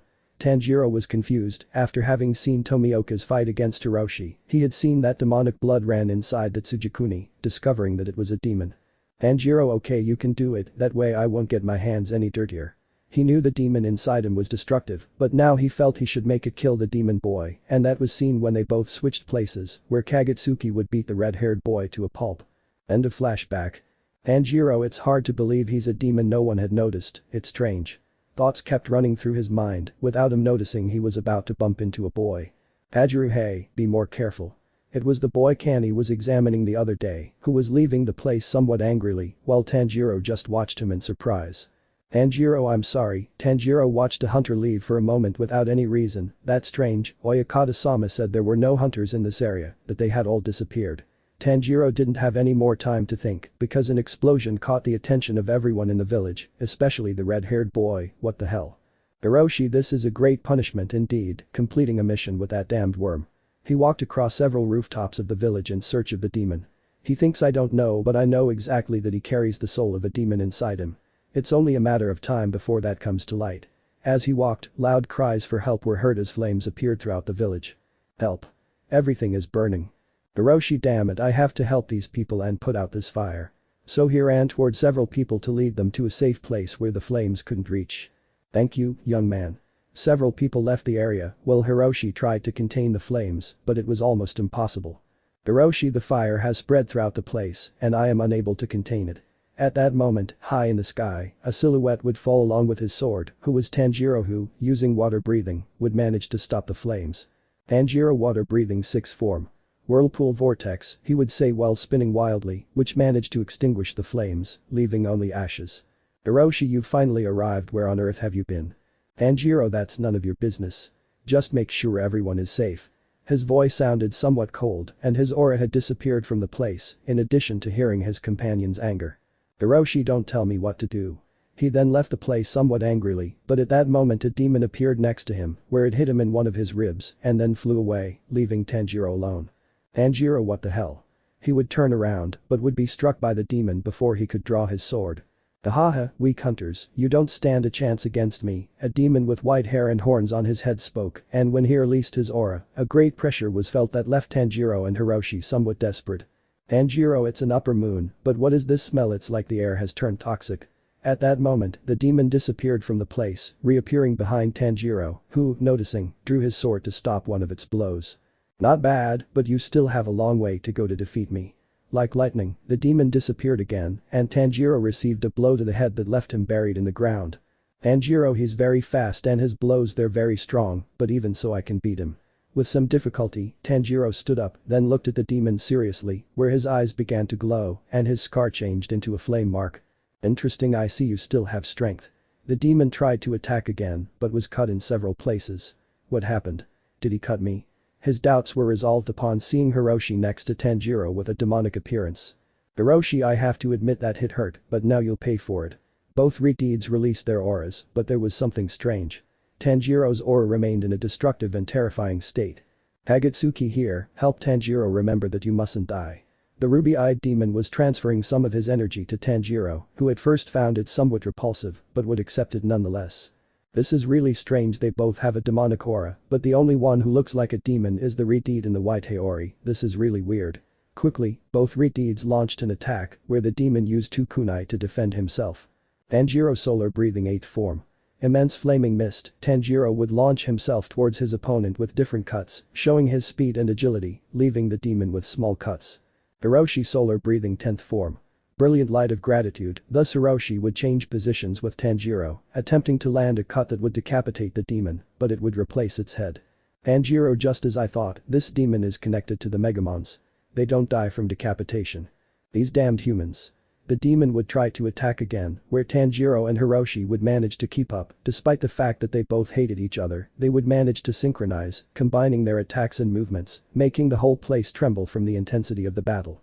Hiroshi, I have to say I hate him, but now I need him if I want to defeat this high-ranking demon. They both covered for each other, helped each other, and cooperated, managing to corner their opponent, who tried to keep up but found it difficult. These damned hunters are so strong. If I don't use my blood technique, I won't be able to defeat them. Blood technique. Chaotic shuriken storm, by performing several backward somersaults, the demon creates thousands of shuriken made of flesh, which are then launched at the Tsugikunis. Hiroshi, damn it. These things are coming from all directions.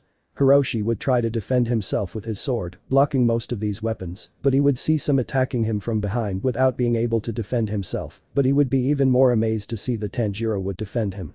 Tanjiro solar water style. Solar whirlpool dance, Tanjiro spins at high speed, forming an illusion of multiple bodies, while his sword generates a whirlpool of heat and steam, disorienting the enemy who would see the original attack, which was the one that decapitated him. Hiroshi, he combined his breathing, this is strange. His thoughts were on Tanjiro, but then he would see that the demon was still fighting, putting his head back on. I'm fed up with you all. You'll die now. The demon then unleashed a black aura, leaving both hunters with a lump in their throats, paralyzed with fear. Damn you, Jayako. You'd better win, the demon and the hunters then assumed battle stances, staring into each other's eyes. We headed to the Water Pillar Estate, where Sabito, Makomo, and Tomioka were enjoying a quiet dinner, with jokes, conversation, and some food mishaps. Tomioka, the food is incredibly delicious, it's a shame Tanjiro is missing out. Makomo, you're right, I hope he's having a good time on his mission. I heard it's in the village near the estate, I'm sure everything will be alright. At that moment, Mikomo looked again at Sabito who seemed somewhat bewildered, staring directly at the moon through a window. Tomioka, it's strange, isn't it? The girl looked back at Tomioka, who was staring seriously at one of the walls. Mikomo, hey. What's wrong with you guys? At that moment, Sabito put a finger to the girl's mouth, who was about to hit Sabito, if it weren't for the fact that she managed to sense a demonic aura nearby, which split in all directions. Tomioka, it's strange, I feel like a demon is here, but I can also sense that demon splitting apart. Something's wrong. The three pillars quickly stood up, each looking in a different direction. Sabito, I don't know what this is, but I feel it getting closer and closer. Oh no, everyone on the ground. After the boys' scream, Tomioka and Mikomo ducked to grab their swords, where then thousands of octopus tentacles appeared from all parts of the mansion, destroying a large part of it. Dayako, hahaha, it seems it was true that there was a pillar estate here. Dayako would appear with a large number of enormous demon fish. Mikomo, what happened? What are those things? The girl looked at the vase demon, seeing the kanji in its eyes, filled with fear, but she remained calm so as not to attract attention.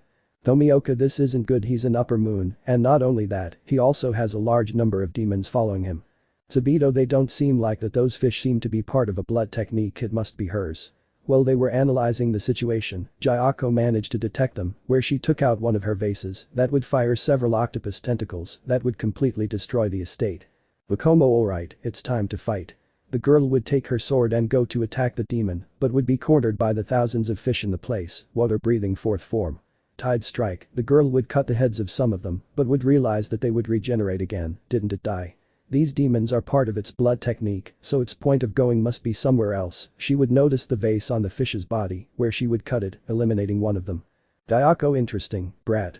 But you didn't notice something. The girl looked back at the moon, noticing that many goldfish were now shooting spines in her direction, but before they could reach her, Sabito stepped in front of them, getting pierced by them. Mikomo, Sabito. Dayako, damned meddler, but I still like him. At that moment, Tomioka appeared behind the demon, trying to cut him, but the demon went into his vase and reappeared in another one far away from him. Tomioka, if you keep moving, I won't be able to kill you. The boy said with a strong aura, but for Dayako, that wasn't something to worry about. Dayako, hahaha, you won't be able to kill me, and you'd better worry about your friend, because the spines of my cute little fish have poison that's very lethal to humans. If I were you, I'd worry, especially about what I'm going to do. He quickly went back into his vase and appeared in one that was near Mikomo and Sabito, where he hit Sabito with an octopus tentacle, while he locked Mikomo in a water cage. Tomioka, Mikomo. Wise. Dayako, this will be a lot of fun. 18. The Son of the Night Rain. Deep within the vast infinite fortress, where the demons dwelled, their leader, Muzan Kibutsuji, and his most loyal follower, Kakishibo, were conversing. To the left of the first moon stood Nakam, who was responsible for manipulating the entire infinite dimension. Muzan did that idiot Dayako destroy the pillar locations he was ordered to, along with Arger. Muzan's intimidating voice displayed his power and status in front of his demons. Kakishibo, that's right, Dayako went to annihilate the pillar estate that was discovered by our informant, while Arger headed to destroy the medicinal village a few meters away to attract the attention of the hunters. Finishing speaking, Muzan would let out a smile from ear to ear, showing confidence, but he knew that he was unsure of what was happening. Muzan, even so, I want Nakam to be prepared to bring them back if things get complicated. Nakam, as you command, Muzan-sama. Muzan, perfect, for now let's just wait for further reports before continuing our attack. I'm sure the hunters won't see it coming. In the destroyed water pillar estate, where Mikomo was trapped in a water prison, Sabito was poisoned but still standing, and finally Tomioka, who was the only one capable of fighting Upper Moon 5. Dayako, what's wrong? Can't you cut my throat? Too bad. Tomioka was somewhat exhausted, but his biggest worry was being hit by an attack from Dayako, as his vases continued to summon very dangerous underwater beasts. Tomioka, don't worry. I was just eating. The boy would attack again with his sword towards the moon, where it would defend itself with several octopus tentacles, which were cut by the pillar, water-breathing third form. Dance of currents, he would move between the attacks launched in his direction, cutting everything to make his way through, but whenever he reached the demon's neck, it would move to another vase. Dayako, you're very strong, pillar, but you're still very slow. Blood technique. 10,000 sliding clay fish, this would create demon fish from his vase, which would be cut by Tomioka. However, these fish, upon dying, release a poisonous liquid that can be absorbed through the skin, something Tomioka doesn't notice until he collapses to his knees, weakened. Tomioka, damn it, my body, it's not responding, I'm poisoned, this is the end for me, I can't move and I can't use my breath to recover. His body had completely collapsed, his heart was beating slower and slower as he stared down at the ground and several drops of sweat fell. Dayako, it's time to die, pillar. Blood technique. Killer fish.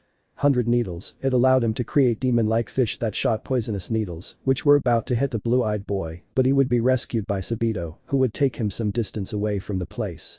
Tomioka, thanks, Sabito, but I don't think I can continue. Before he could finish speaking, Tomioka was silenced by a slap from his partner, leaving him confused.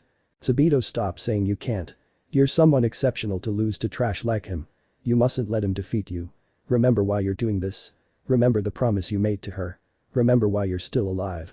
These words would fall violently on Tomioka's head, who would only stare at the ground with too much anguish and frustration, while a familiar image would appear in his eyes, completely losing his concentration on the world and immersing himself in an artificial one. Flashback. Brother, calm down, it's not that bad. A beautiful girl with black hair tied in braids, with lovely blue eyes that reflected kindness and affection towards a younger Tomioka. Tomioka, I'm sorry, it just hurts a lot. Apparently the boy had a wound on one of his fingers, while his sister used cotton and some alcohol to clean his wound and then bandage it. I know you want to help me in the kitchen, but it's very dangerous. I'll take care of dinner, don't worry.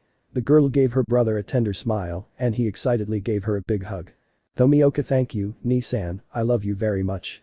The two brothers shared a tender hug, their faces beaming with relief and joy. Findel flashback. Tomioka, I almost forgot my sister Tsutako. She sacrificed herself so that I could continue living, she gave her life so that I could go on and find my destiny. Small tears would fall from Tomioka's face, his mind blank with memories, but he would be pulled from his reverie when he saw Sabito facing Jayako. Sabito, water breathing first form. Water surface lash, this would send a vertical slash that would cut one of the demon's small hands, but then it would pull out an octopus-shaped vase that would hit Sabito. Tomioka, Sabito. Jayako, hahaha, this is fun, but they'll both die very soon. They're both poisoned, and that girl wouldn't last much longer, so I'll go and eat her before she dies. That way, I can hear her screams of pain as I devour her. Jayako moved to the vase next to the water prison where Mikomo was to kill her. Tomioka, no way. What should I do? I still can't move completely, but that damn demon is heading for Mikomo. The boy fell into despair, his breathing becoming heavier and his nerves overwhelming him. He was unable to think clearly, and a tear escaped his eye as he blamed himself for being so weak and unable to help those he loved. Then an image flashed into his mind, an image that made him fall to his knees and weep. Tsutako, what are you doing, Giyu? Why are you blaming yourself? Tomioka, sister. Tsutako, come on, get up. She moved closer to Tomioka until she was standing in front of him. Are you still thinking about that day? Tomioka, that's right, I should have died that day, why did you save me? If you hadn't, you'd still be alive, you'd be living happily. He could no longer hold it back, his tears began to fall to the ground. Tsutako, Giyu, she calmly lifted the boy's gaze with her hand to see him devastated, but she still saw him smiling, while crying, which left him both shocked and heartbroken. Tomioka, sister. Tsutako, remember why I saved you. Remember the promise you made to me. You told me you'd always live a happy life. That you'd have friends and someone to love you. I want you to keep that promise, and to do that, you must win. So get up, don't let anyone defeat you. You're my brother and a Tomioka, always remember that. The girl then hugged him and disappeared from Tomioka's sight. Still with tears in his eyes, he stood up and gripped his sword firmly, feeling the warmth of his loved one's embrace. Tomioka, sister, I will keep your promise. I will triumph. Tomioka's gaze turned colder and more serious as his aura exploded into immense icy energy around him, where a mark in the shape of water currents appeared on the left side of his cheek, and I won't let anyone die. Jayako, what is this? I feel a little cold. Turning around, the demon would be surprised to see Tomioka about to cut his throat, but he would move away from Jiren, saving him from being decapitated. Tomioka, you dodged it, next time I won't be any slower. His gaze was sinister, and his aura was like strong waves of freezing air, forming into currents of water around him. Jayako, well, what do we have here? I see you can still move, what did you do? Tomioka, I remembered why I must kill you right now, but first water breathing 10th form. The dragon of change, the boy would quickly shoot off at great speed, while his sword created waves of water that would form into a dragon, thus cutting the speech prison where Mikomo is, leaving her free where she was being held by the pillar. Mikomo, brother, he would say this while breathing heavily, his body was weak and his vision was somewhat blurred. Tomioka, don't worry, everything will be alright, I'll take care of it. This moved his companion aside, while he returned to Jayako, who seemed very confident. Dayako, I may be faster now, but that doesn't change the fact that you're just a human. The demon then took his jars to bring out different kinds of sea creatures, starting a war against Tomioka, who cut off all of Jayako's attacks. Tomioka water breathing fourth form. Tide strike, all octopus tentacles, poisonous fish, and summoned creatures were immediately severed as they drew ever closer. Dayako, he's cutting through everything, he's become stronger and faster even while poisoned. Tomioka, thank you, sister, thanks to you, I can fight now, I can protect my friends. Amidst several twists and cuts to Jayako's techniques, the pillar would slide among all the animals, reaching the moon, cutting his body in half. Dayako, he cut me. This human is too strong. And that mark that appeared on his cheek must be what blessed him with his superhuman ability. He would continue attacking with hatred, but Tomioka would not stop moving and cutting off each technique. Without a doubt, the boy had surpassed most of the pillars. Tomioka water breathing first form. Water surface lash, he would continue attacking with a serious expression, his blue eyes glowing with the same color, while his mind was focused on being better for his sister and friends. Dayako, I have to fight seriously if I want to beat him. Before being beheaded by Tomioka, the demon shed his skin, now with a different appearance, as well as a stronger and more terrifying aura. Tomioka, now shed your skin into an even more disgusting demon. The pillar showed not a shred of surprise, other than simply looking with disgust at his opponent before him. Dayako, very well, you damned human, I'll show you my strength, so prepare yourself. Tomioka, the only thing I find interesting about you is how I'm going to kill you. I don't care at all about your abilities. The demon, tired of listening to the pillar, launched an attack against him. Tomioka, performing several backflips, managed to dodge each attack, but noticed hundreds of fish appearing from the ground. Dayako, well, even if you dodge them, with just one touch, your body will turn into some very cute little fish, and that's not all, I'll show you my speed. Blood technique. Deadly war scales, with surprising speed, the demon managed to get behind Tomioka, but he leaped upwards, avoiding the attack. Tomioka water breathing second form. Water wheel, performing a 360-degree spin would stop the moon's blow, but using his tail, he would send it crashing into some rubble, while inside his body, several bones broke. Dayako, hahaha, you see who has the advantage in this fight. I'm sorry to tell you, but it's not you. In the distance, a few rays of light appeared, indicating that dawn was just seconds away. It seems the sun is about to rise, never mind, I achieved what I wanted. The peach-haired boy is poisoned and very weak, and the girl won't be able to move after being trapped in my blood technique. Besides, this pillar won't be able to handle both of them in that condition. I'll withdraw, so Muzan-sama can congratulate me on my victory. The demon began to leave, but he was surrounded by great currents of water that flooded the area, while an immense icy pressure concentrated on the fish's body. Tomioka water breathing final technique. Water tempest, the boy's voice could be heard from various directions, while the water tide rose rapidly, filling Dayako with fear, who didn't know what to do. Dayako, what is this? The whole place began to flood, and that's not all, the aura of that pillar could be felt everywhere. Despair quickly took over the demon, and Tomioka appeared behind him, but without moving at all, the demon was cut into thousands of pieces, while the waves covered him until they disappeared. Tomioka, your end has come, fifth crescent, he would look with disgust at the demon that appeared completely destroyed before him, who, still terrified, would try to regenerate, but it was slower than that of a recently formed demon. Dayako, how did you do that? No. This is a nightmare. I can't lose because of a damn human. His gaze returned to Tomioka, who was already raising his sword to end this, however Jayako's body was transported to the infinite fortress, preventing Tomioka from cutting him. Tomioka, what the hell is this? Quickly, one of the structures would emerge to the surface, violently striking the pillar, while the sound of biwa could be heard throughout the area. Dayako, it seems today will not be my end, thus Jayako's head would fall into the infinite dimension, where afterwards, he would disappear without leaving any proof of his existence. Tomioka, what just happened? 19. Revelation. After Tomioka's battle, where he demonstrated his skill and awakened the hunter's mark, defeating Jayako, the fifth crescent moon, Nakam had already unleashed the infinite strength before the pillar could finish him off, saving Jayako from a tragic death. Meanwhile, Tanjiro and Hiroshi were still battling the demon Arger, who was struggling against the two Tsugikuni, who weren't fighting at full power. Arger, damn it. These hunters are too strong for me. And not only that, I can also sense they aren't using their full power. They're fighting with ease. The demon knew the two hunters were just toying with him, as he could see them parrying blows with their swords before slashing. Tanjiro solar breathing ninth form. Sunset, in less than a blink, Tanjiro would run towards the demon, who would throw a blow with one of his kunai, but the boy would jump on him, then land upside down and try to cut off his head. Hiroshi solar breathing 10th form. Brilliant light of gratitude, like Tanjiro, Hiroshi had managed to get close to Arger, intending to cut his throat, but was surrounded with no escape.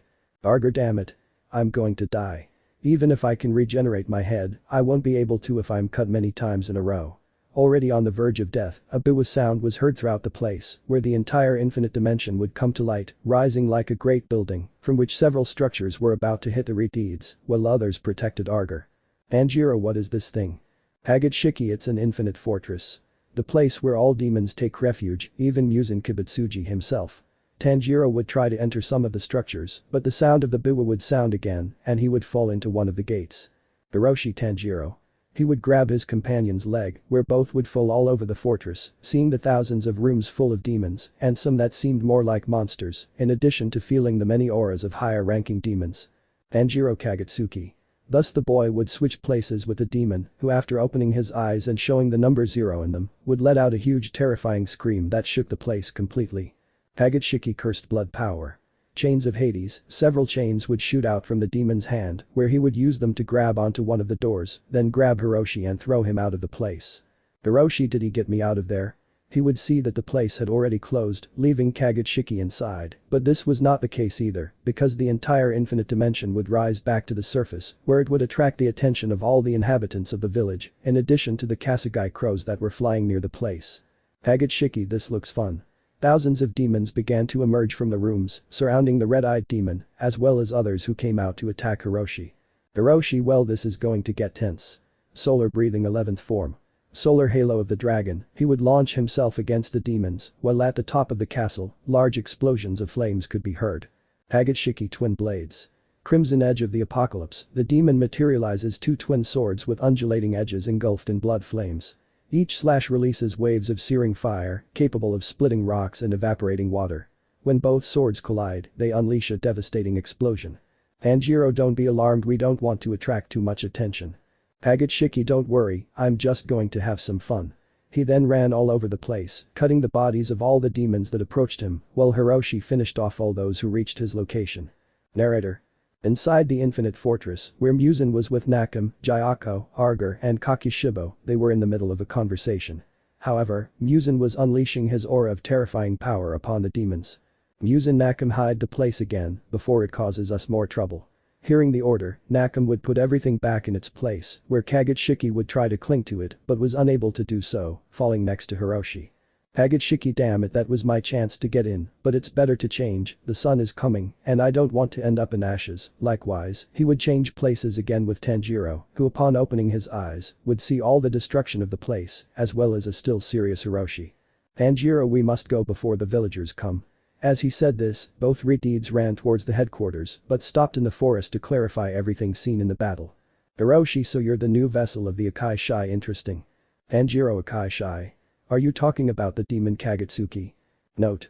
Akai Shai means red death in Japanese, that's why they call the demon Kagutsuki that. Hiroshi, that's right. Tanjiro, that's right, he and I are united in the same body, but you will answer me now, demon. The tension would become even stronger. Tanjiro knew that Hiroshi was a demon, while the latter knew about the demonic soul within the other. Hiroshi, okay, I'll start talking, but then you'll tell me all about your great friend. Both crimson eyes met with great intensity, then they sat down in a tree and began to talk. Tanjiro, okay, I'm listening. Hiroshi. A long time ago, about 25 years ago, there was a couple in love who lived together in the mountains, somewhat removed from the cities of Japan. The couple lived with great joy and love, until the moment the woman became pregnant. Honey, I'm pregnant. A woman shouted with great joy, while hugging her husband who was unable to hold back tears of overwhelming happiness. I am so happy about this. I'm finally going to have a child. Everything was fine, but something was strange. The husband proved he wasn't human. He was a creature only mentioned in ancient legends. A demon who ate human flesh, he was in a relationship with a human woman, and they were expecting a child. But the most surprising thing was that she knew. She was aware of his species and yet lived a beautiful life with him. You know, you should give it a name, don't you think, Ryo? Ryo, you're right, we should think about that. Time passed until 7 months had elapsed, during which the woman increasingly lost her strength. It seemed something was killing her.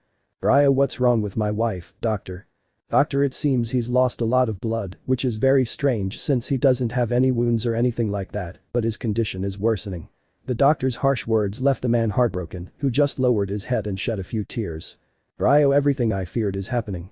The baby the woman was carrying in her womb turned out to be a demon created by its father, and this was a catastrophic situation as the little demon was devouring its own mother from inside her womb. Ryo, my dear Hana, I'm sorry for what you're going through. Many tears fall from his eyes as he hugs his wife, who is very weak. Hana, don't worry, Ryo, remember that I also accepted that night. They both cried in a very sad scene, surrounded by a cold atmosphere. They both knew the fate that awaited the woman until the day it was announced that the baby was close to being born, the day the woman's tears could not stop.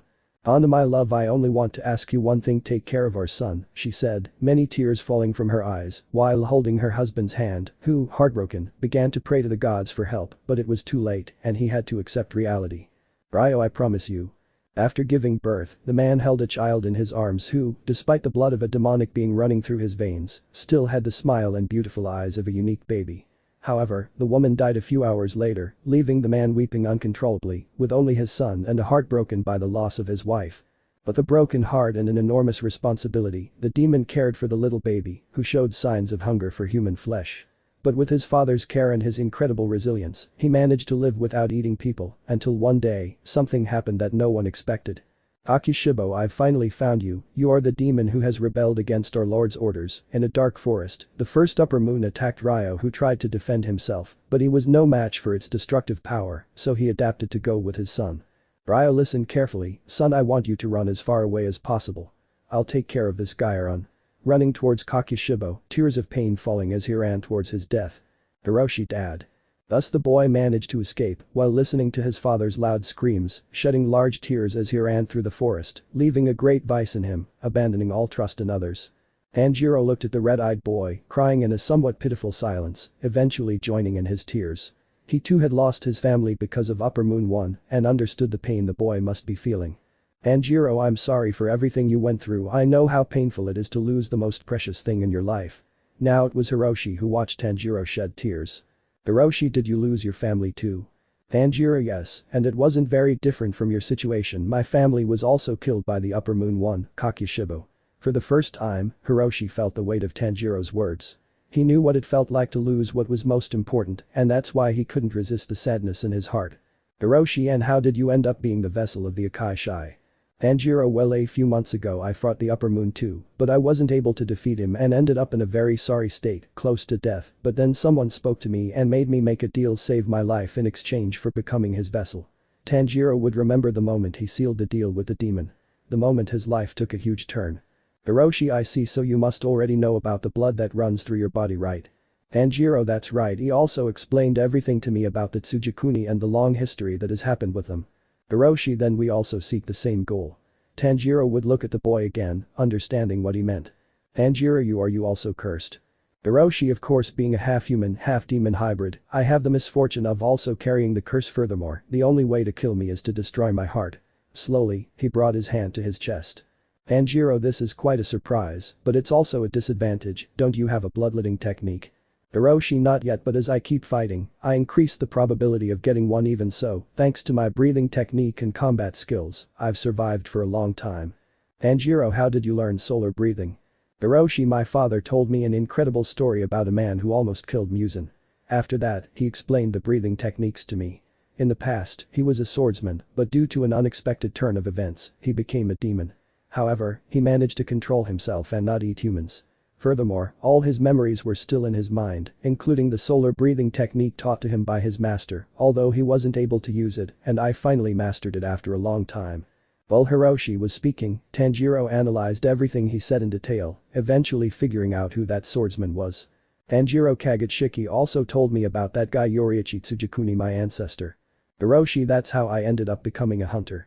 Tanjiro, well, I think we should go, we have to take the report to Oyakata-sama.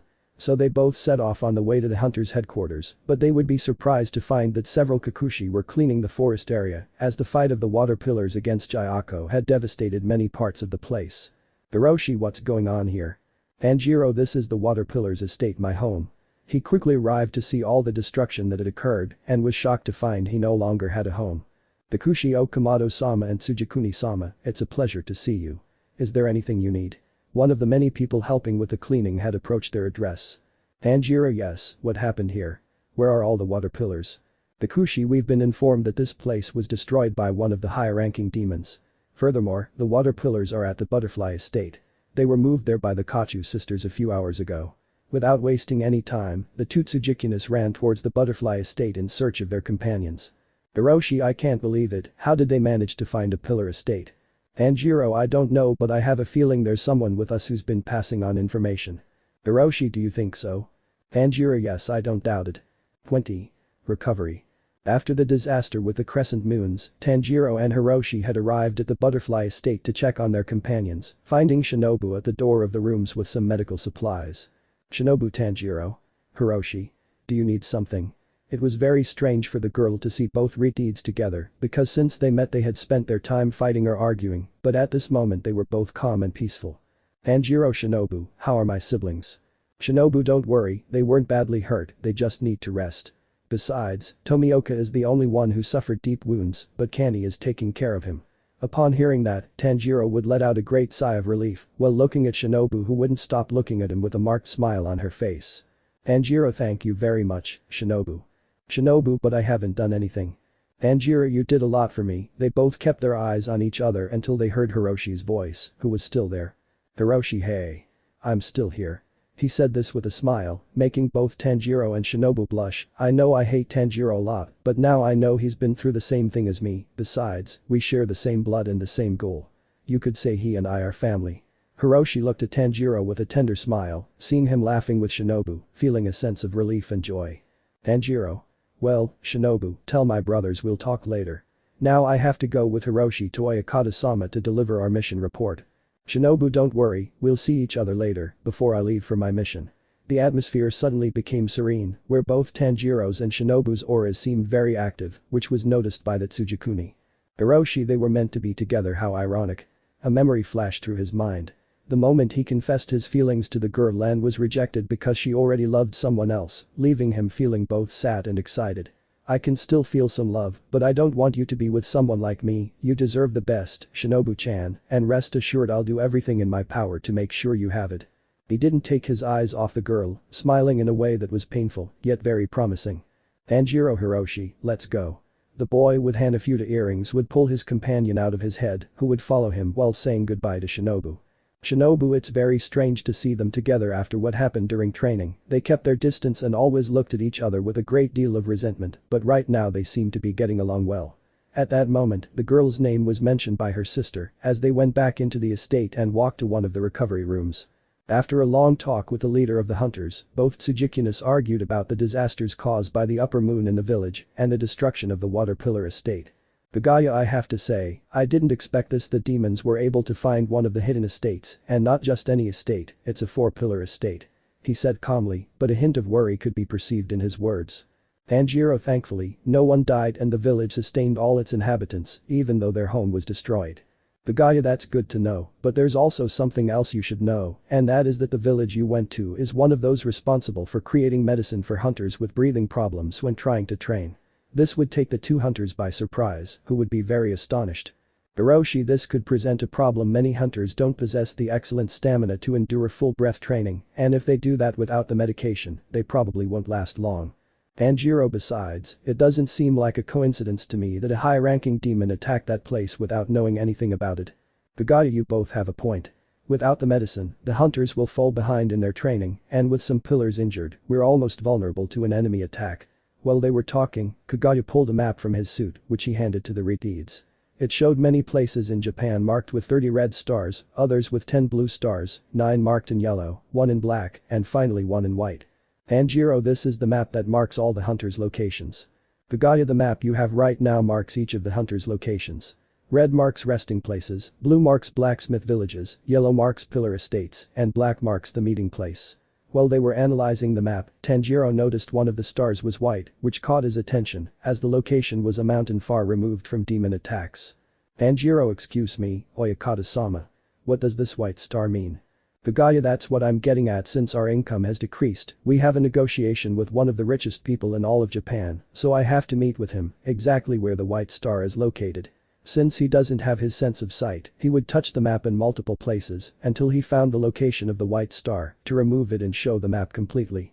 Tanjiro, the place where the star was located appears to be the mountain near Shirakawa-go village. It's a snow-covered area and there haven't been many reported cases of demons due to the incredible number of demon slayers in the area. Small images flashed through Tanjiro's mind, a time when he had been in that area of the map. Pagaya, that's right, that's the agreed upon location. That's why I requested the assistance of some pillars to accompany me throughout the entire process of fulfilling the agreement with the great Daiki Yamada, mayor of Shirakawa-go village and president of the wealthiest organization in Japan. Everything was clear. There was just one more thing to know. Who were the pillars who would be in charge of the mission? Hiroshi, who will be accompanying you, Oyakata-sama.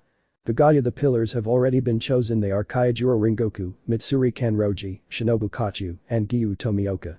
But with the water pillar's injuries, there's no other option but to take one of you. So, I ask you to choose who will go.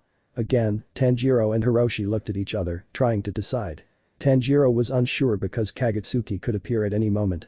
Hiroshi, on the other hand, didn't know if he should go, because if there was a demon attack, he wouldn't be able to stop it without using his demonic form, but that also meant his secret would be revealed. Tanjiro, I think Hiroshi-sama would be the best option. Hiroshi, you'd better go, Tanjiro-sama. Pagaya, I know you both fear what's being hidden, but right now I need one of you. The two reddish eyes of both Tsugikunis would shine for a moment. Kagaya knew their secret and that showed concern between them. Tanjiro, I should, but what will I do if I lose control? His thoughts were racing. Many images flashed through his mind, but one worried him the most. Kagutsuki in a field of destruction with devastating flames disintegrating vast forests. Hiroshi, I know Tanjiro shouldn't go because of his condition, but I shouldn't go either, even though I'm the best option. Hiroshi was about to agree to go, but before he could speak, Tanjiro spoke up. Tanjiro, I'll accept going with you, Oyakata-sama. For a moment the place remained silent. Kagaya would give a smile towards the red-haired boy accepting to go with him. Kagaya, very well, we'll leave in a few hours. I recommend bringing some things for the cold. Thus the meeting ended. Tanjiro and Hiroshi left the headquarters in the direction of the butterfly estate. Hiroshi, are you sure about what you're doing? What will you do if Kagutsuki leaves your body when you're there? And remember, I'm the only one who knows. Tanjiro, you're right, but Ringoku and Shinobu know it too. Well, only I know about you, so it's best not to risk it like that. Now Hiroshi was amazed because Tanjiro was right, but he also knew that he was putting himself and his companions and leaders' lives in danger. Hiroshi, I just hope you know what you're doing, Tanjiro. Tanjiro, relax, it's a place free of demons, let's just hope nothing bad happens. With that, they left the place, but someone among the many trees had heard the entire conversation. So there will be a meeting between Yubayashiki and President Daiki Yamada. Muzan will like this. In less than a second, that person had disappeared from the place, leaving not a trace of their existence.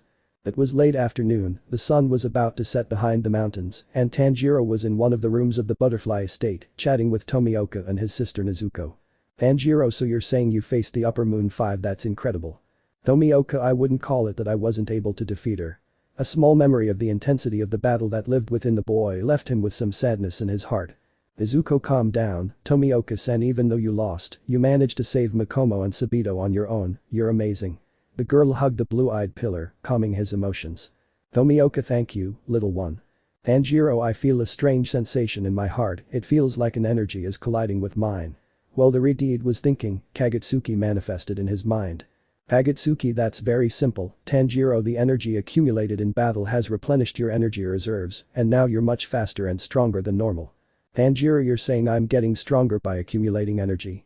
Tanjiro calmed his aura and his presence disappeared, feeling a sensation of heat spreading throughout his body, while his eyes shone with a beautiful crimson color, his senses were sharp, he could also sense the aura of everyone in the estate. Kagutsuki, you finally reached a higher level. Tanjiro and Kagutsuki continued with their own thing, but Giyu noticed that the boy's eyes were shining intensely, leaving him surprised as well as scared. Tomioka, Tanjiro, are you alright? The boy would then return to normal, very nervous. Tanjiro, sorry, I was just thinking about some things. He said with a nervous smile, but Tomioka didn't take it seriously. Nezuko, by the way, Oni-chan. Are you going on a trip? Tanjiro, that's right, I'll be going with Oyakata-sama to Shirakawa-go village to take care of some business. Tomioka, I'm so sorry, brother. Oyakata-sama had given me that mission, but because of my injuries, you have to go. I'm so sorry about that. After saying that, Tanjiro touched Tomioka's shoulder and gave him a cheerful smile that was contagious, and Tomioka smiled back at his brother. Tanjiro, don't worry, you rest and I'll take care of the mission. Tomioka, thank you for everything, Tanjiro. Thus, Tanjiro said goodbye to Nezuko and Tomioka to go in search of his things, but he would remember that the estate had been destroyed, which saddened him. Tanjiro, it's true that everything was destroyed. While he was crying silently, Kani arrived at his location, seeing him somewhat depressed. Kani, are you alright, Tanjiro? Tanjiro, Kani-san. I'm sorry, it's just that I remembered the water estate was destroyed, so I won't be able to take a bath before leaving. Kani just smiled and, in a calm voice, led Tanjiro to one of the showers on the estate. Kani, you can take a bath here before you leave. Tanjiro, thank you, Kani-san. The girl left, while Tanjiro removed his Haori and uniform, then entered the shower and let down his reddish hair. In a few hours I'll be leaving with Oyakata-sama and Shinobu on the mission. I should keep myself under control if I don't want anyone to get hurt. 21. Nice trip. Tanjiro left the bath and went to one of the rooms in the butterfly estate, as Kani had given him a place to rest before he left with his companions. As soon as he emerged, his hair loose and wet, wearing a bathrobe that didn't cover his scarred chest, he walked down one of the hallways and met up with Kani. Tanjiro, that was refreshing, now I feel much more relaxed. He would notice the presence of the butterfly girl in front of him. And out Angie, Tanjiro, her voice was so nervous it made her extremely uncomfortable, while Tanjiro just looked at her, very confused. Tanjiro, hello Kanao. Tanjiro's smile made the girl blush even more. Her heart was beating too fast, and her mind was blurry, her thoughts blank. And now I have to go. The girl ran away from the place, her face covered in embarrassment, while Tanjiro just watched her with a lost expression. Tanjiro, what happened to her? Did I do something wrong? He would only think about what he had done, but those thoughts would cause Kagutsuki to awaken inside his mind. Kagutsuki, you really are an idiot. Tanjiro, why do you say that? Kagutsuki, no reason, you'd better go change for your mission. Tanjiro just ignored what happened and went to his room to change, coming out in his uniform and Haori, while tying his hair in a ponytail. Tanjiro, well, the meeting point is at the exit of the estate, Shinobu should be there. The boy then placed his sword on his belt and calmly walked towards the exit of the estate, but as soon as he was about to go outside, a familiar voice called him, turning to see that it was Hiroshi. Hiroshi, Tanjiro, are you sure about the decision you've made? Tanjiro, I'm pretty sure, I have a feeling you're going to need my help. The red-haired boy was about to leave, but he noticed something that left him speechless. You're walking in the sun. Hiroshi, that's right, remember that I'm a half-human, half-demon hybrid. This was a huge surprise for Tanjiro, as well as for Kagutsuki, who was listening to everything they were saying. Tanjiro. That's incredible, but you also run the risk of Muzan Kibutsuji being after you if he finds out about this. Kagutsuki, this is interesting indeed. Hiroshi, I know, but it's also been very difficult for me to hide it. Besides, even if Muzan finds out, it will be very difficult for him to get it. He smiled very confidently, which pleased Tanjiro because of his incredible determination. Tanjiro, if you say so, we'll see each other later. Hiroshi, alright, be careful with your emotions, remember that. With that, Tanjiro turned around and raised his hand in a farewell gesture to go to the meeting place where Rengoku, Mitsuri, Kaguya and especially Shinobu were. Kaguya, hello, good morning Tanjiro. The man greeted Tanjiro with his gentle and calm voice, who bowed in respect. Tanjiro, it's a pleasure to see you, Oyakata-sama. After that, Tanjiro turned to look at his former master who was smiling at him. Rengoku, it's good to see you Tanjiro. I see you've stopped wearing that mask. The boy with flame-like hair said in a determined and somewhat excited voice. Tanjiro, it's good to see you again, Rengoku-san. After traveling to different parts of Japan, I've returned to the Demon Slayer Corps, ready for whatever the world has in store for me. Rengoku nodded, then went to Tanjiro to hug him, but it was more to whisper in his ear. Rengoku, tell me, is that thing still inside you? Tanjiro, yes, but I've managed to contain it without problems. It can still come out if my emotions get out of control, but I've also developed a much firmer attitude, keeping my emotions very much under control in trouble situations. Upon hearing that, Rengoku couldn't help but smile and pat Tanjiro on the back. Rengoku, I expected nothing less from you, Kamado. They both parted with smiles on their faces. Mitsuri, hello Tanjiro. It's so nice to see you. The girl ran to hug Tanjiro, as they had both been students of Rengoku in the past, when Tanjiro was searching for information about solar breathing, which led him to meet Mitsuri. Tanjiro, hello Mitsuri-san. Mitsuri was one of the few who knew Tanjiro's face among the pillars, but she was still surprised to see him without his mask. Kaguya, I'm glad to see everyone getting along, but I think we should leave now before it gets too late. Kaguya walked along a path while Rengoku held his arms to prevent a fall, while Mitsuri indicated where to walk. Shinobu, it's good to see you Tanjiro. The butterfly girl approached Tanjiro, who couldn't help but smile upon seeing her. Tanjiro, I'm glad to see you too, Shinobu. And so they began to talk. But every now and then, Tanjiro couldn't stop looking at Shinobu, noticing her maturity. He remembered the past when she, still just an ordinary demon slayer, was insecure, short-tempered, and very resentful. Is this really Shinobu? She's changed so much since I left. Shinobu Tanjiro hasn't stopped staring at me, I wonder, what does he think of me? Tanjiro, it's strange, but from the moment I reunited with her in the forest cave, I've noticed a big change in her. Her smile, her voice, and especially her eyes, show such tenderness and affection. She's very special. Well, the boy was lost in thought. Shinobu, already uncomfortable with the situation, her cheeks turned slightly red as she looked away. Shinobu, he hasn't stopped staring. Is there something on my face? Do I smell bad? Is my hair messed up? Now in desperation, Shinobu decided to ask Tanjiro, but being so close, she couldn't look at him. Tanjiro, she's trying to avoid me. Oh no, she must be uncomfortable because I haven't stopped staring at her. The boy turned his gaze away, overwhelmed by his nerves. After walking along the path, the leader and the pillars arrived at a train station, where Kagaya was accompanied by Ringoku and Mitsuri, while Tanjiro sat with Shinobu. A very quiet atmosphere surrounded them both, oblivious to everything that was happening around them. Tanjiro, come on, Kamado, say something. Tanjiro swallowed hard and, very nervously, decided to speak. So, tell me, Shinobu, how's the full breathing training going? Hiroshi told me you're still practicing it. Shinobu, oh well, yes, even though my sisters learned it quickly I still find it difficult, that's why I always train very hard. But so as not to miss my missions, I created these knives. The girl took out a couple of the blades that were inside her haori. Tanjiro, wow, these razors smell like wisteria. Shinobu, that's right, I poured wisteria poison inside them to end the demon's life even faster. Narrator. And so Tanjiro and Shinobu began to talk normally, sharing things about their lives and how they had come to terms with them. Even amidst these conversations, their thoughts remained focused as Tanjiro continued to reflect on Shinobu's incredible growth in maturity over the past few months. He saw her smile and heard the warmth of her words, smiling every time she looked into his eyes. On the other hand, Shinobu admired the boy's beauty. After a few months, she realized the feelings in her heart and understood that what she felt was love. She had been in love with Tanjiro for a long time, and now that he had returned from his journey, she couldn't hide her nervousness upon seeing him. His eyes and red hair, his smile, his voice, his personality, and his determination to fight had impressed her to this day. Shinobu, it's incredible to see how much Tanjiro has changed after he left. I promised myself I would become someone different, leave behind my mediocre emotions and focus on being a perfect woman, someone kind, sweet and beautiful, only then will I achieve my goal. They both looked away as the sun was setting and the beautiful sunset was appearing, with Tanjiro paying full attention to the train window while Shinobu watched him. Tanjiro, lately I've been feeling very strange. The emotions I had sealed away in my heart keep surfacing, but unlike last time now I feel much better. I feel like I'm not a threat or anything dangerous, and when I'm with Shinobu, I feel the opposite. She's a wonderful person who has been working very hard, and seeing her smile, I understand that she's had to go through a lot to have it, and I don't know if my heart is lying to me right now. But my desire to see her well and always happy has led me to want to protect her with my soul. Finally, the sun had set and suddenly, Tanjiro's eyes lit up with a bright reddish light, as did Shinobu's, which shone with a violet color that illuminated her smile. After a moment, they closed and the girl fell onto Tanjiro's chest, who was almost asleep. Tanjiro, Shinobu, I feel like with them, I have nothing to worry about. 22. Winter Hearts.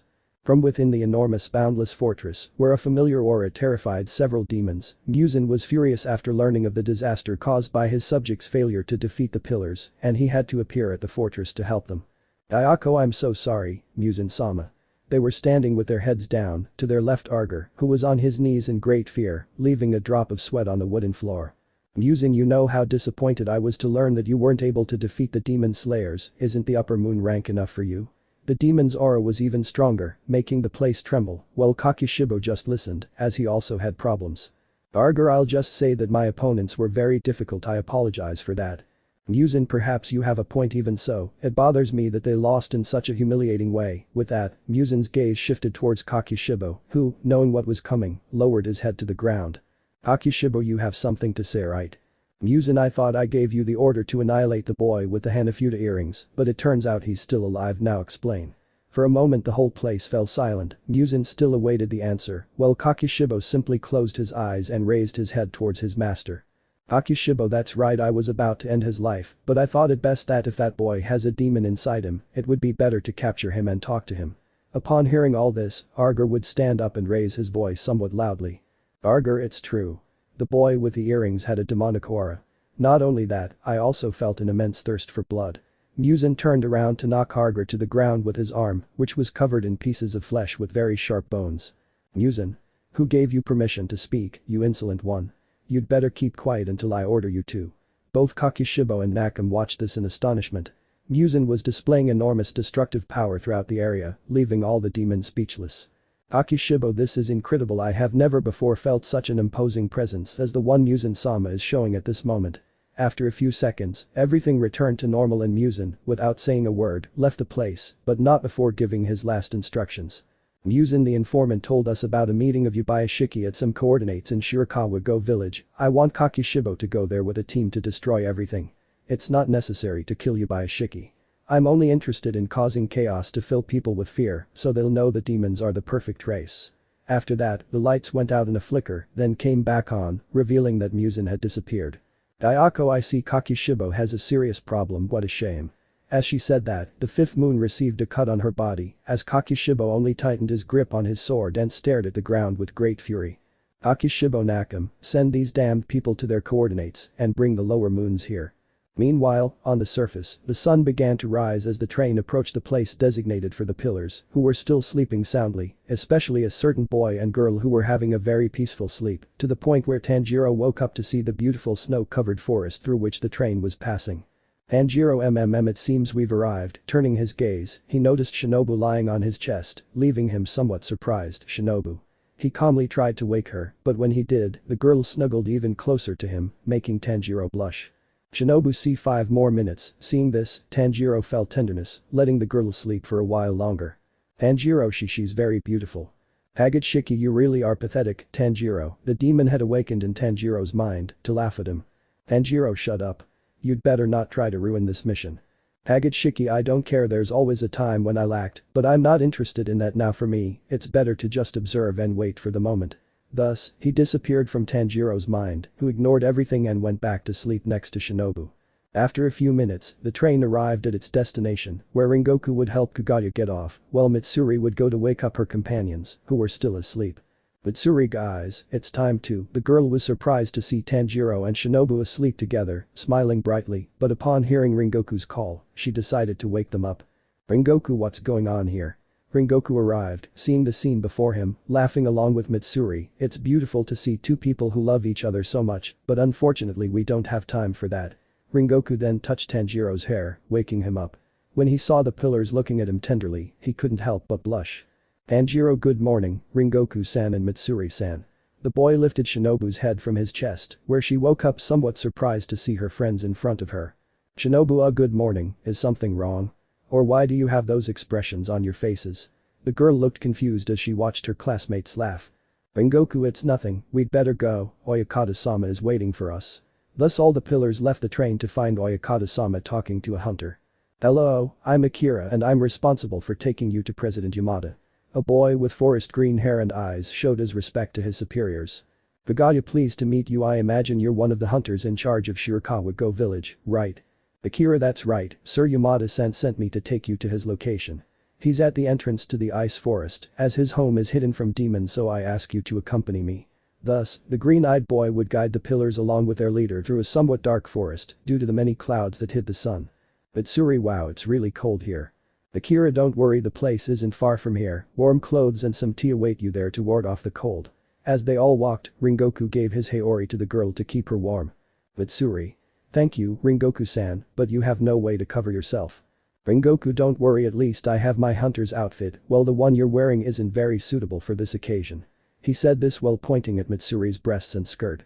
Mitsuri, you're right. With a smile, the girl would give Rengoku a hug, which he would reciprocate, while they were observed by Shinobu, who was also trembling from the cold of the forest. Tanjiro, Shinobu, are you alright?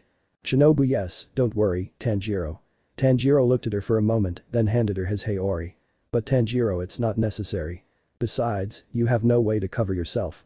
Tanjiro, relax, besides, to be honest, it's not that cold here. Shinobu, you're kidding, right? Tanjiro, no, when I lived with my family in the mountains, it was much colder there. Shinobu just watched this with a nervous smile, while a drop of sweat fell from her brow. Shinobu, well, I have to say you surprise me, Kamado. The girl could only laugh, as could Tanjiro. Akira, we've arrived. At that, everyone stopped, standing in the middle of the forest. Rengoku, where is President Yamada's home? Very close, kid. Suddenly a person emerged from the trees, a somewhat older man dressed in an elegant suit. Kaguya, it's good to hear your voice, Daiki Yamada. It's good to be here with you another day. Daiki Kaguya, my great friend, and so they both shared a hug, while everyone watched a very touching scene. How have you been, Kaguya? I've been praying constantly for your health. Kaguya, thank you very much, Yamada. Daiki, I see you've come in very good company. The man would see the four pillars who would bow before him. Pillars, it's a pleasure to meet you, President Yamada. All the pillars showed their respect to the man, who also bowed. Daiki, you shouldn't be like this with me. I'm the one who should be proud to meet four of the most powerful members of the Hunter organization. They all raised their heads, waiting for them to introduce themselves, but Kaguya would do them the honor. Kaguya, they are Kyojiro Rengoku, Mitsuri Kuranji, Shinobu Kochou, and Tanjiro Kamado. Pillars of the flame, love, flower, and sun. This is how the president greeted each of them, showing his respect. Daiki, very well, it's good that we continue talking, but it would be better if we went to my home. It's not very safe to be here, besides I see that the temperature is starting to drop a lot, so they all began to walk deeper into the forest, until they reached a huge mansion covered all around in snow. Tanjiro, incredible, Tanjiro would use his new ability, sensing the presence of all the demon slayers surrounding the mansion, as well as some who remained hidden. Daiki, you've arrived at a good time. Today is the winter festival being celebrated here, so many of Japan's wealthy people come here. That's why I summoned you here today, Kaguya. At that moment, many hunters stood before Yamada, beginning to kneel. It's good to see you, Yamada-san. After a while, the hunters stood up, allowing everyone to enter the place. Tanjiro, their aura is very weak, but I can sense that they possess an enormous fighting spirit. Rengoku, all these hunters belong to your organization, Yamada-san. Daiki, yes, with Kaguya's help, I managed to create a small army of hunters. However, unlike you, their mission is solely the safety of this village. Kaguya, a large part of the income used by hunters comes from here, that's why Yamada created a group of hunters to guard the place and keep it safe. After that, everyone entered the place, seeing everything very well arranged and many people talking. Daiki, the people you see belong to very important guilds in Japan that were saved by the hunters. That's why we've invested the profits in creating blacksmith villages, lodging places for hunters, and even medical sites. Everyone would see the luxuries of that place, as well as the various rich people who expressed laughter in the middle of their conversations. Rengoku, impressive, all these people living together, even though they were in a warm place, the cold still reached them from outside, affecting everyone, even Tanjiro. But Suri, it's really cold here. Tanjiro, this is very strange, the cold shouldn't affect us in here. Daiki, you'd better bundle up. I wouldn't want my guests to suffer from the cold or hunger. With that, Yamada called out, and many servants arrived. Take our guests to their rooms and give them warmer clothes. Okay, Yamada-san. Thus, all the pillars were led to a room, while Kaguya conversed with Yamada in a room that appeared to be the man's office. Elsewhere, not far from the place, Kakishibo had arrived at the forest with Dauma, also bringing several low-ranking demons, who were the lower moons. Kakishibo, do you already know what we have to do? Dauma, of course, Kakishibo don't know, besides, it shouldn't be that difficult. Kakishibo, we mustn't let our guard down. If there are pillars, things will get even more complicated, and if it's true that Tanjiro is here, this will be interesting. 23. My wishes. Night fell, and at the Yamada residence, the celebrations were lively. Everyone was enjoying the company, the food, and especially the alcohol. But while they celebrated, a certain boy with crimson eyes gazed at the moon from the balcony of his assigned room, though his senses were clouded and his head ached terribly. Tanjiro, I feel strange, I can't think clearly, also, I feel incredibly hungry. Suddenly, Tanjiro's head began to throb, which was very annoying since he could hear Kagutsuki's voice through the pain. Kagutsuki, Tanjiro. Tsugikuni. Damn it. Kakishibo. The demon's voice was quite loud inside Tanjiro's head, causing him to feel immense pain that spread throughout his body. Tanjiro, what's happening? Rengoku would notice this from inside the room, seeing Tanjiro clutch his head tightly and let out some groans of pain. Rengoku, Tanjiro, are you alright? You look terrible. Tanjiro noticed Rengoku's presence, stopping to smile nervously. Tanjiro, don't worry, Rengoku-san, I'm just a little hungry. The flame pillar didn't believe him, but seeing the boy's smile, he decided to invite him to eat, which he didn't refuse. Rengoku, alright, let's go downstairs. Oyakata-sama told us there's a banquet prepared for us. Come on. So they both left the room, dressed in kimonos. Rengoku wore a red one, as well as a haori and hakama. Tanjiro, how unbearable, I want to eat something. Meanwhile, Tanjiro was wearing a black hakama and his typical plaid haori. But Suri, hello guys. Turning their heads, the two pillars noticed their companions heading towards their location, both of them dressed in kimonos. "Shinobu, where are you headed?"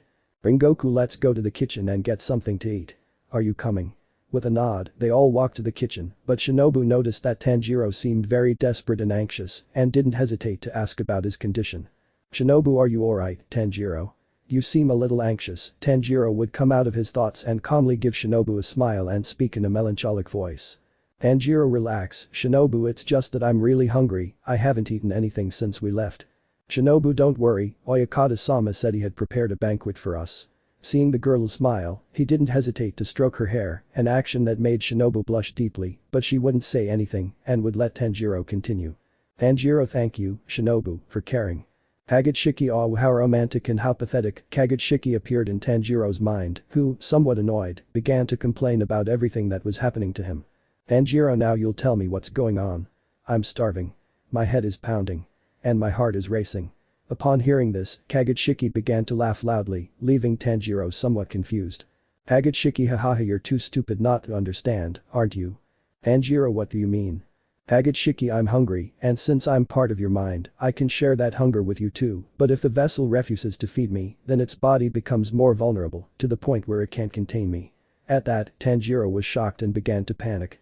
If Kagutsuki appeared, everyone there would die. He had to find something to eat quickly. After a while, the four pillars could be seen having dinner. Well, dinner was Rengoku and Mitsuri's thing, as they devoured everything within reach, while Shinobu just laughed and enjoyed a plate of ginger tsukidani. But with Tanjiro, it was the opposite. He refused to eat his food. "Rengoku, come on, Tanjiro. Why aren't you eating? You said you were hungry," he said, speaking with his mouth full. "Tanjiro, yes, it's just that." Tanjiro was unable to eat, but with some strength he brought a piece of meat to his mouth, where at first he found it very delicious, but after a while, its flavor changed completely to a very unpleasant one. "What is this? First I tasted a beautiful flavor, but then, it turned salty, rotten." "Kagutsuki, Tanjiro, you have to eat human flesh if you want to prevent it from leaving your mind and entering your body." So Tanjiro, without being seen, spat out the piece of meat and began to drink large amounts of water. "Tanjiro, damn it. I'm not going to eat human flesh, not a chance." At that moment, Tanjiro felt his body begin to ache and his eyes began to glow the color of a ruby. "Shinobu, Tanjiro. What's wrong?" Tanjiro tried to hide his eyes from Shinobu, who knew something was wrong, but before he could get any closer, a man stepped in front of them. "Excuse me, I brought you some wine to enjoy courtesy of Yamada-san." The man then began refilling several wine glasses and handing each one to the pillars, who thanked him for the gesture.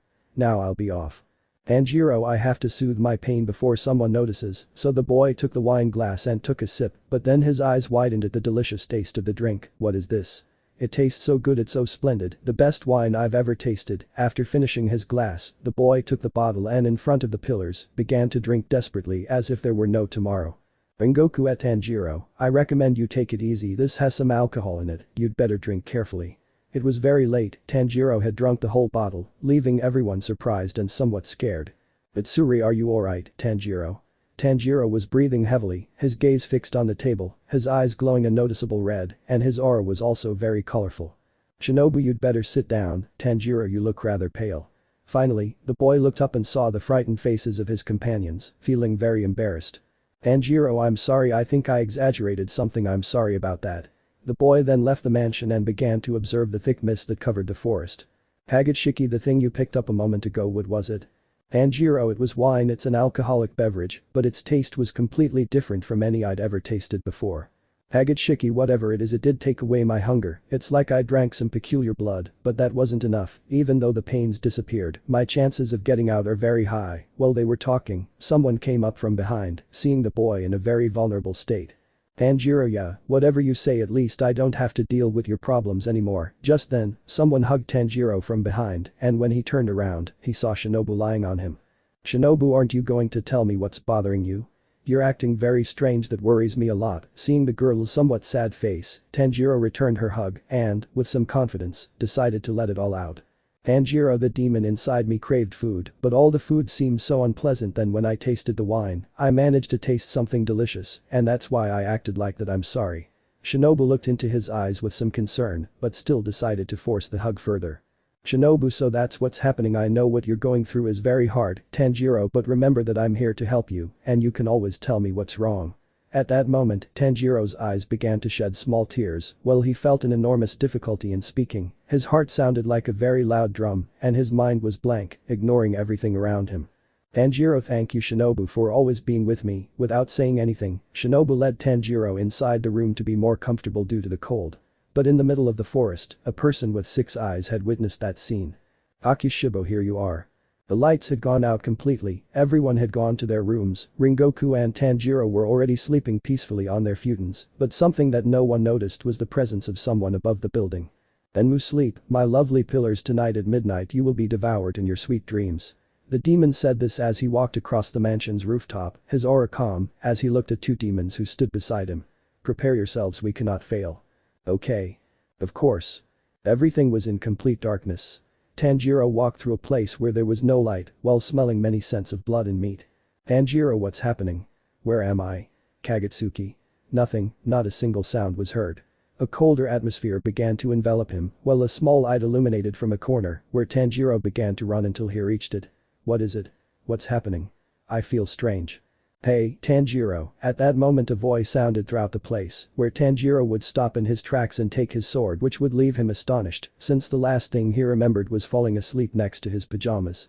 Tanjiro, who are you? Show your face. Tanjiro, wake up, you're freezing here. Quickly the light grew stronger, reaching Tanjiro, who closed his eyes, trapped by it. But when he opened them, he couldn't believe what his eyes were seeing.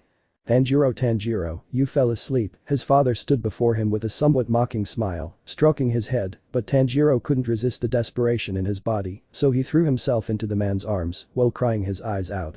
Tanjiro, dad. Tanjiro, calm down, it's best if we go back. You're not feeling well. As he said that, the man walked away from the boy, while looking him in the eyes. Tanjiro, is that my dad? What happened? I think I fell asleep next to this tree, so everything I experienced was just a dream. Oyakata-sama, Tomioka, Ringoku, Mitsuri, Sabito, Mikomo, Urokodaki, Kani, Shinobu, and Kagutsuki, they're not real. Everything was very blurry for Tanjiro. His mind was lost, his eyes couldn't believe what he was seeing. His house and family were there, and even his clothes had changed.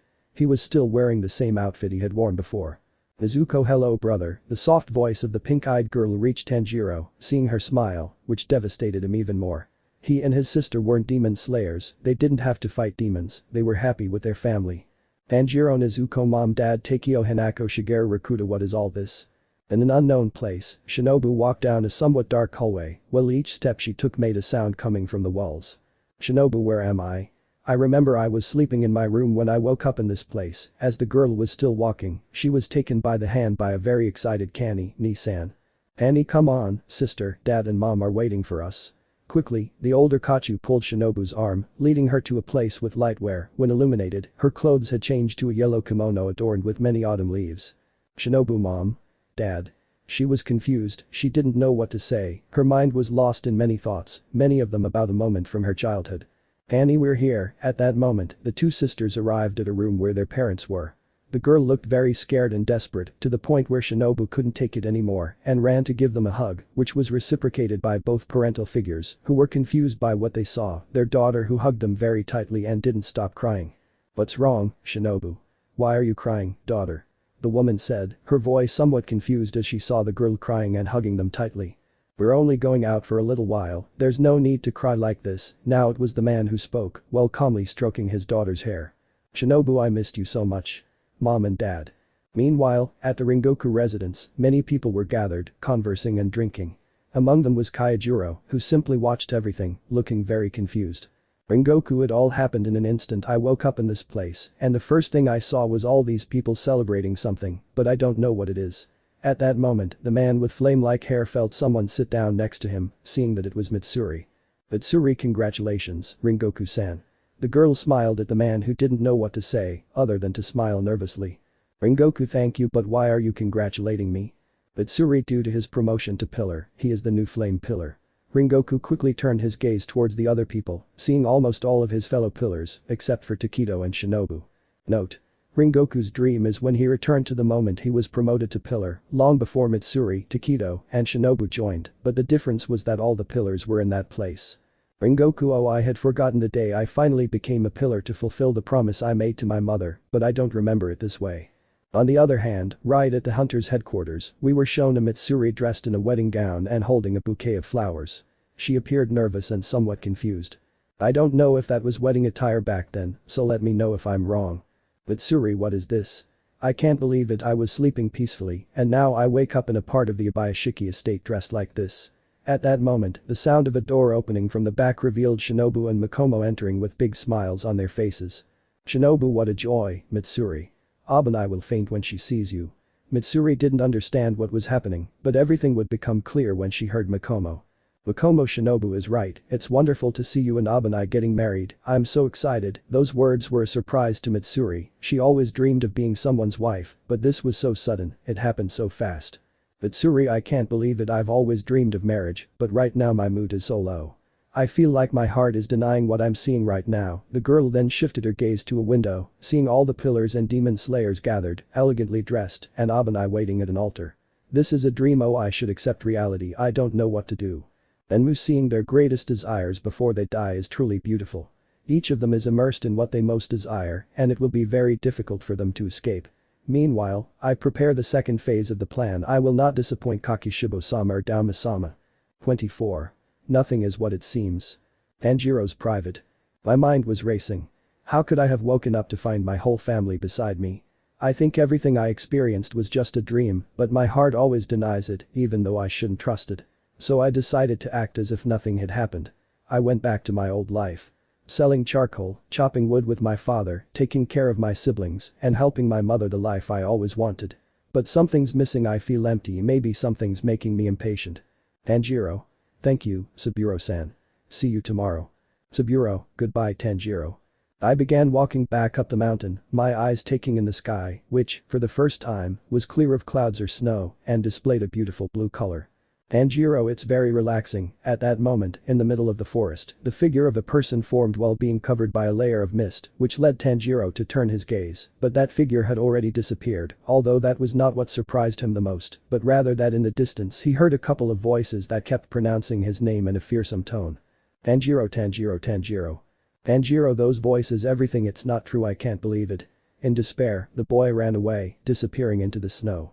When I hear that voice, my mind can only think of someone, but it can't be true, it's just a product of my imagination, nothing should be real.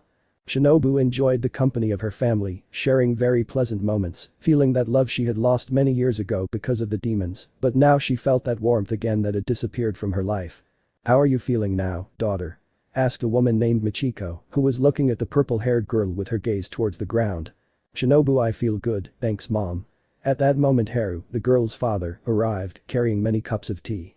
Haru, it's wonderful to spend time with family, so I prepared this tea for us to enjoy. Everyone would take a cup of tea each, but when Shinobu saw hers, an image formed in her mind, seeing that it was a certain redeed with Hanafuda earrings, which astonished her, and she dropped the drink, it falling all over her clothes. Michiko, are you alright, darling? What happened? Shinobu, it's nothing, mother, I just wasn't holding the cup carefully, and it slipped out of my hand. The girl smiled nervously as she stood up from her seat. I'll be right back, I just need to change, if you'll excuse me. Haru, okay, honey, just don't be long. The girl quickly ran to her room, where upon arriving she finally sighed and looked around, very confused. Shinobu, I must be hallucinating. Tanjiro. It was nothing more than a dream. This is reality, and I must accept it. Everything I experienced was a lie. At that moment, the girl began to remove her kimono and took one from her wardrobe. My mind is playing tricks on me. Everything I experienced was a lie, I shouldn't think about it. Tanjiro Kamado doesn't exist. Enmu remained calm, patiently waiting for the pillars to die. His companions were tasked with killing the demon slayers, but first they had to wait until the pillars were deeply asleep, as they could sense a demon's aura at close range, which indicated trouble. Enmu, it's very peaceful waiting, but I'm very anxious about what's to come. It's not every day you're assigned a mission like this, but unfortunately I have to share it with the other moons. I just hope they do their job well. While the demon was speaking, parts of his body were being absorbed by the mansion's ceiling, turning into structures of flesh. Deep within the forest, Kakishibo meditated calmly, waiting for the demons to finish the job, but whenever he tried to calm his emotions, the upper second moon would pull him out of his reverie and enrage him greatly. Alma, they're not finished yet, I'm hungry, the two colored-eyed demon said, as he walked around Kakishibo. Kakishibo, they'll be here soon, could you behave? Now very annoyed, Kakishibo stood up and walked to another part of the forest. Wait for me, Kakishibo dono." The demon ran after Kakishibo, but he just ignored him and climbed onto a tree branch. "Kakishibo, stay there and don't make a sound." So Dauma sat down in the snow and began to draw in it with his finger, as if he were a child, while Kakishibo just watched with disgust and annoyance. La la la la. "Kakishibo, I hope this ends soon, I'm fed up with this already." His expression was very haughty, although he felt an enormous despair running through his entire body. Meanwhile, in Tanjiro's dream, he was with his father cutting wood to take back to their house, but something terrified Tanjiro. The atmosphere and the smell of despair that permeated the place. It was a very cold environment with gusts of wind blowing through, accompanied by a silence that would make anyone flee in terror. "Tanjiro, I'm very traumatized, that dream was really hard for me." He walked with a load of wood towards his house, but his gaze always stopped at a place where something or someone was looking for him. "Tanjiro, but if all that was a dream, why is my mind showing me this? And above all, who is he?" At that moment, the figure began to walk towards where the boy was, then grabbed him roughly by the neck and tightened its grip until it choked the boy. "Hagitsuki, how many times do you think you can deny it? This is a lie. You're being attacked. Wake up already. Kamado Tanjiro." The demon's words fell upon Tanjiro, who couldn't believe it. His heart broke upon hearing this. Now he was furious and wanted revenge on whoever did this.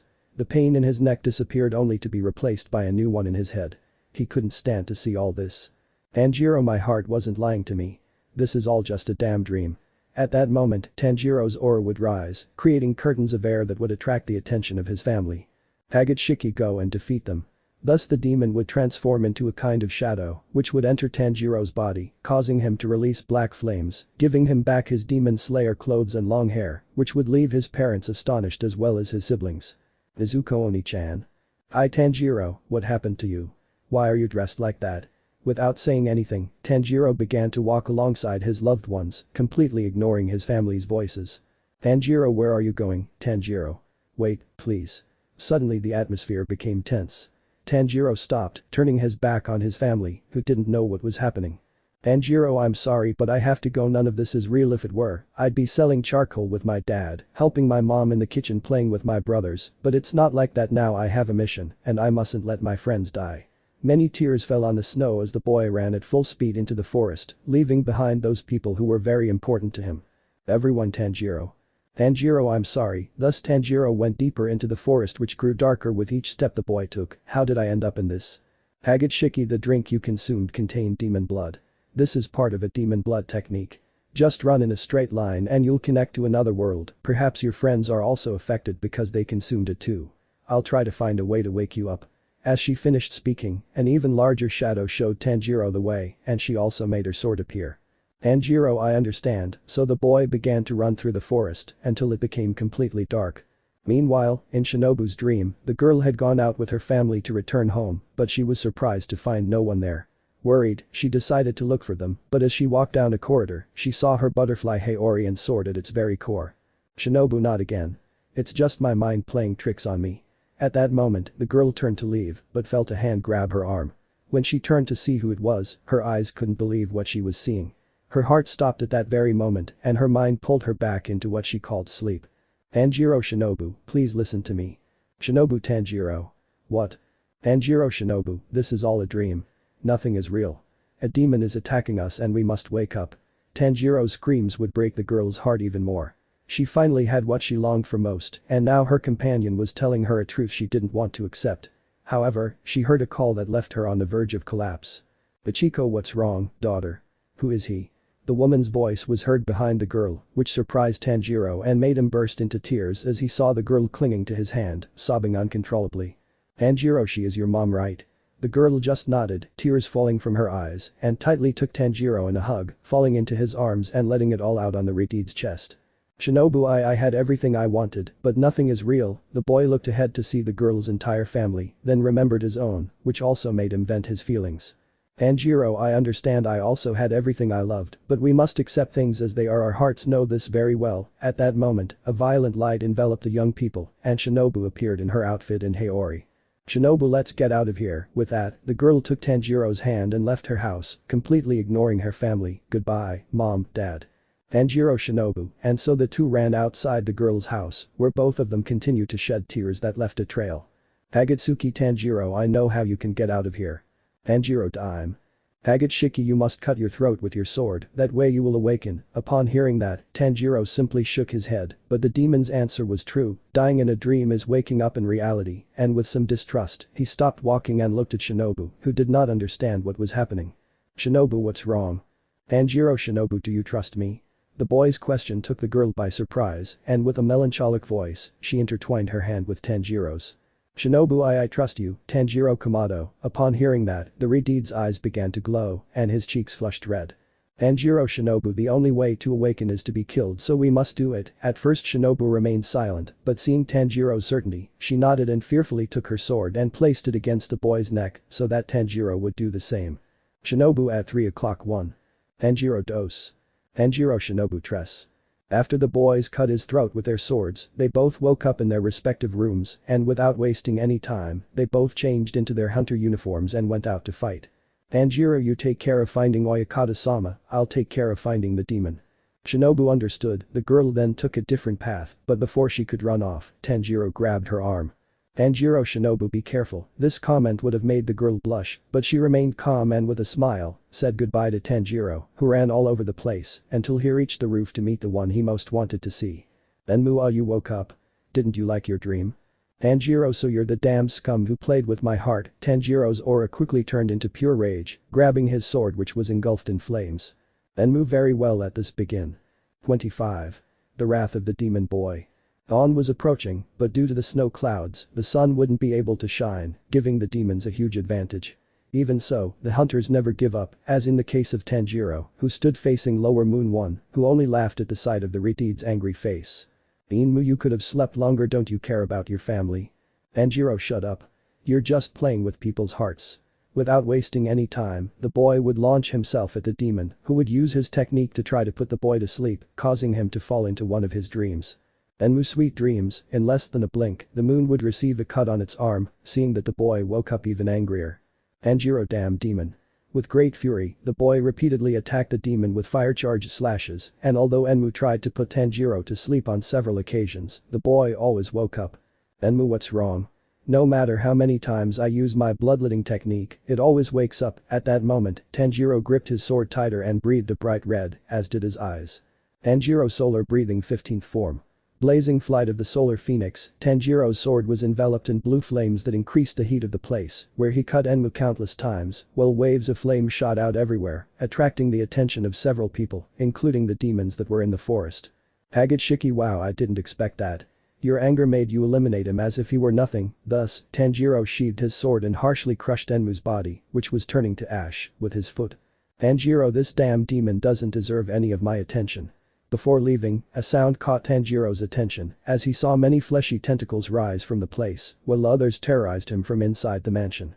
Enmu, you thought you had killed me, well, now we'll see how you manage. The demon's head, which had been severed from its body, was being held by one of the tentacles that appeared from the mansion. Tanjiro, you damn demonic scum. Solar breathing 10th form. Brilliant light of gratitude, despite attacking what was in front of him, it regenerated and many more appeared. Enmu, you won't be able to harm me. I spent all night fusing my body with the mansion. You must have thought it was troublesome, but it was worth it. Then all the tentacles attacked Tanjiro, where some were cut, but due to the place he was in, it was difficult for Tanjiro to move with great freedom. Tanjiro, even though you're in the mansion right now, that doesn't mean you can't die. Many cuts tore through a large part of the mansion's roof, where the demonic flesh disappeared from the place.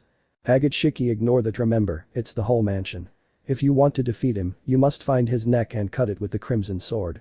With everything planned, the boy would get to work if it weren't for the fact that the fleshy tentacles kept regenerating and attacking.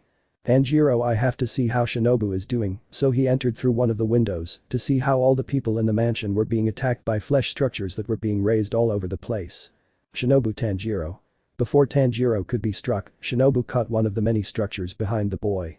Tanjiro, thank you very much, but you'd better find Oyakata-sama, I'll take care of this. At that moment, two figures cut through all the structures, leaving several burns in the places they attacked, seeing Ringoku and Mitsuri with their swords. Mitsuri, we apologize for the delay. The girl was wearing her hunter outfit, but with the difference that now it covered her chest area, and her haori was even longer and adorned with flowers. Ringoku, guys, it's good to see you awake. The boy with flame-like hair showed emotion in his words and wore a coat with the same design as his haori. Tanjiro, Ringoku-san, it's good to see him here. Rengoku, that's what I say, Tanjiro. Go find the demon. I'll take care of this while Mitsuri looks for Oyakata-sama. But first, you must cover up. The temperature is starting to drop considerably. Everyone agreed. Tanjiro and Shinobu ran to their rooms to find their Haori, while Mitsuri went to look for Kagaya. This will be fun. It seems everything has begun. Kakishibo Dono, the two demons watched as the enormous house was taken over by fleshy tentacles that came out of windows and doors and broke through the roof to extend even further. Akishibo, after those demons are killed, we will withdraw from this place. I never cared about the lower moons. But if those flames belong to Tanjiro, this will be even more interesting. Perhaps I'll be able to see his potential. For the first time, Kakishibo smiled in a very eerie way as his aura and ambition rose upon remembering his encounter with the boy with the Hanafuda earrings. Now shall we take a closer look? Akishibo, it's not necessary. If those demons are capable of killing a pillar, we can intervene, but if that's not the case, we'll withdraw from the area. Both demons moved further away from the light, moving among the shadows of the trees to get a closer look at the destruction of the place. Tanjiro burst out of his room in a massive burst of fire, crackling with electricity, cutting through the enormous walls of flesh that trapped several people. Tanjiro lightning waltz, moving in different parts, while cutting through each of the fleshy structures and tentacles that approached. With his checkered Haori and a blue scarf, he kept warm. Shinobu, very well, it's time we set about finding the demon's neck. As if she were a butterfly, the girl fell from the second floor with her Haori forming wings and her sword violet in color. Tanjiro, I have an idea of where it might be. Both pillars then emerged from the window, climbing to the roof of the building, where many more tentacles rose up and merged into a huge mass of flesh that covered the entire roof of the mansion. Shinobu, where could he be? The temperature began to drop even further, and the cold touched Shinobu's body, making her feel as if she were freezing. I'm so cold. Tanjiro, the atmosphere is even colder, but it's not natural at all, it's a blood technique. As he finished the sentence, the boy was struck from behind, revealing that it was Lower Moon 3. Wakiraba, it's time for you to die. The demon lunged at Shinobu, who could barely move in the freezing air, but Tanjiro defended her. Tanjiro, so this is his bloodletting technique, but how can he be so strong? The demon retreated a good distance, preparing his next attack. Wakiraba blood technique. Flesh materialization. At that moment the demon's body began to change, becoming even larger, and its arms turned into rather enormous daggers. Tanjiro, I see she has the ability to change her body at will, so she disguised herself as a human and was the one who gave us the wine with the blood of the first demon, and I wasn't able to detect it because I was weak, so the freezing technique belongs to yet another demon. Thus, the demon began to fight Tanjiro in a very violent way, while Shinobu shielded her companion from the fleshy tentacles that were approaching him. Shinobu, everything would be easier if I could move more easily, but the cold is making it hard to breathe. I have to find a way. The girl grew increasingly tired, her grip on her sword weakening. Tanjiro, I've had enough. Shinobu can't fight properly. Her heart must be so weak. With that, the boy tightened his grip, changing his sword to crimson, cutting off the hands of the Lower Moon 3 and taking Shinobu in his arms. Shinobu, Tanjiro, you should concentrate on finding the neck, otherwise everyone here will die. Shinobu's body began to tremble and her skin turned very pale.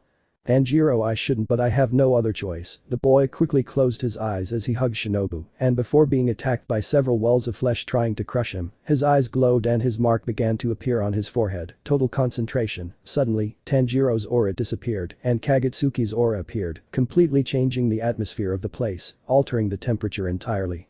Shinobu, what is this? Tanjiro. The boy hugged Shinobu even tighter, who began to feel even more warmth until her body was in perfect condition. Tanjiro, alright, you take care of the demon, I'll go for that neck. Solar breathing sect stance. Blazing sun. Tanjiro completely destroyed the walls of flesh, causing Enmu enormous pain, while Wakiraba felt his body not responding properly due to the cuts on his chest that left burns. Shinobu, thank you for everything, Tanjiro. The girl stood up again, where Tanjiro handed her his Haori, which still held the boy's warm scent. Tanjiro, alright, don't delay. Finally, the boy let go of Shinobu's grip and with enormous speed left in search of where it all began. Wakiraba, you won't escape. He jumped behind Tanjiro, but Shinobu appeared in front of him, plunging her sword into his chest and making him fall to the ground. Shinobu, forget about him, there's something more urgent. Tanjiro, I really hate using part of Kagetsuki's energy, but I had no choice. He began to make his way through the entire area, and due to the last stance he executed, Enmu would take some time to regenerate, but a new problem arose for Tanjiro. Aminu, you shall not pass here. Tanjiro, so the blood technique that froze the atmosphere belonged to him, time to end it. Tanjiro let his aura flow, which manifested as a red energy that marked the boy's entire body and made his eyes glow. Aminu, no way.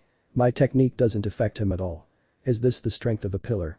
The demon swallowed hard and fearfully backed away as Tanjiro walked towards him, but they stopped when they felt a very familiar aura, so familiar that it awakened Kagutsuki from his body. Tanjiro, that aura, he's here. Turning his gaze, from the depths of the forest, 6 eyes appeared, awakening an immense thirst for blood, so much so that it intensified the heat of part of Tanjiro's aura, which had now mixed with that of Kagutsuki, who was begging for her freedom. Kagutsuki, not this time. You won't be able to stop me. I'll go. Tanjiro, Kagutsuki. Thus the boy's body fell to the ground of flesh, while Kaminu watched, terrified but confused at the same time, trying to approach to see what was happening. Kaminu, what's wrong with him? Did he faint? Suddenly, the boy's body sat up, revealing 2 kanji characters in his eyes, while the image of the crimson eyes flashed through the mind of the lower moon, causing her to fall to the ground in a bow. Kagutsuki, good, that's how I like it, showing your respect to the true master of demons. Kagutsuki walked slowly to the demon, who was weeping silently, not knowing what to do to survive. You know something? The demon who left his blood in the drink in my bowl made me understand something very important. Kagutsuki's voice carried a heavy weight on the lesser demon, who knew that if he didn't answer he would be executed immediately. Kaminu, may I know? My lord. Kagutsuki, of course, and its demons can also be a very essential food for me. In less than a blink, Kagutsuki had lifted the moon from her leg, who was begging for mercy for her life. Kaminu, I beg you to let me live. Have mercy on me. The demon would only shed large tears as he saw how the demon enlarged his mouth even more, to the point of devouring his head. Kagutsuki, it tastes very peculiar, but I'd better concentrate before I lose sight of it. She said in a somewhat gruff voice, then disappeared in the blink of an eye, running like lightning into the depths of the forest. Rengoku, this is very strange, the fleshy tentacles are still appearing. Didn't Tanjiro and Shinobu kill the demon? Rengoku was already tired. His body still felt the unbearable cold that prevented him from using his full power. Itsuri, Rengoku-san, Oyakata-sama is safe. He's with Yamada-san at a shelter heavily guarded by hunters. You go help the others. I'll take care of these things. The girl, using her great sword like a lasso, managed to clear a path for the flame pillar, who without thinking ran to the roof. Rengoku, be very careful, Mitsuri. With that, he cut through all the walls of flesh that prevented him from advancing. 26. Blood and Moon. Everything has its flaws. Families always have someone who acts on their own volition. There are times when happiness is shattered by someone who shares your blood and justice is never served. The Tsugikunis were nearly wiped out in the past, and the clan was rebuilt after years, only for one of its members to act against them. With a demonic curse, he wiped out all those who shared his blood, and as if that weren't enough, he hunted them down one by one, nearly to their extinction. Kagutsuki, further ahead he is found, the demon ran among the many trees, leaving claw marks on each one, until he reached his destination, which was that demon who ended with most of his descendants. Akishibo, after so long, I finally see you. In the middle of the forest, in a darker part, the 6-eyed demon appeared very calm as he observed Kagutsuki on one of the branches of the many trees that covered the entire place. Kagutsuki Michikatsu Tsugikuni, after some time, I can finally see you again. He calmly sat down on one of the branches, smiling and showing his fangs and claws. Akishibo, I see that the demonic soul of the Tsugikunis knows me, it is a great honor. Suddenly, a lot of snow began to fall in the place, and the clouds hid what little light remained. Indeed, a snowstorm was about to begin. Kagutsuki, this is a surprise. The fact that I know you is nothing, but the fact that you know who I am is incredible. Kagutsuki, you can call me that, so it's not too complicated. Kagutsuki quickly burst into laughter. Akishibo, I had heard of a demon possessing people's bodies among the Tsugikuni clan, but I never imagined that story was true. Kagutsuki. Kagutsuki, indeed I have remained among the clan for years, in fact I can say that I saw you born, grow up, and now I will see you die. A beautiful soundtrack began to play in the background, while Kakishibo took his sword, and Kagutsuki prepared both fists which, when he squeezed them tighter, dug into the palms of his hands, causing a lot of blood to flow. Kakishibo, you really think you can defeat me? Thus the 6-eyed demon sent a powerful slash that destroyed a large part of the forest. Kagutsuki, power of cursed blood. Crimson ruined sword, thus the demon materialized a sword made of fire and blood that with its burning edge, left a trail of ash with each slash it made. Akishibo, your technique is strong, your abilities increase every second, but I am still superior. Both demons clashed their swords, making part of the forest tremble. Kagutsuki, hahaha, you're very proud, you damn traitor, but let me shut your mouth. Several consecutive attacks cut down several trees, while huge gusts of snow rose up. Akishibo, moon breathing second form. Moonlit pearl flowers, thus Kakishibo made 3 crescent-shaped cuts to stop his opponent's attack, leaving several craters in the place, while Kagutsuki only moved around until he appeared behind the moon, but this blocked his attack and stuck his sword in his chest. Hagitsuki, you really are very fast, but you are very confident in your technique. Thus the demon would cut the demon's sword and take a few steps back, in which chains appeared at the moon's feet, holding him tightly. Akishibo Moon breathing 7th form. Sinister Mirror Moon Glory, he regenerated his sword and destroyed Kagutsuki's chains, in addition to cutting off one of his hands. Kagutsuki, damn it, how does he have so much power? He can't even use full breathing and he's still beating me. Thus, the crimson-eyed demon regenerated his hand and, with his sword, charged towards Kakishibo, who awaited the clash, until they both collided in a huge explosion. Solar breathing 4th form. Rainbow Parhelion, thus, the demon's figure disappeared, and with some difficulty, Kakishibo tried to turn around, but Kagutsuki used his hand to stop Kakishibo's sword, and, with his flaming weapon, cut off his head. Akishibo, I didn't expect that. Even so, Kakishibo's body reacted quickly, and with a powerful kick sent Kagutsuki flying through the air. Lunar breathing 14th form. Lunar Calamity Divine Crescent Moon, Kakishibo performs a series of curved cuts that expand in all directions, gradually increasing in size, and forming an omnidirectional vortex of crescent-shaped blades that surround him. Kagutsuki Solar breathing 11th form. Solar Halo of the Dragon, thus, the demon charged at a huge barrage of slashes heading in his direction, and easily dodged each one, reaching Kakishibo, where the two demons clashed swords several times as they moved through the trees, cutting down several of them. Many flames and crescent-shaped blades flew out in different places, attracting the attention of several people from the Yamada mansion. Akishibo, this is the best, we have to improve it. Thus the demon lengthened his sword, managing to expand its range, to be able to reach even further Kagutsuki, who was moving among the many cuts of the moon, which for a normal human and even a high-level hunter was very difficult to see. The many explosions of flames, the falling of trees, and the enormous craters that were left by each collision, were unimaginable. Kagutsuki, despite increasing my strength with each attack, he surpasses me. If I could unleash my full power, he wouldn't be a nuisance. What was happening was too inhuman. It was as if two gods were fighting. Every place they passed was completely destroyed, leaving flames that melted the snow around them. Akishibo Kagutsuki, let's finish this. 15th form. Thus, the two swords shone like the sun itself, and while Kagutsuki's powerless blue flames erupted, Kakishibo's displayed a purple glow that illuminated a large part of the forest. Let's go. Thus the two demons transformed into a huge burst of energy, heading towards each other until they collided, creating an explosion that devastated the entire area, making the whole mountain tremble. The pillars continued fighting against the demon mansion, but upon feeling the enormous tremor that the entire mountain felt, they all stopped, especially Shinobu, who had already defeated the lower third moon, watched as the forest burned and a huge explosion devastated the entire place. Shinobu Tanjiro. Ringoku, what's happening? Ringoku saw the enormous explosion and, somewhat fearfully, tried to go to the place, but the fleshy tentacles still blocked his path. Shinobu, Ringoku-san, it's best to finish off this demon before going to see what's happening over there. The girl used her poison blades to slow the demon's movements. Ringoku, do you think it could be Tanjiro? Shinobu, most likely. Back at the battle, the explosion raised a huge cloud of smoke, obscuring the winner. The smoke gradually dissipated, revealing the two figures with their backs to each other, their faces grim. A profound silence filled the air until the sound of liquid began to fall to the ground. Kagutsuki had been cut from the shoulder to the waist, while Kakishibo had only sustained damage to his sword and Haori. Kagutsuki, no, I wasn't able to defeat him. He fell to the ground, where, exhausted, he tried to regenerate his wound, but it was very difficult. Akishibo, you put up a fabulous fight. You have my respect, Kagutsuki, but I will always be superior. Kagutsuki's regeneration was no longer able to heal the damage to Tanjiro's body, but it still managed to stop the bleeding and heal all the damaged organs. Kagutsuki, I hope to have my revenge very soon. The explosion not only shook the mountain, but also cleared the snow clouds, allowing the sun to shine through. Kakishibo left the area, while Kagutsuki switched places with Tanjiro, who remained unconscious until he opened his eyes, feeling the sharp pain of the wound in his body. Tanjiro, my body, it hurts. With some difficulty, he stood up, and upon seeing the destruction Kagutsuki had caused, he was stunned. With one of his legs broken, he began to crawl out of the forest, which was now just ashes. Kagutsuki, what's wrong? Does your body hurt? Hahaha. Tanjiro laughed. Now, you weren't able to kill him when you said you could. The boy arrived at the mansion and saw that it was still infested with a demon, but due to the sun, much of it had turned to ash. Kagutsuki, remember, I don't have 100% of my power. If I did, he wouldn't be able to do anything to me. The demon laughed a lot, while Tanjiro, fed up with it all, decided to ignore it. By the way, I used up all my energy in the battle. I need to eat something.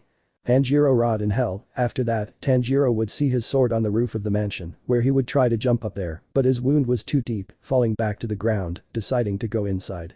Rengoku flame breathing first form. Sea of fire, the pillars were still fighting the demon who kept attacking them, and more importantly, they didn't know where his neck was. Tanjiro Rengoku-san. Rengoku. Tanjiro, are you alright? The flame pillar began to assess the boy's condition, noticing the large wounds that covered his body in blood. That's very serious, but you can tell me what happened later. For now, we must kill this demon. Tanjiro, yes, I'll go for his neck. So the boy climbed to the second floor, where he was attacked by the walls of flesh, but he cut through them with some difficulty. Hagitsuki, if you continue like this, your body won't be able to take it anymore. Tanjiro knew the demon was right, so with some courage, he cut off a piece of meat and ate it. Tanjiro, ah, how disgusting. Tanjiro quickly began to feel a sharp pain in his stomach, where his eyes then displayed the kanji for 0, and his fangs appeared. What is this? Is the pain unbearable? Hagitsuki, calm down, just wait a little while. Tanjiro, ah, after a few seconds of intense pain, Tanjiro began to recover, but the damage was so great that it left a scar on his body, while his demonic characteristics disappeared. Hagitsuki, you see, you're a wimp who can't take anything. Thus the demon began to mock the red-haired boy, but he just ignored all that and began to stretch his already recovered body. Tanjiro, very well. Solar breathing 11th form. Solar halo of the dragon, the boy raised his sword high and with great force, made it turn crimson, then ran at great speed throughout the mansion, cutting through all of the demon's attacks, while searching for its neck, where using his sense of smell, he found it in one of the parts of the ceiling. I found it. Let's go. The figure of the flame dragon destroyed the entire roof of the mansion, where after a moment it could be seen how the demon's neck was cut in half, while the sun disintegrated all trace of its existence. Rengoku, very well done, Tanjiro. The flame pillar appeared behind the boy, who, upon seeing him, expected his typical smile, but noticed that the entire mansion began to crack. Tanjiro, everyone must get out of here, now. Upon hearing Tanjiro's loud shout, everyone started running towards the exit, while Tanjiro went in search of Kaguya. Where is Oyakata-sama? Shinobu, he's downstairs. The boy then ran to the hideout of the hunter leader, who couldn't help but smile when he saw him. Kaguya, my son, you should leave before everything collapses. Tanjiro, I won't leave him here, Oyakata-sama. So the boy put Kaguya on his back and ran to the exit, managing to arrive at the last minute with Kaguya. Kaguya, thank you, Tanjiro. Several Kikuchi arrived at the scene, some to clean the area and others to heal the wounded. Shinobu, it's good to see it's all over. Tanjiro approaches Shinobu, who was staring at the ash-covered forest Kagutsuki had caused. It was him, wasn't it? Tanjiro, yes, I'm very sorry about that. 27. Low-slung meeting.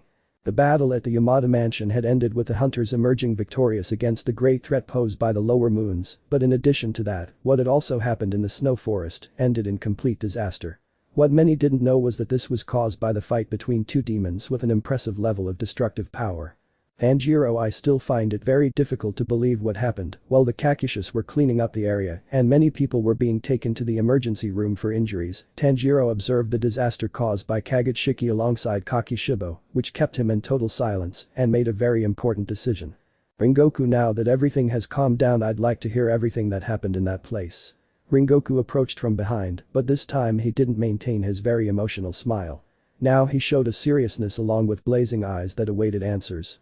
Tanjiro, it was me, I caused everything in the forest. Rengoku, without saying anything, sat next to the boy and gently stroked his head, where Tanjiro could only look on in amazement, while a memory came to his mind, in which Rengoku had also stroked his hair when he was still his disciple. Rengoku, you remember, right? Tanjiro, yes, whenever you looked at me in despair, you would comfort me by stroking my head. Thank you, Rengoku-san. After a while, Rengoku stopped stroking the boy, looked him in the eyes, and asked him the same question.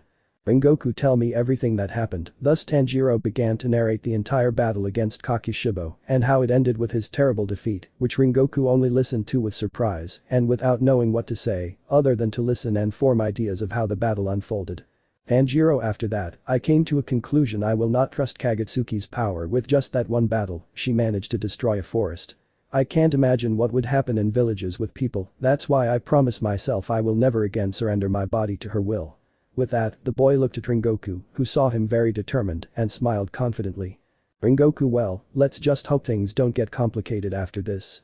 They both turned their gaze back to the forest, where after 5 minutes, they heard Kaguya say it was time to leave.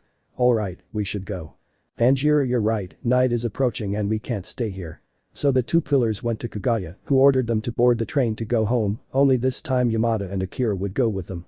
After a while the train left the town, where, unlike the other time, Tanjiro would be sitting with Ringoku, and Shinobu would be in front of him next to Mitsuri, while Kaguya talked with his friend and bodyguard. Tanjiro, now that I think about it, how did you get out of the demon's dream blood technique? The question took the two pillars by surprise, since Tanjiro had found out thanks to Kagutsuki, and that also made him go to Shinobu, but they never learned anything about their companions.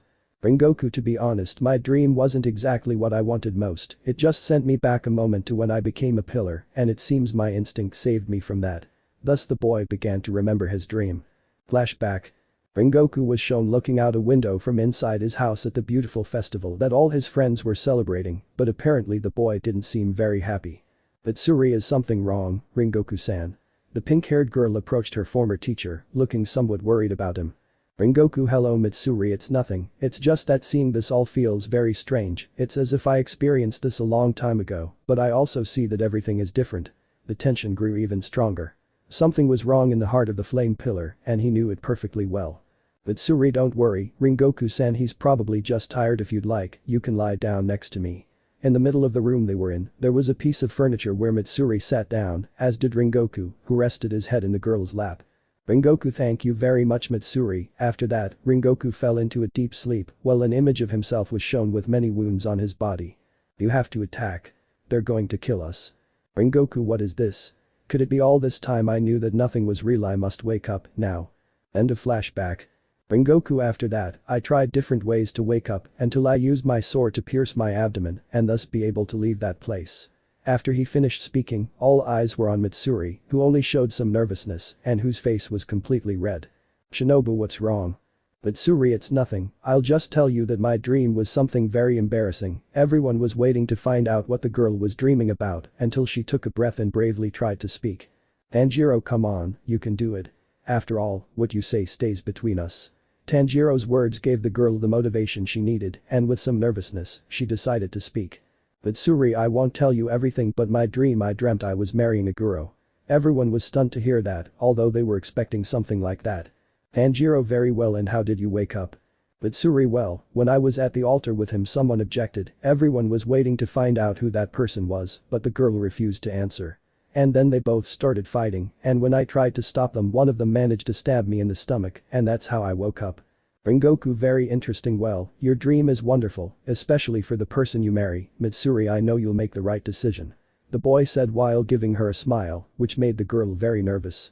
Mitsuri, thank you Ringoku-san. While all this was happening, Tanjiro just smiled at the scene, but when he turned around he noticed Shinobu's gaze on him, which led him to nod.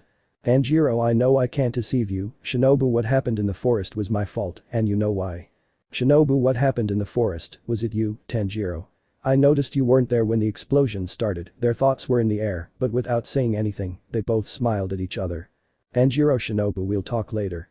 Meanwhile, elsewhere, Hiroshi had arrived at the mist estate, where he and Takedo were having a rather long conversation until nightfall. Hiroshi, you understood perfectly, didn't you? Yuichiro, of course, when Tanjiro arrives we can talk more about this now that I know exactly everything. With that, Hiroshi stood up from his seat and walked towards the exit. Hiroshi, very well, I'll be going now. Don't forget this. Before he left, an explosion caused the two hunters to draw their swords, seeing that part of the estate had been destroyed. Yuichiro, what's wrong? Hiroshi, it seems they're Megamons. Many troops of the fearsome Megamons infiltrated the mist estate, where they first attacked the mansion and then the hunters. Yuichiro, this is really annoying.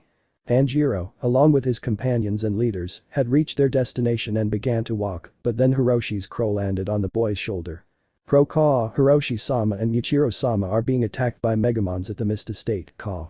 Tanjiro, it can't be Ringoku-san, we have to go immediately. Shinobu will go too. Before the girl could follow the two pillars, Tanjiro stopped her, touching her head. Tanjiro, you have to take Oyakata-sama to headquarters, we'll take care of this. With that, the two pillars ran off towards the mist estate, while the girls, along with Kaguya, Yamada and Akira, headed towards headquarters. Tanjiro and Ringoku reached the mist estate, but everything had been destroyed. There was no trace of demons, and not a drop of blood, only rubble that had once been the mist mansion. Ringoku, where are our comrades? Hiroshi, don't worry, we're here. Amidst the rubble, the pillars emerged without a scratch, but covered in dust. Tanjiro, what happened? What about the Megamons? Yuichiro, they've already been killed. Hiroshi they turned out to be very weak, but they retained a very powerful destructive force. They managed to destroy the entire estate by exploding their bodies. The boy gestured around the place, seeing that absolutely nothing remained, everything was destroyed. Tanjiro I see their objective was the mansion all along. A crow flew by, announcing a meeting of the pillars at headquarters, which they all obviously attended. Yuichiro this is all very strange, finding an estate is luck, but this is more than that now. At the Yabayashiki residence, all the pillars were gathered, including many demon slayers as well as Nezuko and her team, until the moment Kagaya arrived with his entire family, whereupon noticing his presence, everyone present knelt down. Kagaya I thank you all for coming pillars and hunters. The head of the organization appeared before everyone, where everyone returned the greeting, but among the pillars one was missing, exactly our protagonist. Shinobu where is Tanjiro? Rengoku, along with Hiroshi and Takedo, arrived, but Tanjiro didn't come with them. The girl searches among them all for the sun pillar, without finding him, which leads her to worry, but then Kagaya will give news that will put her mind at ease. Kagaya the meeting was held for a single purpose, but first we will announce the return of one of the pillars to the organization, Tanjiro Kamado. Next to Kagaya the boy would appear from the shadows, but his expression could not be shown because he was wearing his fox mask again. I don't think the image turned out as I expected, but let's just say it looks better. Tanjiro it's good to see you all again, comrades. Everyone seemed amazed, except for some of Tanjiro's friends, as well as his sister. However, there were some who looked at him with ignorance and excessive fury, like Tsunemi and Abanai. Tsunemi has returned how pathetic, with his mask and arrogance. Abanai I can't believe it, I thought everything had improved with his retirement, and now he's back with that damn mask. Thus, Tanjiro joined Shinobu, completely ignoring Abanai and Tsunemi. Kagaya very well, now I ask for your silence and full attention, this matter is extremely important for all the hunters. This made everyone comfortable, well Kagaya and his son spoke and the others listened, except that at all times the white-haired pillar never stopped looking at Tanjiro. Tsunemi what will happen now? There's always a gathering when he acts. Kagaya. Very well, first I'll say that we've been attacked multiple times in places that should be secret. It's no longer a coincidence. There's an impostor among us who's been working for the demons. They all looked at each other, both demon slayers and pillars, maintaining cold stares. Tsunemi I just hope it's you, Kamado, so I can annihilate you without any problem. Kagaya places like the headquarters, the water pillar estate, medicinal villages, the blacksmith village, and even the Yamada mansion, not to mention the mist pillar estate from just a few minutes ago. So far, we can't guarantee who the impostor is, but after seeing the enormous mess they've made, we've put together the perfect plan for this situation. As he finished speaking, his only son stood in front of him with a huge map, so large that most of those present could see it, showing construction plans and many roads connecting all parts of Japan. Korea thanks to important people in Japan, we have made plans to improve the living conditions of many hunters, as well as providing faster modes of transportation, train villages, 4-story mansions with many rooms, and other very interesting things were seen. Jaime excuse me, Oyakata-sama, are most of the hunters here? How can we improve security without even knowing who the impostor is? Tsunemi exactly how can we improve our establishments and our coordinates if there's someone among us who's betraying us? Abanai gathering most of the hunters in one place is very dangerous. If the impostor acts right now, we can't know which one it is. Rengoku it's best to capture him before putting a plan into action, otherwise all our income and all our comrades will fall. Kagaya they have very good arguments however, we can't guarantee who it is, so we also decided that each group of 3 hunters will take a pillar on their missions, so we can capture him as soon as possible. Before continuing to speak, Tsunemi stood up from his seat and, in a strong voice, decided to reveal what he had been hiding for so long. Tsunemi excuse me, Oyakata-sama, everything you're thinking is correct, but what if the impostor turns out to be one of the pillars? Especially a pillar who has remained in the shadows and ignored protocol more than once, in addition to staying outside for several months. The boy then turned his gaze to Tanjiro, where everyone looked surprised at the wind pillar's happiness, and the atmosphere changed completely to a cold one. Tanjiro are you implying that it's me? Tsunemi is there anyone else? The tension felt very cold between the 2 pillars, and that was very clear when Tanjiro stood upright in front of Tsunemi. Shinobu I just hope it doesn't end in disaster. 28. Firestorm. The atmosphere was tense. The pillar's aura was overwhelming for everyone present. Tsunemi stared with hatred at Tanjiro, while the latter appeared calm. But beneath his mask, his face was a mask of fury, his eyes blazing crimson, revealing that if neither of them calmed down, a battle between the pillars would erupt. Tanjiro are you implying that I'm the impostor? Tsunemi is there someone else? Always suspicious, you retreated for several months without anyone knowing your location, and you've remained in the shadows like a damn demon. Everyone watched the scene. Rengoku and Jayame were ready to intervene if necessary, while the demon slayers were frightened by what might happen. Tanjiro Shinobu, you've always thought I was a mysterious person, but that's no reason for you to talk as if you're right. The two pillars didn't let go of their grips on their katanas, while their eyes lit up. Tsunemi, I'm confident enough to guarantee that you're that damn bastard always superior, how can anyone trust you? Kagaya, that's enough, things will become clear in due time, but if we continue like this, we won't be able to find out.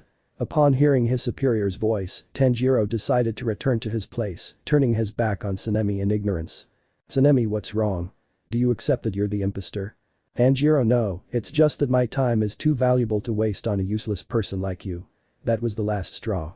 Tsunemi rushed towards Tanjiro intending to strike him, but Tanjiro, displaying his reaction speed, stopped the attack before it connected.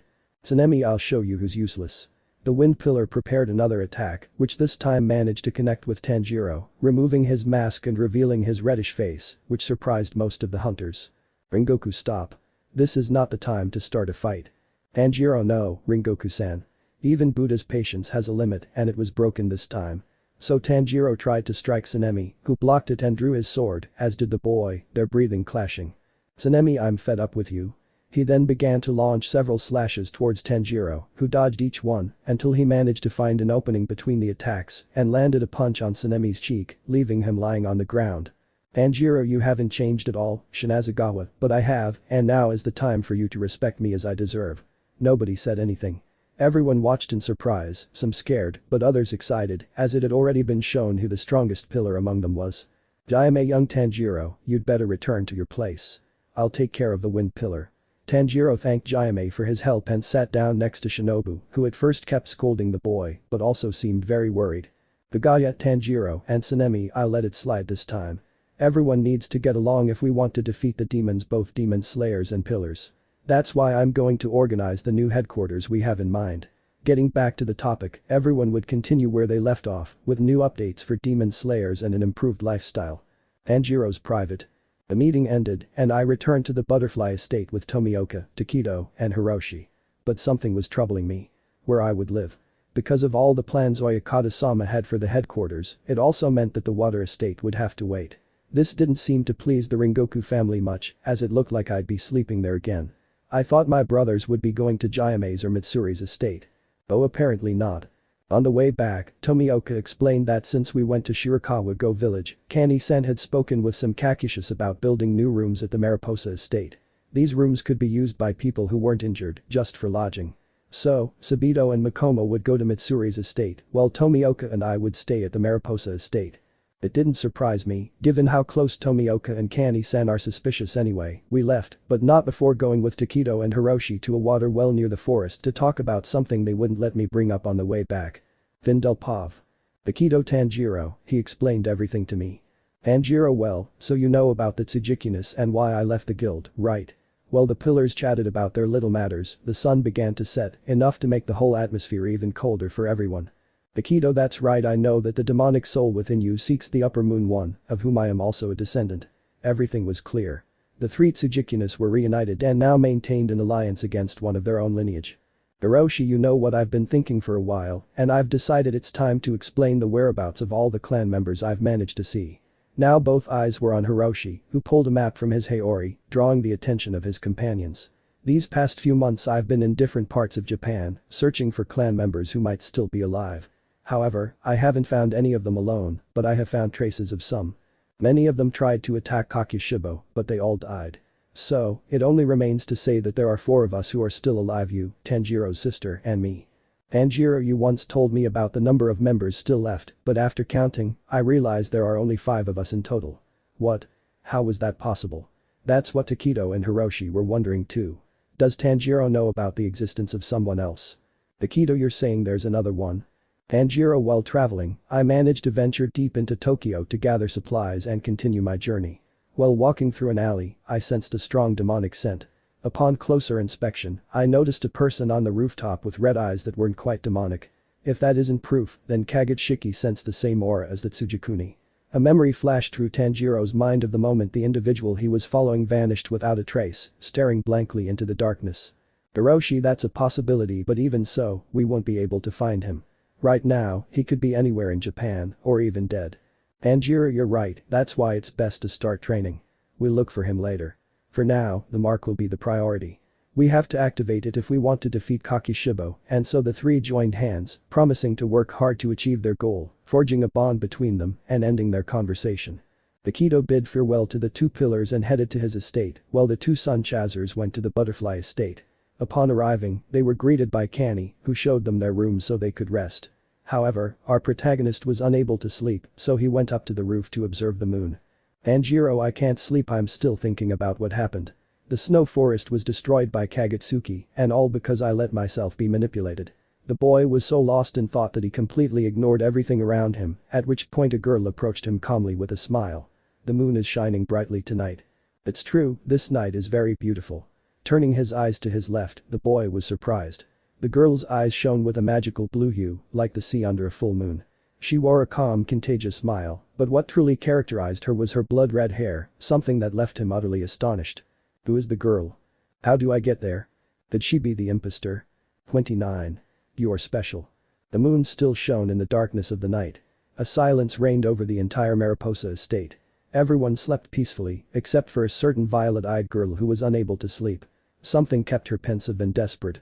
Shinobu, I can't sleep, I keep thinking about everything that happened today. Without making a sound, the girl left her room and walked to the roof of the estate, where she sat to watch the moon and stars in the sky. The moon is so bright today. The butterfly girl was calmly observing the moon when she heard a voice on another part of the roof, which led her to look and see a certain boy with red eyes.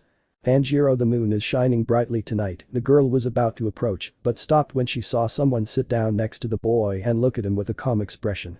Shinobu, who is she? Haven't I seen her before? At that moment, the butterfly girl hid so she could listen to the conversation between the red-eyed boy and the mysterious girl. It's true, this night is very beautiful. Tanjiro's gaze met the stranger in front of him, seeing a pair of sky-blue eyes and blood-red hair. Tanjiro, who are you? Your scent, it's impossible. A strong, very familiar scent filled Tanjiro's nose, one he had smelled not long ago. Haha, sorry for my manners, Tanjiro. Suddenly the girl moved closer until she was just centimeters from the boy's face, who was visibly blushing and somewhat nervous. Tanjiro, what's wrong with her? Seeing how the girl didn't take her face away from Tanjiro's, he felt somewhat uncomfortable, which the girl saw with a mixture of mockery and tenderness. What's wrong? Are you embarrassed? Well, I'll tell you my name. I'm YoriichiTsuyikune. Doesn't my last name have anything to do with you? With that, the girl walked away from Tanjiro, who seemed tormented. His eyes were wide, his lips trembled, unsure of what to say, and his heart pounded. She was the girl who had followed him the other day. That was impossible to imagine. Tanjiro, I can't believe it, she's a Tsugikuni, and not just any Tsugikuni, she's the same one I saw in that little village the other day. A silence fell between them. The full moon had grown brighter, revealing the beauty of the girl with sky-blue eyes and blood-red hair. Kaori, come on, Tanjiro, aren't you going to say anything? Tanjiro, how do you know my name? Kaori, I've been following you the whole time, ever since you were in Kyoto. You just haven't noticed. I know you're the vessel of the Akai Shai, and that you're also a Tsugikuni like me. Shinobu, who was listening to everything, remained confused. She couldn't understand what the two were talking about, but her curiosity reached the point where she moved even closer without being seen. Tanjiro, I see, and what can I ask for? Kaori, the same as you, break the curse, she murmured melancholically, her expression now sad. Tanjiro, seeing this, remained silent. Shinobu didn't understand what she meant. Break the curse? What curse?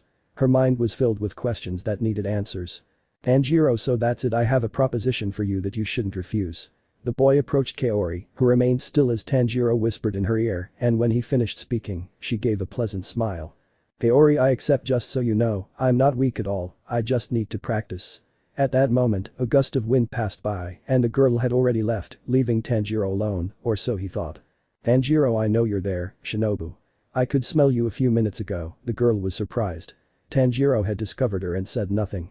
Now she should come up with an excuse not to look like a gossip. Shinobu, Tanjiro, the girl tried to approach Tanjiro, but due to her nerves, she missed a step and slipped towards the ground. Tanjiro, Shinobu. The boy ran to help her, where the girl slowly closed her eyes, and the last thing she heard was Tanjiro shouting her name. Shinobu began to open her eyes, seeing that she was in her bed, where she would only touch her head with some doubt, but she would be startled to hear a voice beside her. Tanjiro, are you alright? You hit your head when you fell to the ground. I'm sorry about that. Shinobu looked at Tanjiro somewhat confused, until she remembered how she fell from the roof of the butterfly estate, where she blushed due to nervousness, and grabbed her sheets to cover her face. Shinobu, I can't believe it. How embarrassing. Tanjiro must be so upset because I heard everything. Tanjiro, who was confused, approached to pat Shinobu's head. At first, she couldn't see him, thinking he was angry that he had overheard the entire conversation with the girl with the sky blue eyes.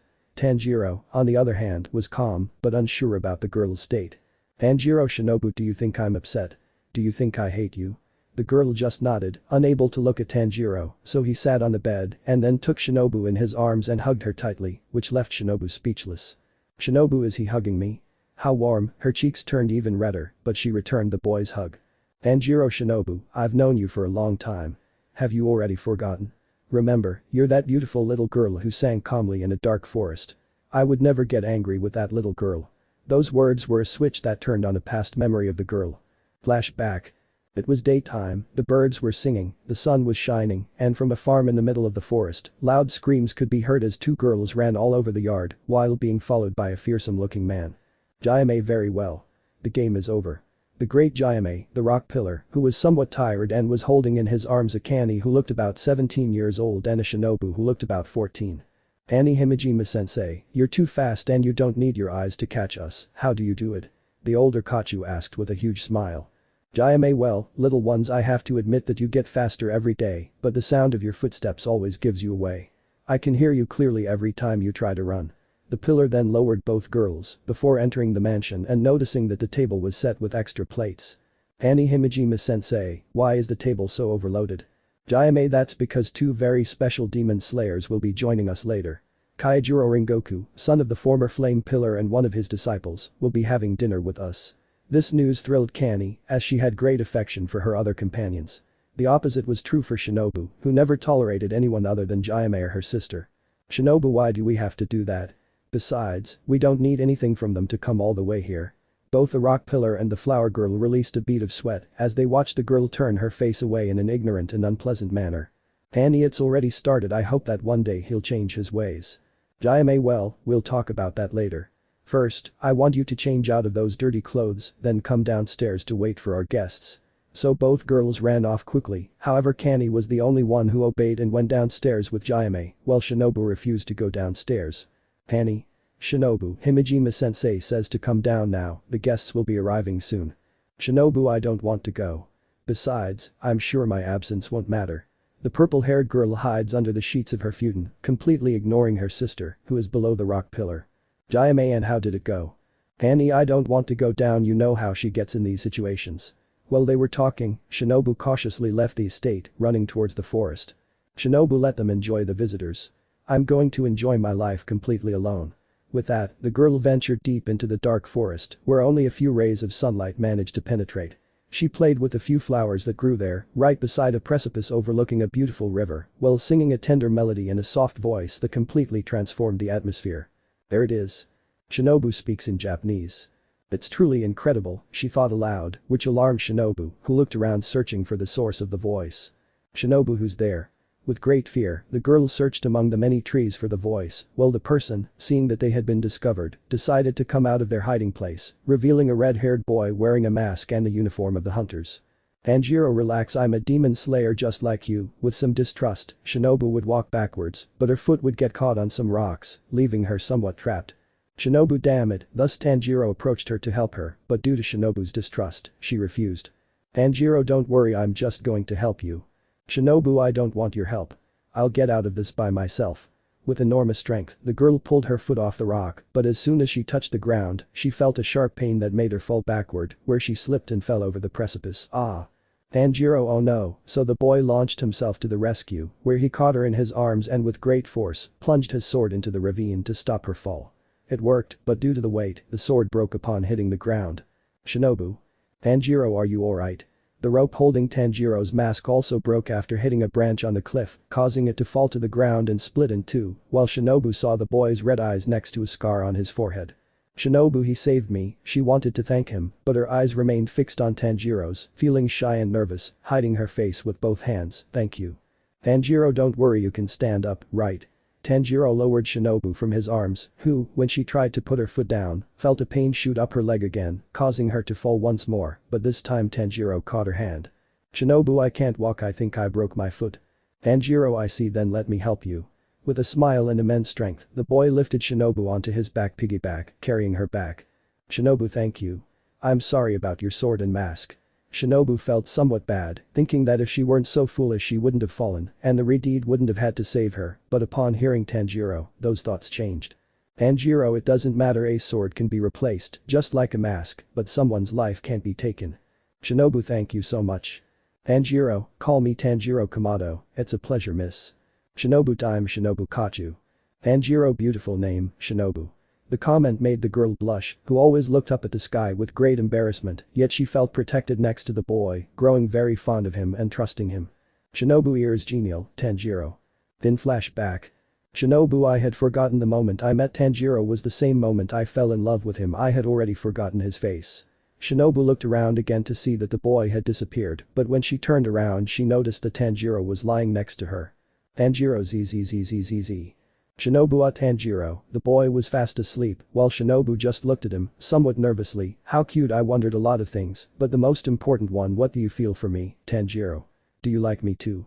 The girl then approached the boy, where she nestled into his arms and hugged him, which made the boy hug her back, and they fell asleep together.